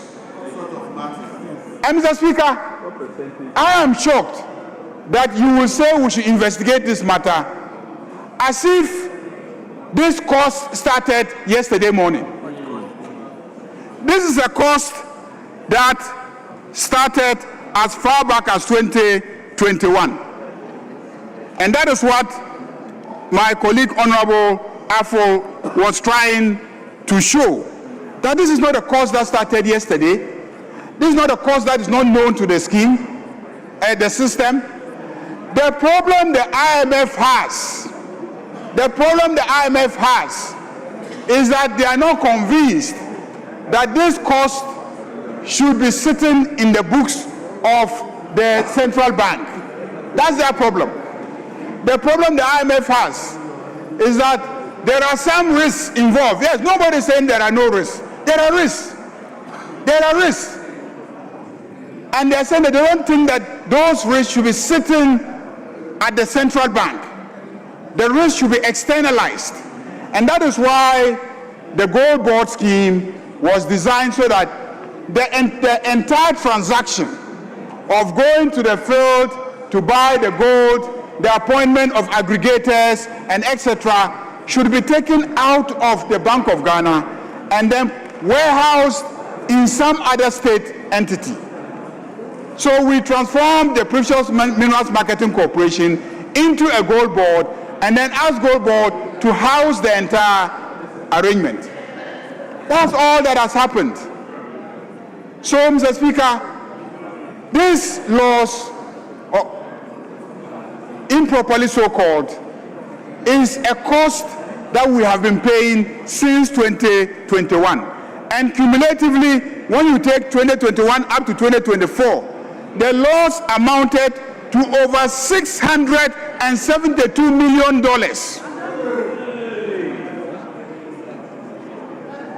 And that is a CD equivalent of 7.1 billion Ghana cedis. You are sitting here and telling me what $214 million can do. Tell me what $672 million can also do. $672 million could have constructed the roads. You are talking about Agenda 111. If you were not losing 672 million as trading losses, and you had put that money in the completion of the Agenda 111 project, will we still come and meet uncompleted hospitals? Mr. Speaker, and I hear arguments that the Gold for Reserves initiative is leading to environmental problems. Mr. Speaker, environmental problems. I am surprised that you'll be arguing about environmental problems because you created a greater mess when it came to the exploitation of the environment. When we assumed office, we had to arrest all those excavators that known party leaders had imported and were using to damage the environment unreasonably. They took over our forest reserves. We've had to fight relentlessly to save our environment, our forest. And today, you are telling us that Gold for Reserves is creating environmental damage. Mr. Speaker, the cathedral that you took over $80 million and dug the hole and left mosquitoes to be breeding there and causing malaria. Honorable Majority Leader. You don't see that. Honorable Majority Leader. Please. Once you are looking straight into the eyes of your colleague on his feet, he wants to intervene. So let's listen to him. Mr. Speaker, the Majority Leader. Just a few minutes. First Deputy Speaker to take the chair. Mr. Speaker, you come back to preside over the vote. Yes. I'll come back. Mr. Speaker, happy to hear that. Mr. Speaker, I'm happy to hear that you will preside over the voting.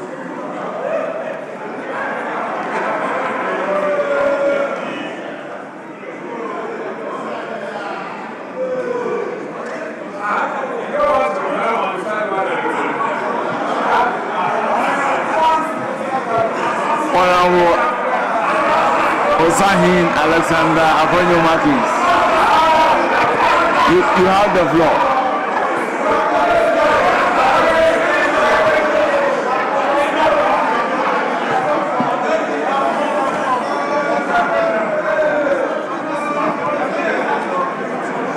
You have the floor. Mr. Speaker.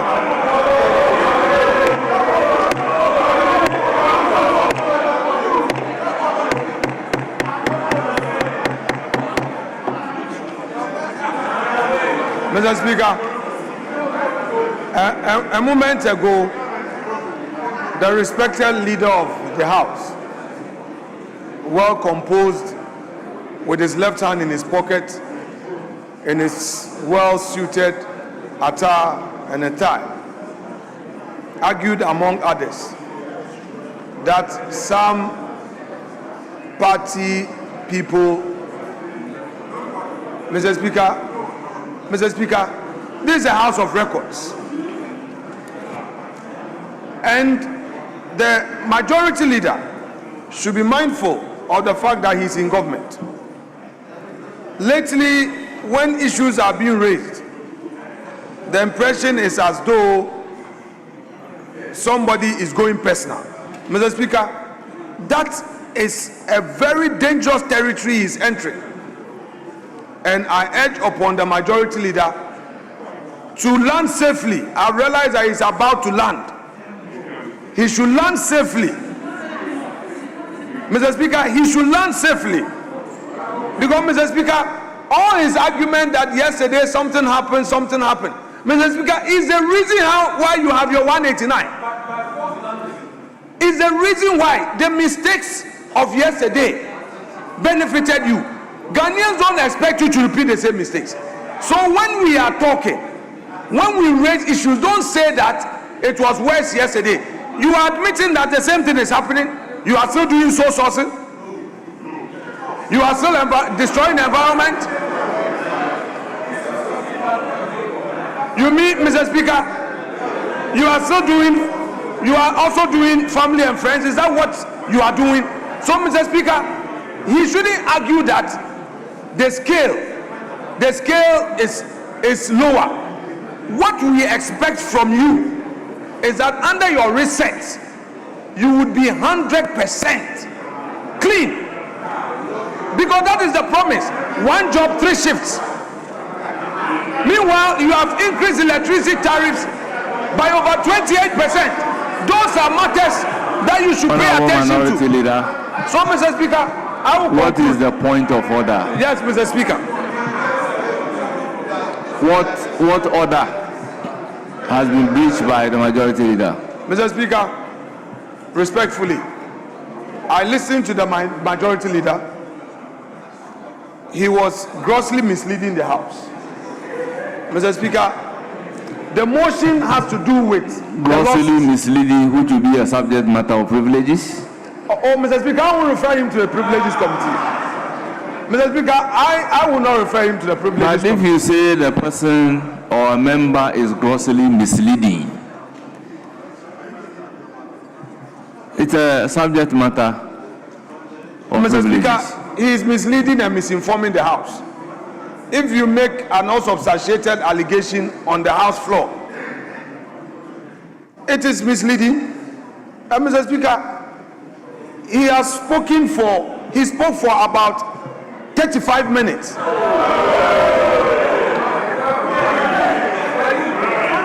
Mr. Speaker, 35 minutes. And Mr. Speaker, they said they were in a hurry. They didn't want us to take more than even 5. So why is the majority leader saying all that he's saying? 35 minutes. You said the issues are already known and that Eric Afu's submission alone is enough. If it is so, why you want to delay to populate the chamber with a lot more of your people? You are a government of probity and accountability. So you want to do so. I'm not. Mr. Speaker, I'm not. Honorable Minority Leader. And that's what he wants to do. I do not see any breach of our standing orders on the part of the Majority Leader to warrant a point of order. Mr. Speaker, I yield to you. So, Mr. Speaker, your ruling is always right. Yes. I yield to you. Majority Leader, you have the floor. But he must take a cue. He's spoken for 35 minutes.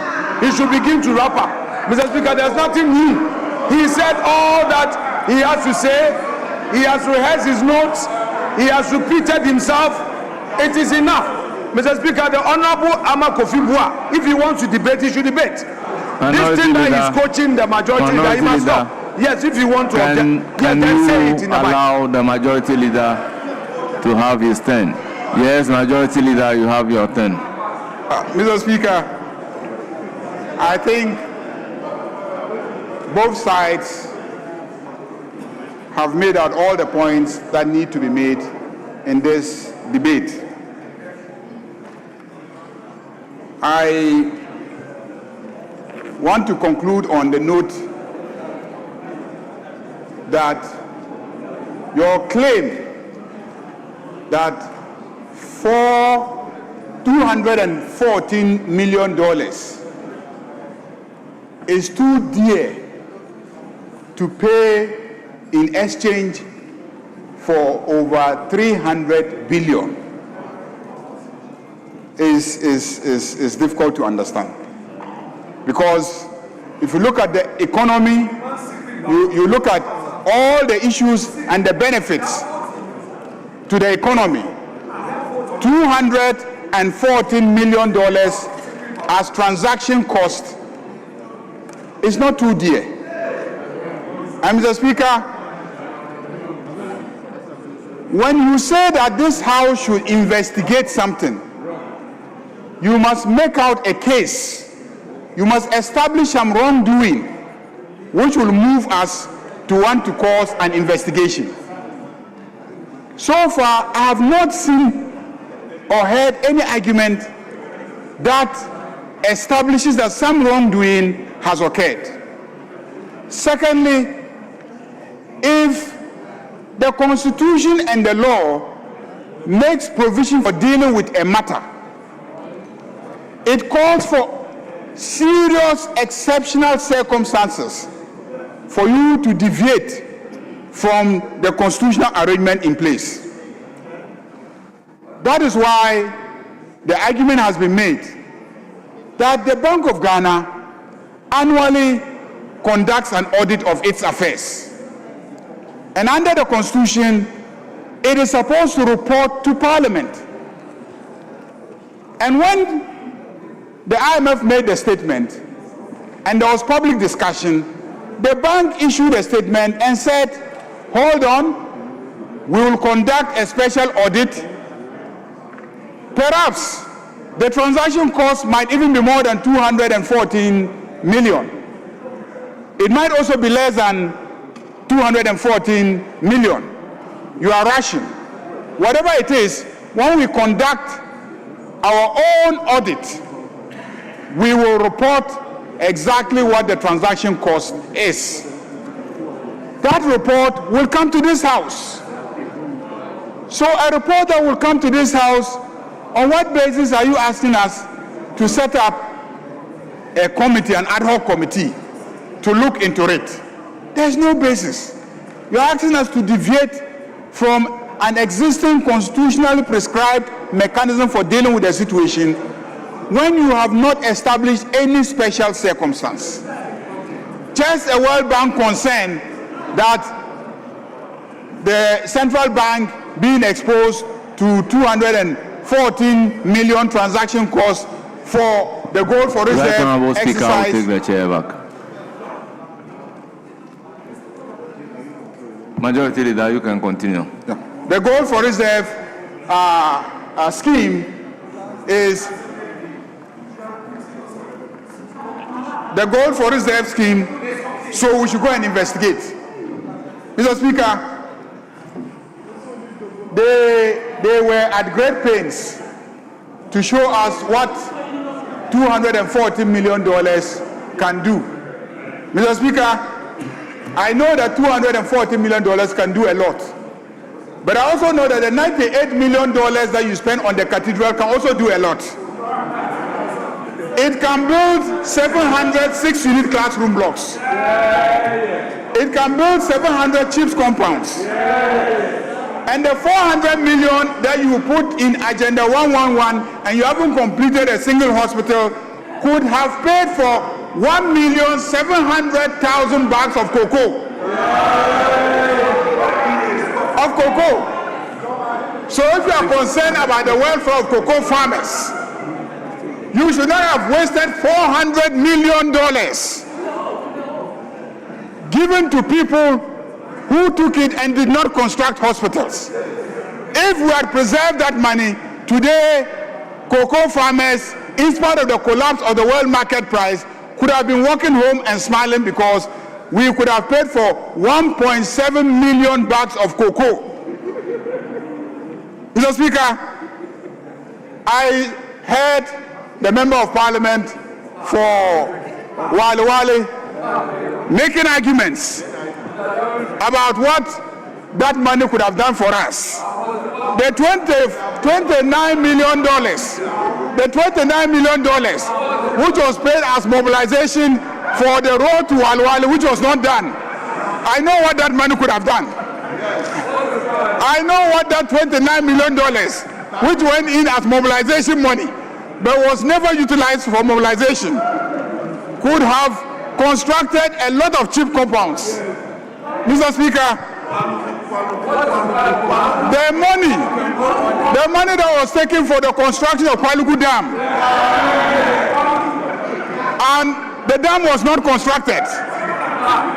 Mr.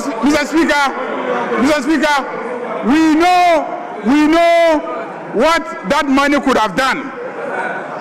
So since today, you are getting to know what $240 million can do, even though that $240 million is raking in huge benefits.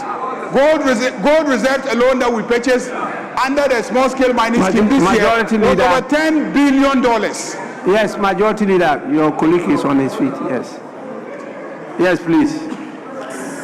Speaker, with respect, on the issue of Palugu Dam, the Minister of Energy and Green Transition, at the public hearing of government assurance, clarified this matter on public record.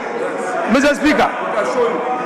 Speaker, the majority leader is grossly misleading this house. Mr. Speaker, the issue is relevance. Mr. Speaker, relevance. The principle of relevance must be applied here. What is the issue at stake? He has moved away from the huge losses and talking about matters not related to the subject matter. Mr. Speaker, he is a practitioner of the law. He knows that when a subject matter is before Parliament, all those debating must limit themselves to the subject matter. Mr. Speaker, over $700 million is at stake. And instead of focusing on the issue, Mr. Speaker, he is rather filibustering to get more of his numbers with one aim, to come and vote against this motion. The very party that believes in probability and accountability, Mr. Speaker, besides he's made all his point, he is now repeating himself. He's spoken for over 40 minutes. I don't know what else he's going to say again. He should let the House take a decision, and we demand a secret ballot. Because, Mr. Speaker, we know there are people in this chamber who, when given the opportunity to secretly exercise their mandate, they will vote for this motion to be carried for us to set up an ad hoc committee. Mr. Speaker, we demand a secret ballot. Yes, Majority Leader, please continue. Mr. Speaker, let me conclude by quoting the Bank of Ghana Monetary Policy Committee press release, which is dated 18th March 2026. And everybody pay attention. Everybody pay attention. After spending $214 million, after spending $240 million, the central bank says that at page 2, last paragraph, the external sector remains strong at the start of the year. The trade surplus improved to $3.7 billion United States dollars in the first 2 months, compared with $2.1 billion during the same period in 2025, driven by higher gold export earnings. Is that okay? Driven by higher gold export earnings. So we managed to push our trade surplus to $3.7 billion United States dollars. driven by higher gold exports, earnings, and modest import growth. Gross international reserves increased to 14.8 billion United States dollars, equivalent to 5.8 months of import cover as at February 2026, up from 13.8 billion, that is 5.7 months of import cover at the end of December 2025. Reflecting the strong external sector, the city has remained relatively stable.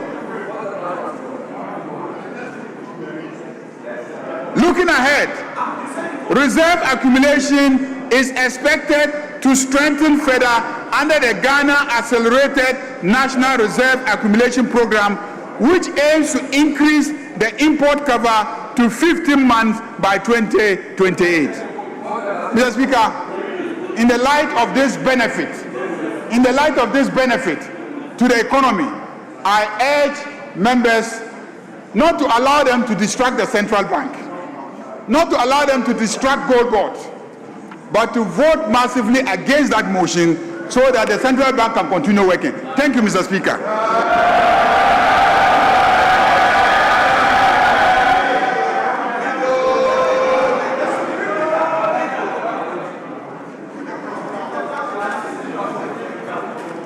Honorable members, at the conclusion of the debate, I put the question. And the question is that those in favor of the adoption of the motion numbered 46 on the order paper, say aye.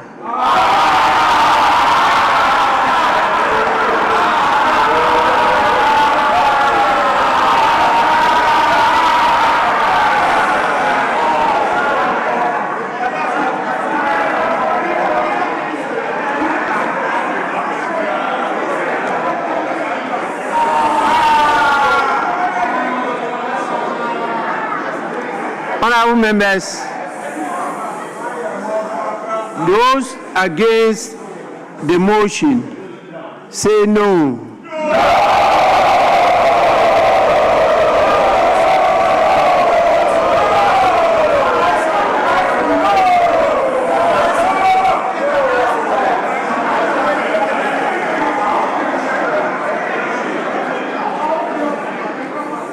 Honorable members,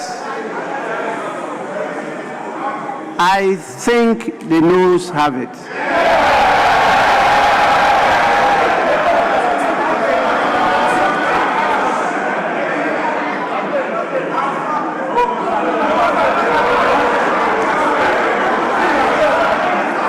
Yes, Minority Leader.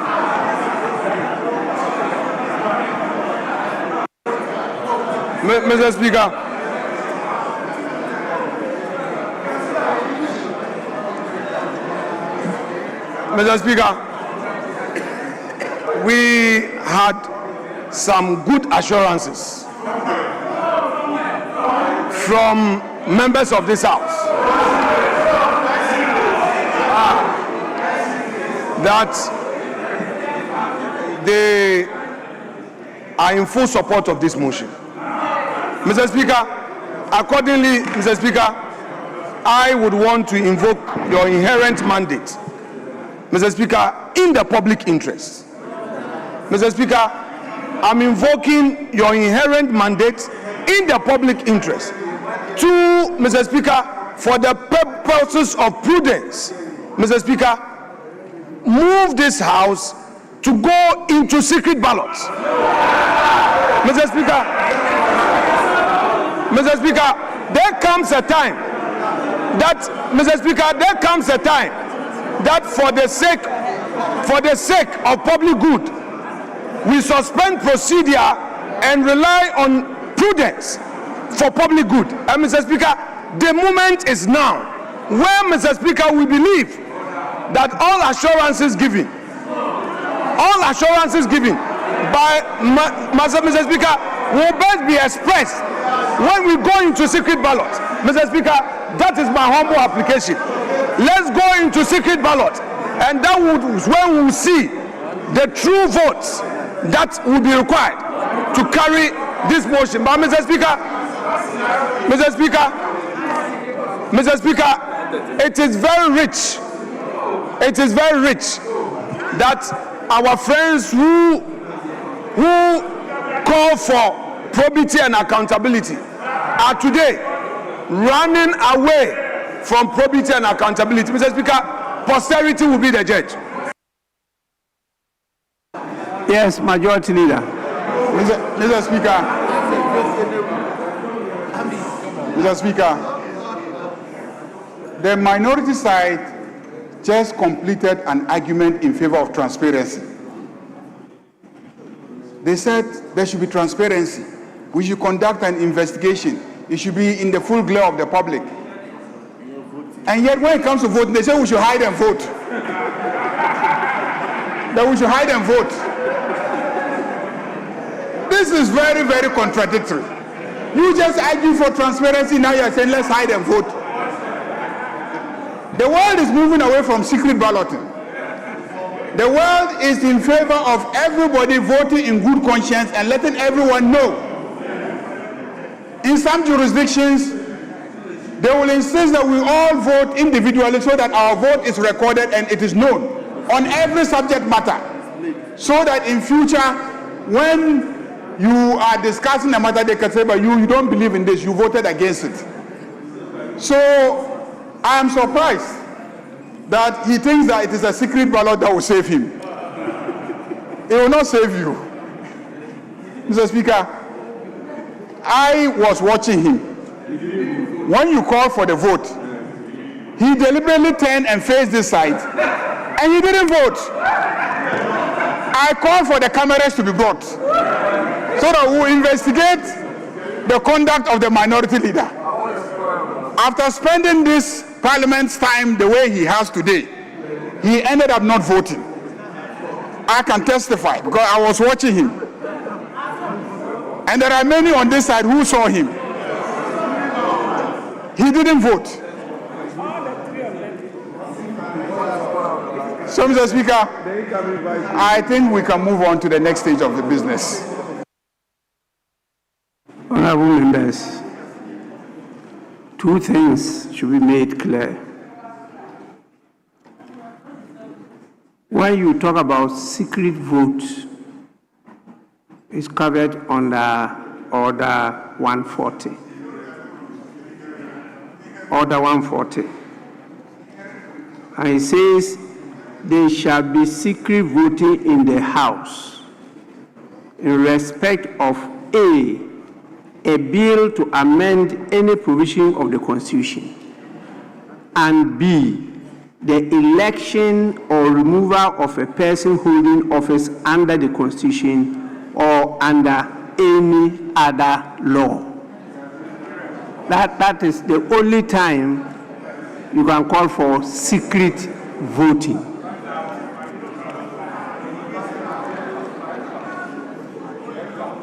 In this particular case, the nearest you can rely on is Order 154.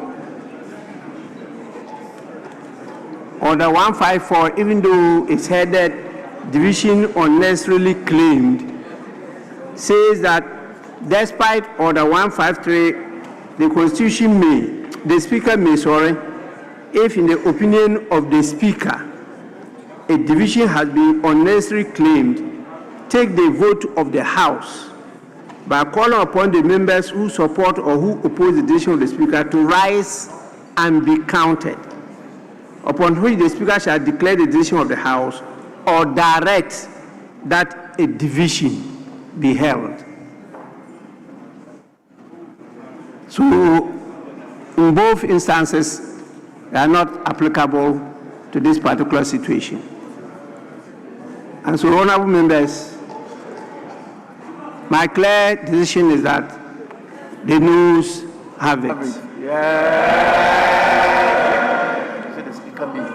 We will now move on to the conclusion of the business of the day. And before I do that, I want to make an announcement to invite all members to the official launch of the 3rd edition of the Democracy Cup project. And that is scheduled to take place on Tuesday, 31st March 2026 at 11 a.m. at the DF Annan Auditorium. The Democracy Cup project, launched in 2024 under the esteemed auspices of my good self, has become a significant platform for promoting democratic values through sports and public engagement. The 2025 edition attracted notable public interest and enhanced Parliament's outreach, especially among the youth and civil society. In fact, we were blessed with the presence of His Excellency the President himself, and we had a large presence of private sector players. And KGL undertook to sponsor the project for 4 good years. So the 3rd edition aims to expand on this success by boosting stakeholder participation and further solidifying the Democracy Cup as a prominent event on Ghana's national sporting and democratic calendar. Honorable members, your presence and participation at the launch will be greatly appreciated as we continue to strengthen this legacy initiative that promotes unity and democratic engagement. In fact, I had the opportunity, together with the chairman and the ranking member and another member of the sports committee, to travel to Leeds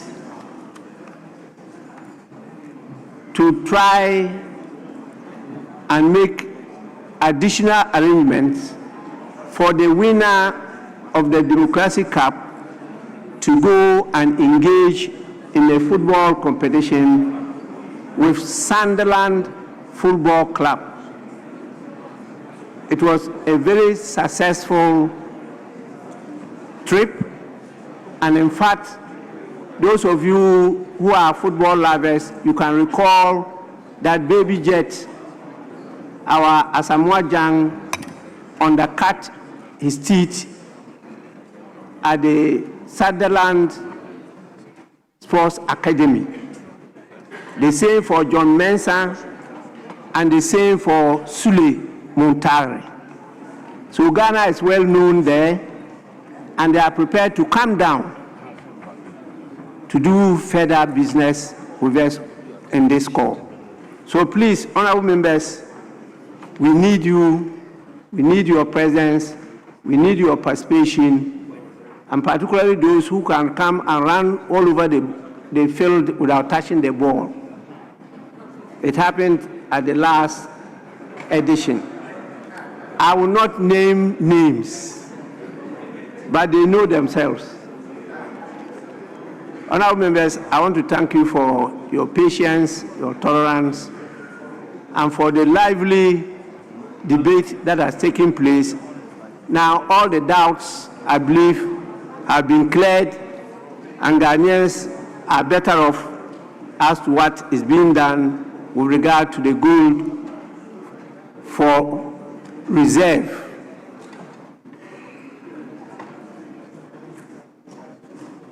I want your leaders to make their concluding remarks, and then I just read a paragraph or two and call on the official reporting to capture my speech.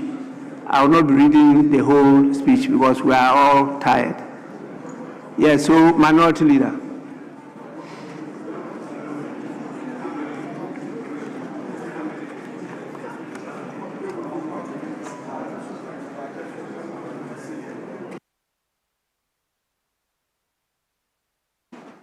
Speaker, I think I would follow your example by also dealing with the key points in my written closing remarks. So, Hansard, with your leave, would capture the entire report. Speaker, this is a glorious day for all of us in this chamber. As you rightly observed, we've come to a conclusion of a debate on an important national issue, and as Democrats, we accept the outcome of the vote.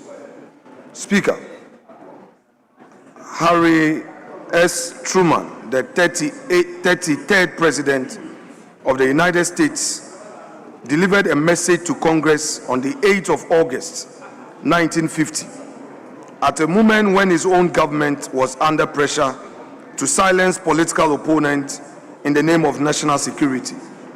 This is what he had to say, quote, "Once a government is committed to the principle of silencing the voice of opposition, it has only one way to go, and that is down the path of increasingly repressive measures until it becomes a source of terror to all its citizens and create a country where everyone lives in fear," end quote. Mr. Speaker, this describes exactly what happens when a government makes mistakes and its majority for a mandate to go unchallenged, and they describe exactly why a vigilant minority is not an inconvenience to democracy. It is democracy's most necessary instrument.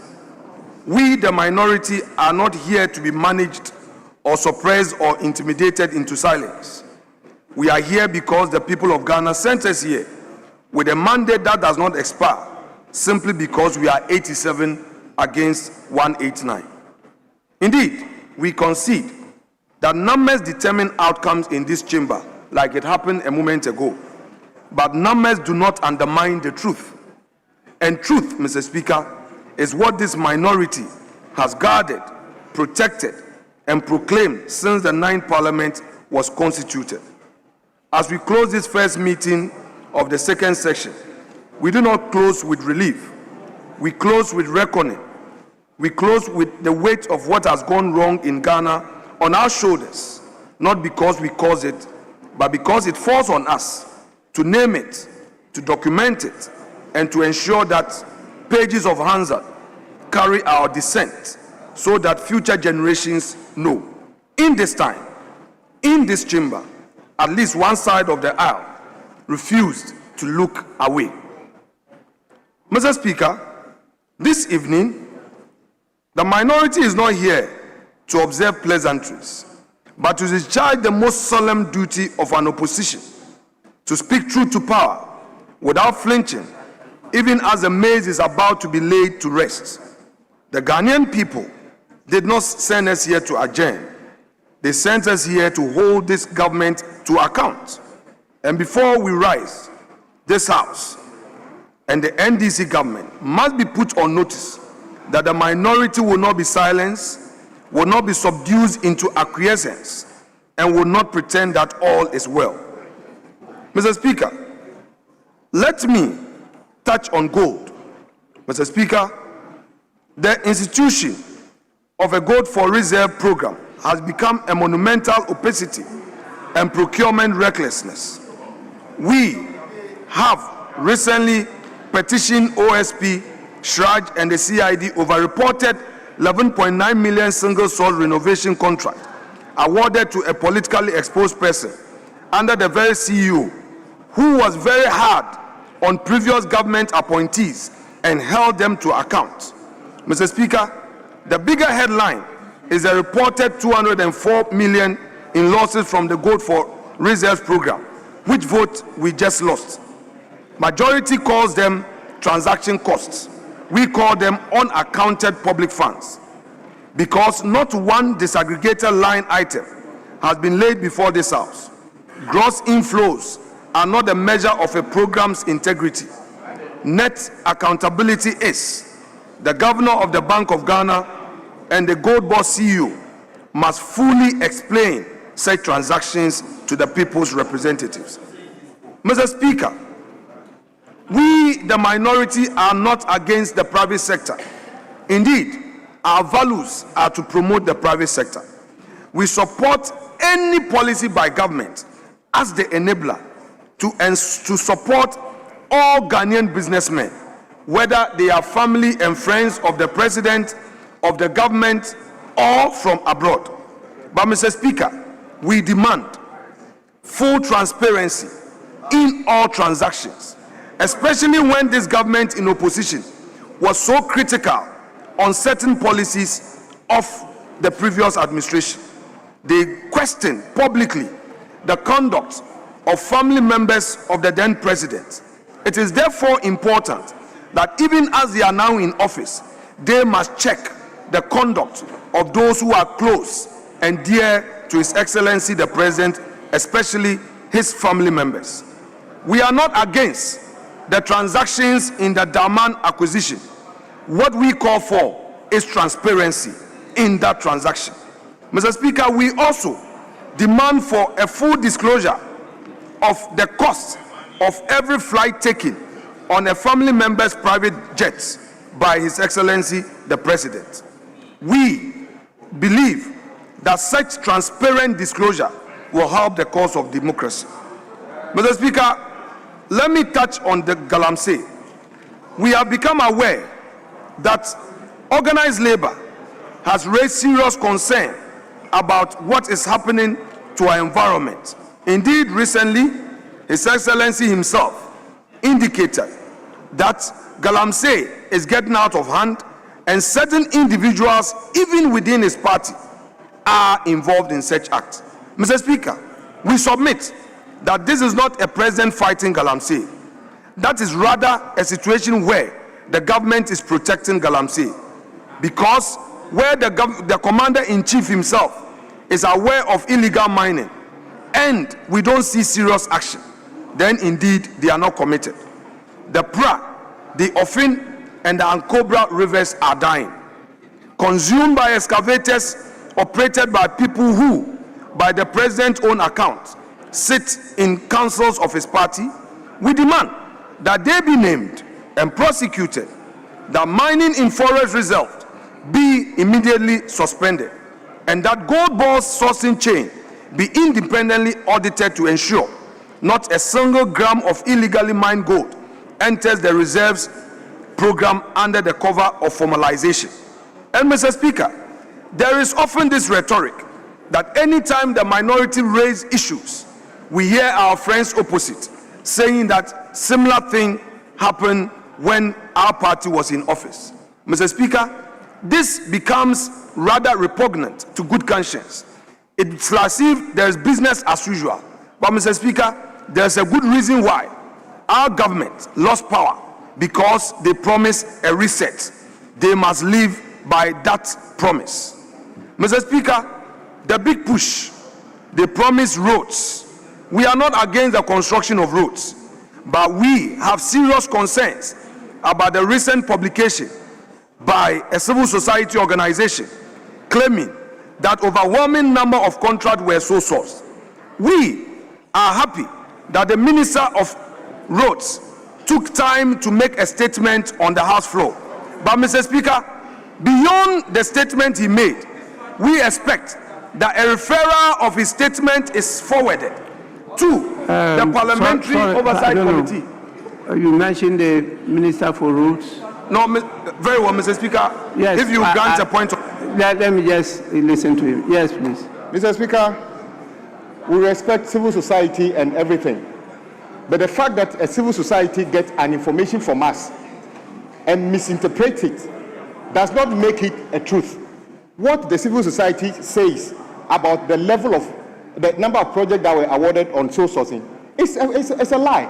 And we put the information out there. So the leader, the leader and the respected leader should align with what the official position is. The fact that the civil society put something out doesn't mean that it's true. They are not engineers. When they put out things that a cost per kilometer is something, are they engineers? So, Mr. Speaker, I agree on the point they are making, that as far as they are concerned, what we said was that there will never be a sole sourcing. So, Mr. Speaker, let the record bear us out. What Fourth Estate put out there is not true. Indeed, if we want to do in percentage terms, over 400 projects awarded were through full competitive bidding. The civil society organization ignored those ones. So you are a leader in this house, align with the official position. They cannot misinterpret the information we gave them, and you decide to dwell on that. Okay, it's politics. Go ahead and say that you believe them rather than the official position of the house. Then the next day, the minister answers question here, be waiting for the one that will come from civil society. Mr. Speaker, I feel strongly about this. The government of President Mahama has set a higher standard in terms of procurement, a standard we've never seen at the Ministry of Road and Highway. And let that be the record, Mr. Speaker.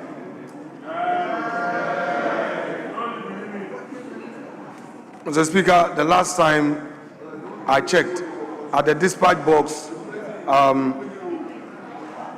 point of order is not really raised against a leader. And I believe that the respected Minister for Roads could have channeled his concerns to the majority leader to deal with it. But, Mr. Speaker, that said, the contention of the minority is to the effect that having taken the bold step to make a ministerial statement right here in this chamber, the referral of the statement be made to the appropriate committee of the House to interrogate the matters. And, Mr. Speaker, I believe that when the appropriate committee of the House is given the mandate to interrogate the matters, those civil society organizations or that particular organization will have the opportunity to make a representation. Mr. Speaker, that is what we believe must be done.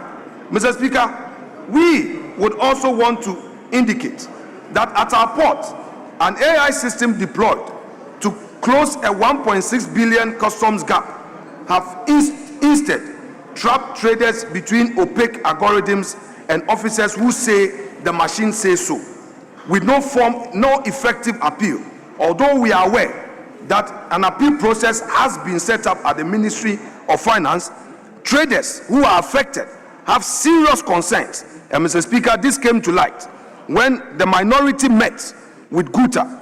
Mr. Speaker, this parliament has never seen the source code, the training data, or a published audit of the AI's decisions. We cannot audit the algorithm. We cannot trust the algorithm. Meanwhile, Guta members tell us that Ghana's cascading VAT architecture, standard rate layered on GetFund, NHIS, and COVID levies, is condemning compliant businesses to ruin while informal sector pays nothing. This is a death spiral of fiscal policy. It demands structural reform, not cosmetic adjustments. Mr. Speaker, again, the minority takes note that on Wednesday, the UN General Assembly passed a 123 vote to 3 with 52 abstentions, a resolution recognizing transatlantic trade as a grievous crime against humanity, championed by Ghana and AU at the UN headquarters in New York. We celebrate this. We note that under Nana Addo Dankwa Akufo-Addo's leadership, substantive engagement with reparations started long before this resolution. But the moral authority is not won only in Geneva and New York. It must be won in Kumasi Central Market, in the cocoa farms of Ashanti, at the tomato stores at Agbogloshi. A government that speaks boldly about historical bondage at the UN while binding its own farmers with bad prices, bad contracts, and bad governance has not earned that authority. We beg to submit that it has borrowed it. Mr. Speaker, our farmers are under siege. On 16 March, Burkina Faso suspended all tomato export to Ghana, an expression of its own sovereignty. Our quarrel is not with Ouagadougou. our quarrel is with this administration.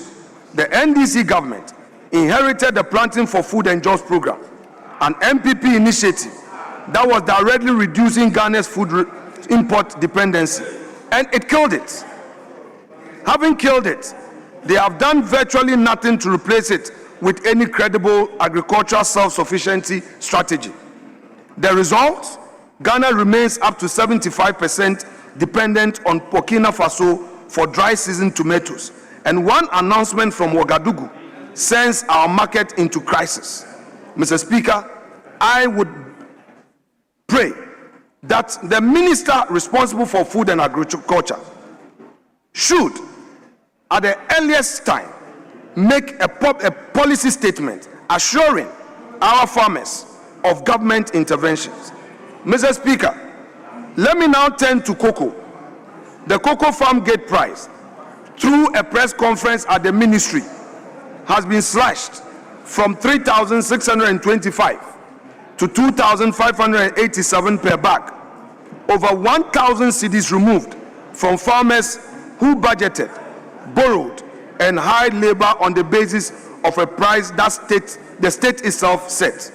Mr. Speaker, cashew farm gate price has been cut by 20%. We told farmers to diversify into cashew, and then at the very moment of harvest, we sliced their price by 1/5. This is not a diversification strategy. It is a diversification of rural hardship. The government must convene emergency dialogue with farmer cooperatives and return to this House with a price stability framework that does not simply offload world market volatility onto the backs of the rural poor. Mr. Speaker, security on our roads and the lives we owe. On this score, I submit on behalf of my colleagues that this House must confront two crises of fiscal safety. First, security. Mr. Speaker, in Sampa, in the Bono region, and in Kwanta, in the Oti region, communal hostilities have reignited with ferocity that endangers lives and mocks the idea of a state with a monopoly on legitimate force. Temporary ceasefires are not enough. We call for immediate, sustained state intervention. Security services, the National Peace Council, traditional and religious authorities, and for the Defense and Interior Committee, as well as the Security and Intelligence Committee of this House, to treat both flashpoints as urgent business in the next sitting. Mr. Speaker, second, our roads. According to the Daily Graphic, road crashes killed 2,949 people in Ghana in 2025, the highest toll in 35 years. Our own colleague, Honorable Haruna Idrisu and Honorable Mohammed Adam Suparu, were involved in the same near-fatal crash. We are grateful they survived. But 2949 families were not so fortunate. This is governmental and institutional failure. We call on National Road Safety Authority, the DVLA, Ghana Highway Authority, and the MTTD of the Police Service to put in place a sustained mechanism well funded by government in ensuring that our roads are safe. Mr. Speaker, let me also turn to Charles Emisa, that 29-year-old man, that engineer at Proceedable, on his way home to Adenta on a red motorcycle, struck by hit-and-run driver at the Kwame Nkrumah Circle overpass. An ambulance came, it went to one hospital, turned away, a second turned away, a third turned away. Charles Emisa died in the back of that ambulance. I raised this matter from this House floor on 24th of February. Mr. Speaker, you graciously directed the Committee of Health to probe and revert to the plenary within 3 weeks. We are rising today. The committee has not reverted. Charles Emisa's family is going into Easter without answers. When we reconvene, that report must come first. Justice for Charles is not optional.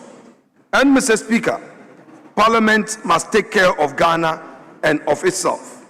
On this point, let me say that the minority has faced systematic opposition from the majority in effort to investigate major national issues at this sitting.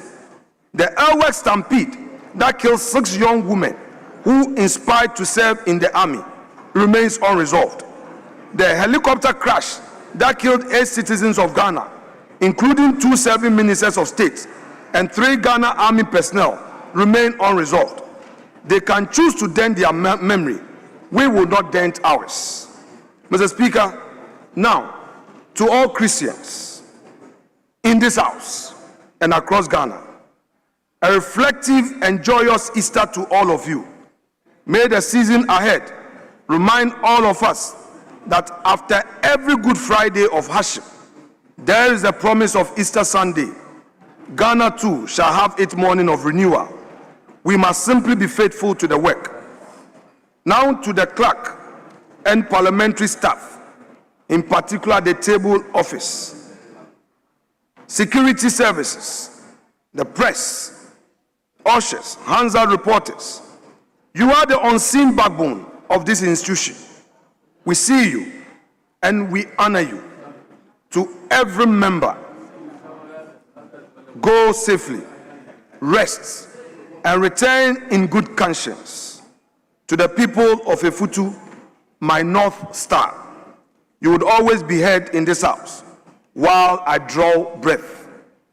Majority Leader and your colleagues in the majority leadership, we have disagreed. We have had times that we debated and the temperatures rose. But at the heart of this was the national interest. I wish you well during this recess. And to my own colleagues in the minority front bench, what will life be without you? As a leader, I rely on you for the very energy in the discharge of my duties. I say a big thank you to you, Mama Pat, Deputy Minority Leader. A big thank you to you, Chief Whip, my respected colleague, Arno Dompre, Honorable Habib Idrisu, and the new star on the block, Jerry Ahmed Shaib. Mr. Speaker, and to all my colleagues in the minority caucus, I say a big thank you to you. You've done well, you've discharged your duties, particularly the front first-timers. You have done exceedingly well. You are able to move motions. You are able to participate actively in legislation. You debate in spite of all the intimidation and heckling. You stand your grounds. Kudos to you. Keep working hard. The future is bright. 2028 is ours. Mr. Speaker, and to all Ghanaians, the farmer holding a price slip that says his labor is worth less than he was promised, the family in Sampa and in Kwanta praying for peace, the family of Charles Emisa waiting for justice, the 249 families who bury someone on road that should have been saved. We see you. We, the minority, fight for you. We will not stop. The minority's relentless oversight is not partisan tantrum. I repeat, the minority's relentless oversight is not a partisan tantrum. It is an act of care for this republic. We probe because public money belongs to the public. We demand because silence in the face of waste is itself a form of corruption. We will be back. We will be rested. And we will be ready. Mr. Speaker, whilst thanking you, especially for finally seeing us through this motion, we pray that the outstanding motions, particularly that which has to do with our appeal on the mass dismissals as a result of the Chief of Staff's directive to the various ministries and agencies, will be taken upon our arrival. Those who have been who lost their jobs as a consequence of that letter have their constitutional right to employment, far right, and we believe that they must be reinstated. Mr. Speaker, that said, I wish you the best of health. I wish you a happy Easter. May God grant you that wisdom to direct the affairs of this house. And the reforms you've made, Mr. Speaker, if not appreciated today, I do say that posterity will be kind to you. Mr. Speaker, we have our disagreement, but all in all, we appreciate your industry. Thank you very much indeed.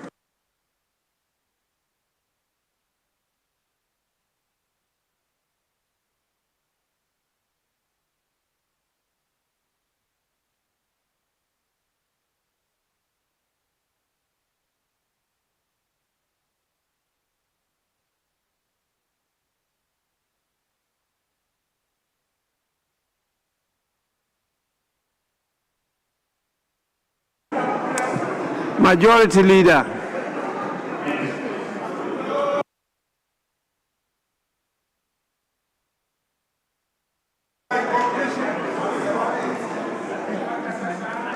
Right Honorable Speaker,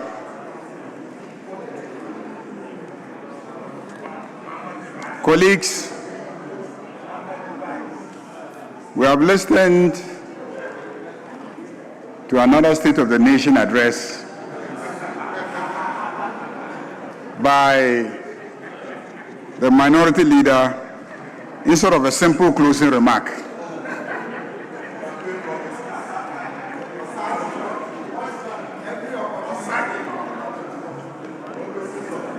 When he became a leader, he was handed 137 MPs. He went into an election and emerged with 87 MPs. And he's so confident that 2028 is for them.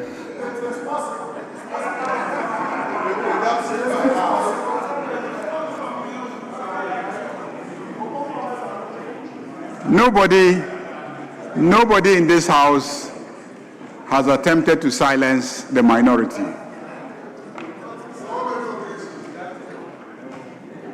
Indeed, the records will show that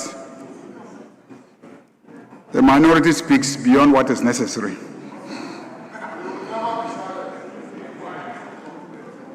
I've also listened to the Minority Leader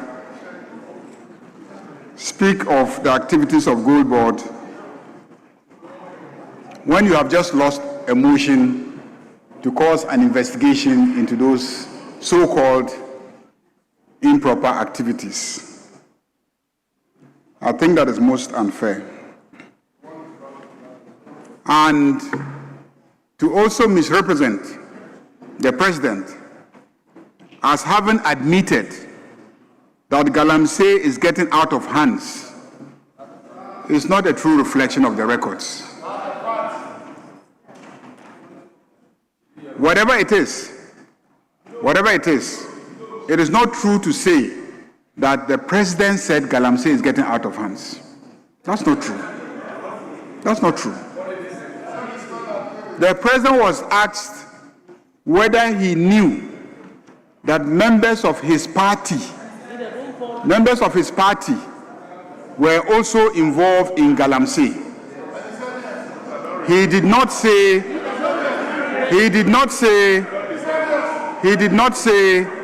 that Galamsey is getting out of hands. And I don't expect the Minority Leader to so misrepresent the President.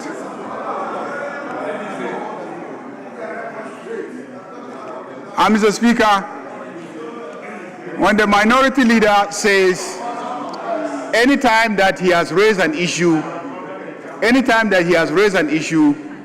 we have referred back to the records of the NPP. And so we are not establishing a difference between the NDC and the NPP is also inaccurate. When you bring a motion calling for an investigation of transaction cost of 214 million, the reason why we will reject your motion is because whilst we're incurring even higher transaction costs without benefit to the entire economy, we are incurring costs and it is bringing benefit to the people of the country. That is the difference. And it is also not fair to misrepresent the situation regarding the procurement of road contracts in the country. The Minister for Roads has already responded to that. Mr. Speaker, I am most grateful for this unique opportunity to make these remarks as the House proceeds to adjourn sine die, bringing to an end the first meeting of the second session. My first appreciation goes to the Almighty God for giving us the strength to always undertake our mandates as the elected representatives of the people. I also commend the Right Honorable Speaker and your able deputies for always guiding the House, sometimes through turbulent, tumultuous times, to undertake its duties. To my colleagues in leadership, your dedication throughout this meeting has been remarkable, although it came with its challenges. Your resilience and commitment ensured that deliberations remained purposeful. In the face of differing views and demanding circumstances, you demonstrated the leadership to support the Right Honorable Speaker to steer this meeting to a meaningful and productive outcome. I also take this opportunity to highly commend honorable colleague members of Parliament for both sides of the aisle for the spirit of patriotism and commitment portrayed in helping attain the reset agenda as envisioned by President John Dramani Mahama. Mr. Speaker, grief befell the House when on 4th January 2026, we woke up to the news of the sudden demise of the Honorable Member for Ayawaso East Constituency, Alhaji Nazar Ture Mahama. Alhaji Nazar Ture served on the ticket of the National Democratic Congress and was serving his 4th term when Allah called him to glory.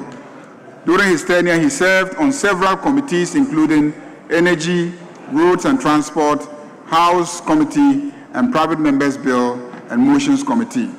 He was widely regarded for his commitment to constituency development and grassroots engagement. Again, let me repeat, our deepest condolences go to his family, the NDC fraternity, and all who knew him, and he will be dearly missed. Following the demise of our honorable colleague, the Clerk to Parliament, acting on the instructions of the Right Honorable Speaker, informed the Electoral Commission of the vacancy. The Commission conducted a by-election on 3rd March 2026, which was fiercely contested and subsequently won by Honorable Baba Jamal, who is now representing the good people of the constituency. I dare say that although this meeting has been brief as compared to others, commencing on Tuesday, 3rd February, and ending today, which is Friday, 27 March, the House undertook various businesses, both public and private, with immense dedication and commitment. The House held 33 sittings within an 8-week period. Mr. Speaker, the President, acting in tandem with Article 67 of the Constitution that mandates the President at the beginning of each session of Parliament and before a dissolution of Parliament to deliver to Parliament a message on the state of the nation, fulfilled this constitutional imperative on 27 February 2026. His Excellency the President delivered a message that reflected the true state of the Ghanaian economy, one that is filled with hope, optimism, confidence, and goodwill to the Ghanaian populace. As per the conventions of this August House, His Excellency the President's message was duly debated as a listening leader, he took inputs from the debates that ensued to help guide policy. Again, the good people of this country listened to the various debates that resulted from the message delivered by His Excellency the President, and as discerning citizens were able to sift truth from propaganda, information from misinformation, and disinformation. Mr. Speaker, kindly indulge me to highlight some of the businesses transacted by the House during this meeting. 16 bills were presented to the House, out of which 9 were passed, with 8 being at in fact 10 were passed, with 8 being at various levels of the bill process. The bills that have been passed by the House during this meeting are the almighty 24-Hour Economy Authority Act, the Education Regulatory Authorities Amendment Act, Ghana Deposit Protection Amendment Act, Growth and Sustainability Levy Amendment Act, Security and Intelligence Agencies Act, University of Engineering and Agricultural Sciences Act, Value for Money Office Act, Legal Education Reform Act, Ghana Investment Promotion Authority Act, and the Advisory Council Act. Mr. Speaker, as I already indicated, the following underlisted bills are at various levels of consideration: the Ghana Cocoa Board Amendment Bill, the Interstate Succession Bill, Human Sexual Rights and Family Values Bill, Constitution of the Republic of Ghana Amendment Bill, Value for Money, no, that has been done, Community Service Bill, and the Maritime and Related Offences Bill. 3 instruments were presented to the House. 4 instruments were presented to the House, two of which were presented in the 3rd meeting of the first session, and they came into force this meeting. These instruments comprise the Public Procurement Threshold for Approving Authority and Procurement Methods Regulations, Minerals and Mining Royalties Regulations, Education Regulatory Bodies, National Teaching Council Regulations, Road Traffic Regulations, the National Identity Register Regulations as well. On resolutions, the House during this meeting passed resolutions for the ratification or approval, which comprise the following: 1 Master Gas Agreement, 2 contractual agreements, and 1 mining lease agreement. During the meeting, the House considered and approved the following disbursement formulas: the proposed formula for disbursement of the National Ghana Medical Trust Fund, proposed formula for disbursement of the National Health Insurance Fund, proposed formula for disbursement of the Ghana Education Trust Fund, proposed formula for distributing the District Assembly's Common Fund for the year 2026. Mr. Speaker, during the meeting, 59 statements on various subject matters and government policies were taken, some of which necessitated being referred to subject matter committees for consideration and report to the House. More so, a total of 147 questions were programmed, out of which 8 were withdrawn. Out of this number, 5 were oral questions, with 142 being urgent questions, of which the various sector ministers availed themselves to the House to respond to them. Mr. Speaker, the following categories of business papers were laid before the House and accordingly referred to the appropriate committees for consideration and report: Budget Performance Report 1, Audit Committee Report 1, Auditor General's Report 1, and Government Policies 5. Mr. Speaker, let me kindly reiterate that this meeting has taken place against the backdrop of a dynamic national environment, one marked by economic recovery efforts, heightened public expectations, evolving social realities, and the enduring need to strengthen our democratic institutions. Despite these challenges, this House has demonstrated resilience, responsibility, and a firm commitment to the people of Ghana. On the economic front, we are all aware of the ongoing efforts to stabilize the macroeconomic environment, restore fiscal discipline, and promote inclusive growth. The passage of the 24-Hour Economy Authority Bill is a testament to the commitment of the government in addressing the issues of youth unemployment that has become a security threat to our nation. This is one of the most laudable initiatives since our attainment of independence that seeks to address the issue of unemployment head-on. Parliament has again played a pivotal role in scrutinizing and approving key financial policies and interventions aimed at reducing inflationary pressures, strengthening the cedi, and supporting productive sectors such as agriculture, industry, small and medium-scale enterprises. While progress is being made, we acknowledge that many Ghanaians continue to face economic hardships, and it remains our collective duty to ensure that the gains of recovery translate into tangible improvements in the lives of our people. Mr. Speaker, the strength of our democracy lies not only in the laws we pass, but in the spirit of cooperation, tolerance, and respect that we demonstrate in this chamber. While we may differ in opinion, our shared commitment to the national interest must always prevail over partisan considerations. Mr. Speaker, on the whole, we have had a fruitful meeting. It is significant to note that this House discharged our constitutional mandate effectively and efficiently. That notwithstanding this House was confronted with absenteeism and lateness to the chamber by some members that negatively affected our delivery, both in plenary and at committees. I therefore urge honorable colleagues to endeavor to live up to the responsibility entrusted to us by the citizenry. As we adjourn this meeting, I urge honorable members to remain engaged with their constituents, to listen attentively to their concerns, and to continue to serve with integrity and dedication. The confidence reposed in us by the people of Ghana must never be taken for granted. Mr. Speaker, in conclusion, I wish to commend my colleague honorable members for their hard work and patriotism. Let us return refreshed and even more committed to advancing the development of our dear nation when we reconvene. I will also express my profound appreciation to the men and women of the parliamentary service, led by the able clerk to Parliament and his deputies. You have been our faithful partners in this journey by providing us with both technical and procedural support. To the Parliamentary Press Corps, I say a big thank you for your continued support in bringing us closer to the people we serve. May God bless our homeland Ghana and make our nation great and strong.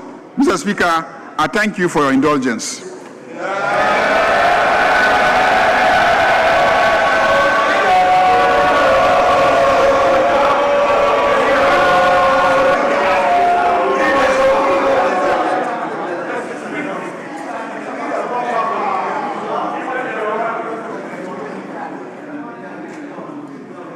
Honorable members,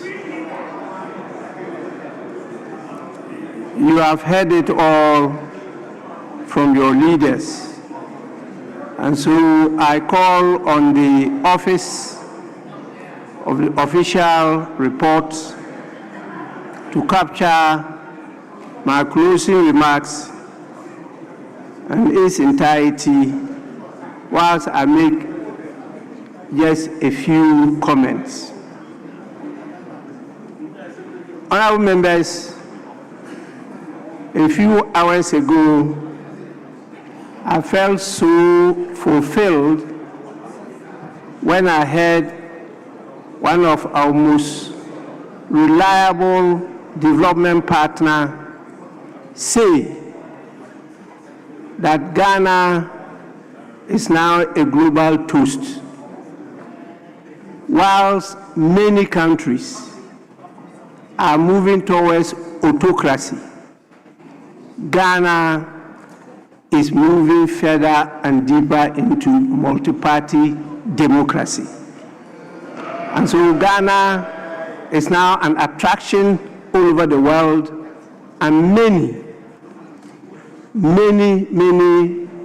investors are looking forward to invest in our country. I was so happy just a few hours ago. Honorable members, there's time for everything. A time to raise the curtains to commence the act of serious debate and policy making, and a time to draw the curtains on what has been a very invigorating legislative session. Honorable members, with your kind permission, as I have called on the official reporting to capture everything, I will simply say my concluding words. Soon, our Lord Jesus Christ will be nailed to the cross for our sins, including the sins of needless absenteeism and wanton lateness to parliamentary business. When Christ is buried, I pray that we bury these conducts with him. And when he resurrects on Easter Day, let this rebirth renew our zeal to die in the service of our nation. May the rising Christ bring peace and love to every heart and to every home in Ghana. With this, the House accordingly stands adjourned to a date to be communicated in due course. Honorable members, that resides in me.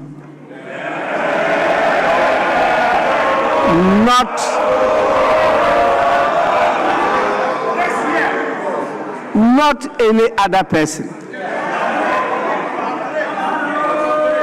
You must all guard against it, because immediately you mention a day, that is a good reason why the House will not open that day. I hope all of you will be as transparent as the Right Honorable Bagui, so that we won't have to fear each other. With this, I thank all of you for your contribution, and I'm happy we finally close the debate on this rather worrisome motion that has been hanging on our neck. I have had a lot of discussions with leaders on this matter, and finally today we've found solution to it before we recede to meet our people. I wish you all the blessings of the Lord, and please enjoy the Easter, but take time off to take care of your families too. With this, the House stands adjourned.